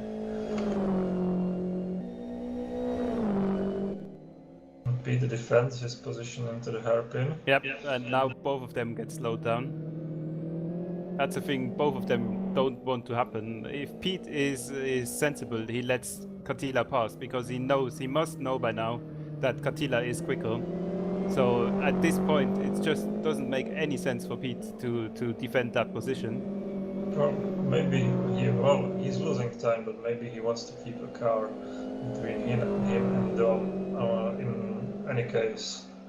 But that's the thing, he still has a car between him and Dom. There is really no need to lose pace with Katila, because there is still Maserati. Yeah, true. Maybe in the next turn, because Katila is really close and he's lining up, but braking later, and he goes inside and through. Yeah, nicely done. That's the perfect overtaking maneuver. Both of them didn't lose time, and Katila can drive away now. I almost want to say finally. Yeah, as I said, I think Pete took a bit too long to decide what to do, because yeah, he lost some time now. Maybe he knows we're 2 watching. seconds. It wasn't that much. Yeah, maybe he knows we are watching him.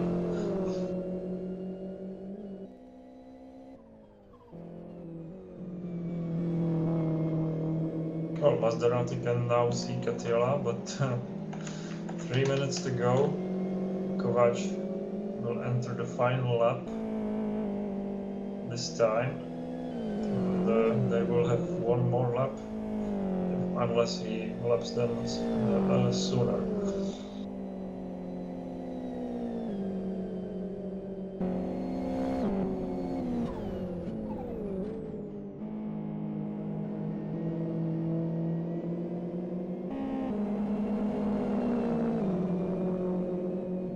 Dom drives his team's fastest lap in this race, while Pete was almost 3 seconds slower. He's still far enough from goal. But now Pete is held up by the slower cars in the worst possible section of the track. Oh no! Oh! Oh boy, Oh man. this is going to get interesting now. Why are they doing that? What was that, Patrick or Great? One of the slower drivers just didn't probably leave enough space, or maybe Katila wanted to go ahead so fast. It was a great CZ as usual, I have to say. But so we get the last minute driver change of the leader. Oh, it's not Misha is not the leader. Sorry, it's a Yes. different team. So we have the same situation as a few minutes before. Katila stuck behind Pete, and Maserati so much closer. And the leader is actually coming up behind them now on his last lap. So depending on what they do another lap or they stop now. If they get lapped or not, also could make a difference. Dom is probably the candidate that could be getting lapped, and then that would be over with Pete. But Maserati may be able to keep in front of Kovacs. Or maybe Kovac don't want to interfere with the battle. I'm sure he has this information.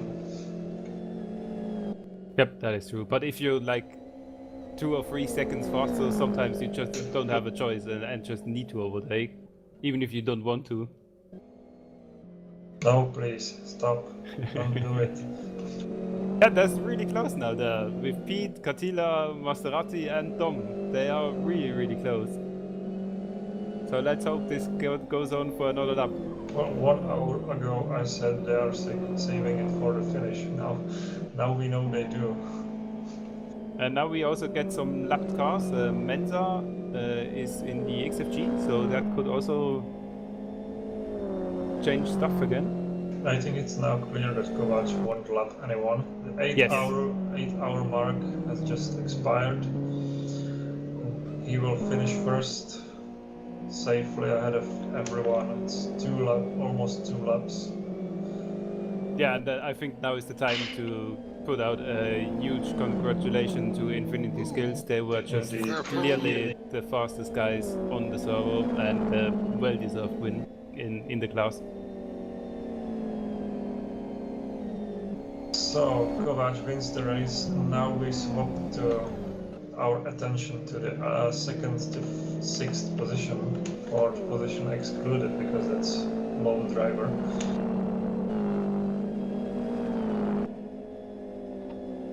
Dom has considerable gap to Pete, but Katila and Maserati, that is a different story. Yeah, Maserati is catching up, quite clearly catching up now. And I think this could still end in tears. Certainly has the possibility for it. Katila left a big skid mark on the tarmac in this turn.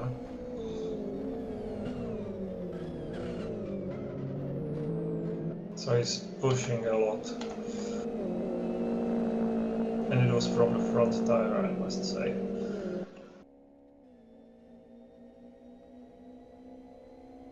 I think it's less than 1 second, or around 1 second now.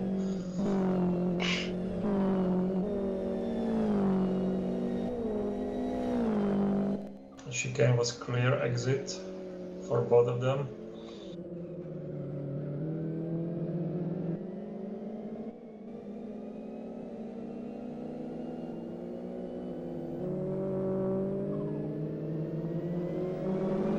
It's incredible. It's 8 hours and still racing. It's 4/10, Maserati 4/10 faster this lap. But still much more to go. They're already on the green part.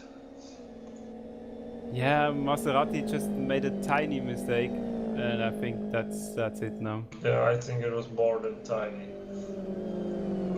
It lost him everything. Yep. I guess that's it. Yeah, but they certainly provided some entertainment for the last few laps there. It was good. And that's what we like.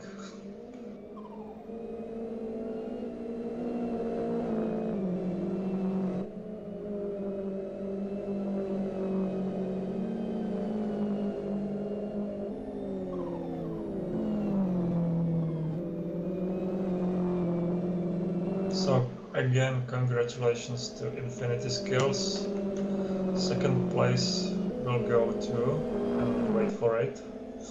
Yeah, there's still Connor that is could be in the way in the last turn, but Of his yeah, it looks teammate. like it's okay. Of his teammate, I guess not. I hope not.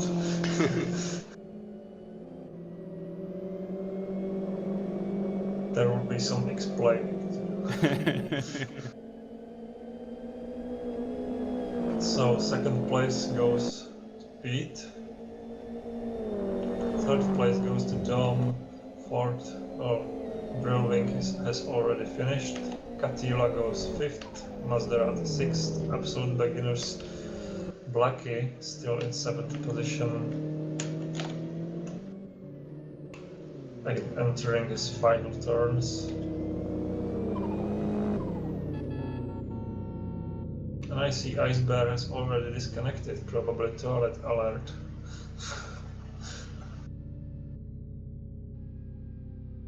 Chat is open. Meanwhile, last driver is still on track. Congratulations to the team of DTI class winner who we have here on the stream. Oh, Troy. Blackie has already finished, sorry. So yeah, congratulations to the GTI. But I think he's on different TeamSpeak or what? Troy, where are you? Yes, I'm just not. I don't like touting my own horn, but yeah, it was a good race. No big mistakes, and it was a shame that I think the XRG from Morvai and from ASEX had the pace to get close to us, but just made too many mistakes. I think that was the main thing. Otherwise, it could have been close.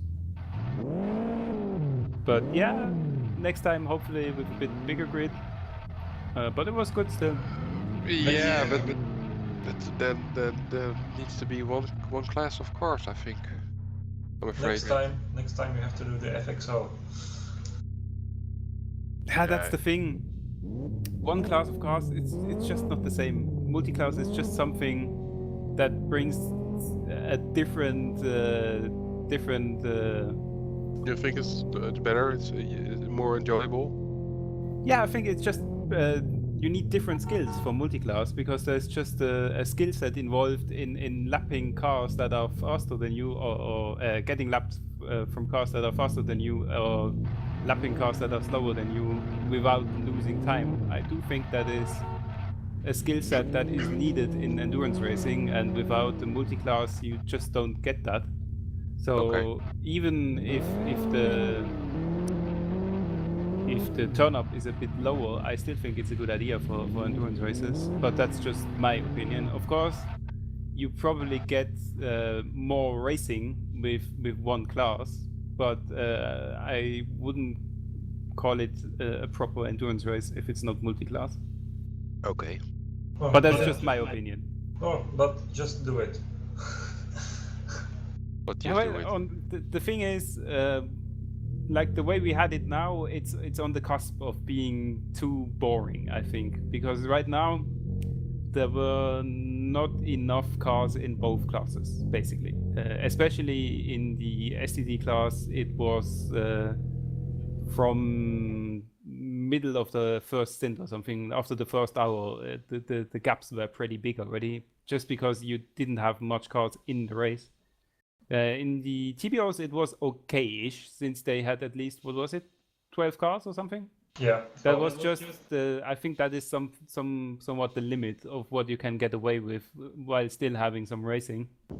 Everything below that, User was moved to your it's channel. getting tedious with the racing. User was moved to your channel. A lot of Yeah, silence so- now all of a sudden. We were lucky to get at least 20 cars on the grid because, as I saw it 1 week before the race, there was just 10 cars. That is true. Yep. Last time sign-ups. Thank you. Hello. And some invitations to the Spanish division of LFS. 2 Spanish teams, MHR and MH. Was it W? Yeah. Yes, and they probably also win the strangest name award or whatever you want to call it, but mushroom walking and mushroom driving is the Oh. best team name I saw for ages. Which one? The 2 Spanish teams. MHR and MHW. Mushroom racing, mushroom walking. I didn't know that was the short for that, but okay. Yeah, I would love Very cool. them explaining how exactly that team name came together. It's quite old. I seen it a couple of years ago. At least MHR, MHW I don't know, but I never heard of that before. so Pete, Hello. say something. How were your last laps in Horrible. the Really horrible. trying to Wow. trying to stay in front of the admin team? Well, I got when I started the stint, 2 of the FXOs decided to start their stints as well. So they were both battling for position behind me, and then they were overtaking me and dropping behind, and then spinning out and overtaking and dropping behind, and it was like, oh, come on, guys, come on. So, and then there was a crash, and then I got hit by a back marker. Yeah. All of that in 1 hour 40. Great And CZ then, was involved in that, yeah. It was fun. It almost went wrong for you and Jake Chila. But why were you so much in front of Jake Chila? Why didn't you move a little bit out of the way? Huh? You had Jake Chila behind you in the FXO, Yeah. but he was a lap down and he was pushing a little bit more. Well, because the first time he got past me, he spun out and ended up behind me again. So I was like, well, you've had your chance, so I'm going to push. If you want to get past me properly. Okay, yeah. So, yeah, I gave him the chance, and he did eventually, and then he crashed again, and then he ended up behind me. So, it was kind of annoying, but it's the most annoying thing. I can be happy with the. I Well, can be happy with that.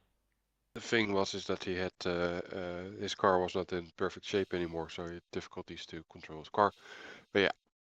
Yeah. But we are watching all that because Maserati was behind Jake Chila trying to catch up and everything. But yeah. Second position, Pete, for you. Pretty good. In the happy. end. I'm very happy with that. Shout out to Elvis as well. He did a great job. Yeah, He had to push in the second to last stint in order for me to be able to push so hard in the last one. So yeah, it was good. You were thinking that you were not going to make it anymore after your puncture incident. I think I would have driven one more lap and the tires would have gone bang. So. It was looking sort of okay. No. Well, I saw it on the LFS, and your tires, your rear tires especially, looked really thin. Yeah, they were. Still, that was on par with the 10 hour for like enjoyment, I think. So that's good. 8 hours. It's a nice digit. I want to know one more thing of Lars / Icebeer / Zapport, who also joined here. Lars, are you here? Or are you too scared to say something? It's also possible. Or are you on the toilet also again? I don't know. Okay, now I know it's me. I just got a beer. Toilet flip Hey, race. What's the whole thing with going for a pit stop and just go to the toilet? Well, Tell this us is all about my it. fourth or fifth Vienna, so you know why. And then you just go for 1 minute. You go for the toilet in the middle of an endurance race. Yeah. But that's the thing, you know. We pushed to our limits to make that possible. Yeah, but what happens if you when you're on your way to the toilet you trip over something or something happens on the toilet? Well, Yeah, that's just what you call you it? just It's don't. higher powers intervening. You know, there's nothing you can do about that. You're just not thinking about it. Okay, well, I just It's a 1 minute. mindset. That is the mindset you have to have in an endurance race. Just don't think too much. You know, just do it.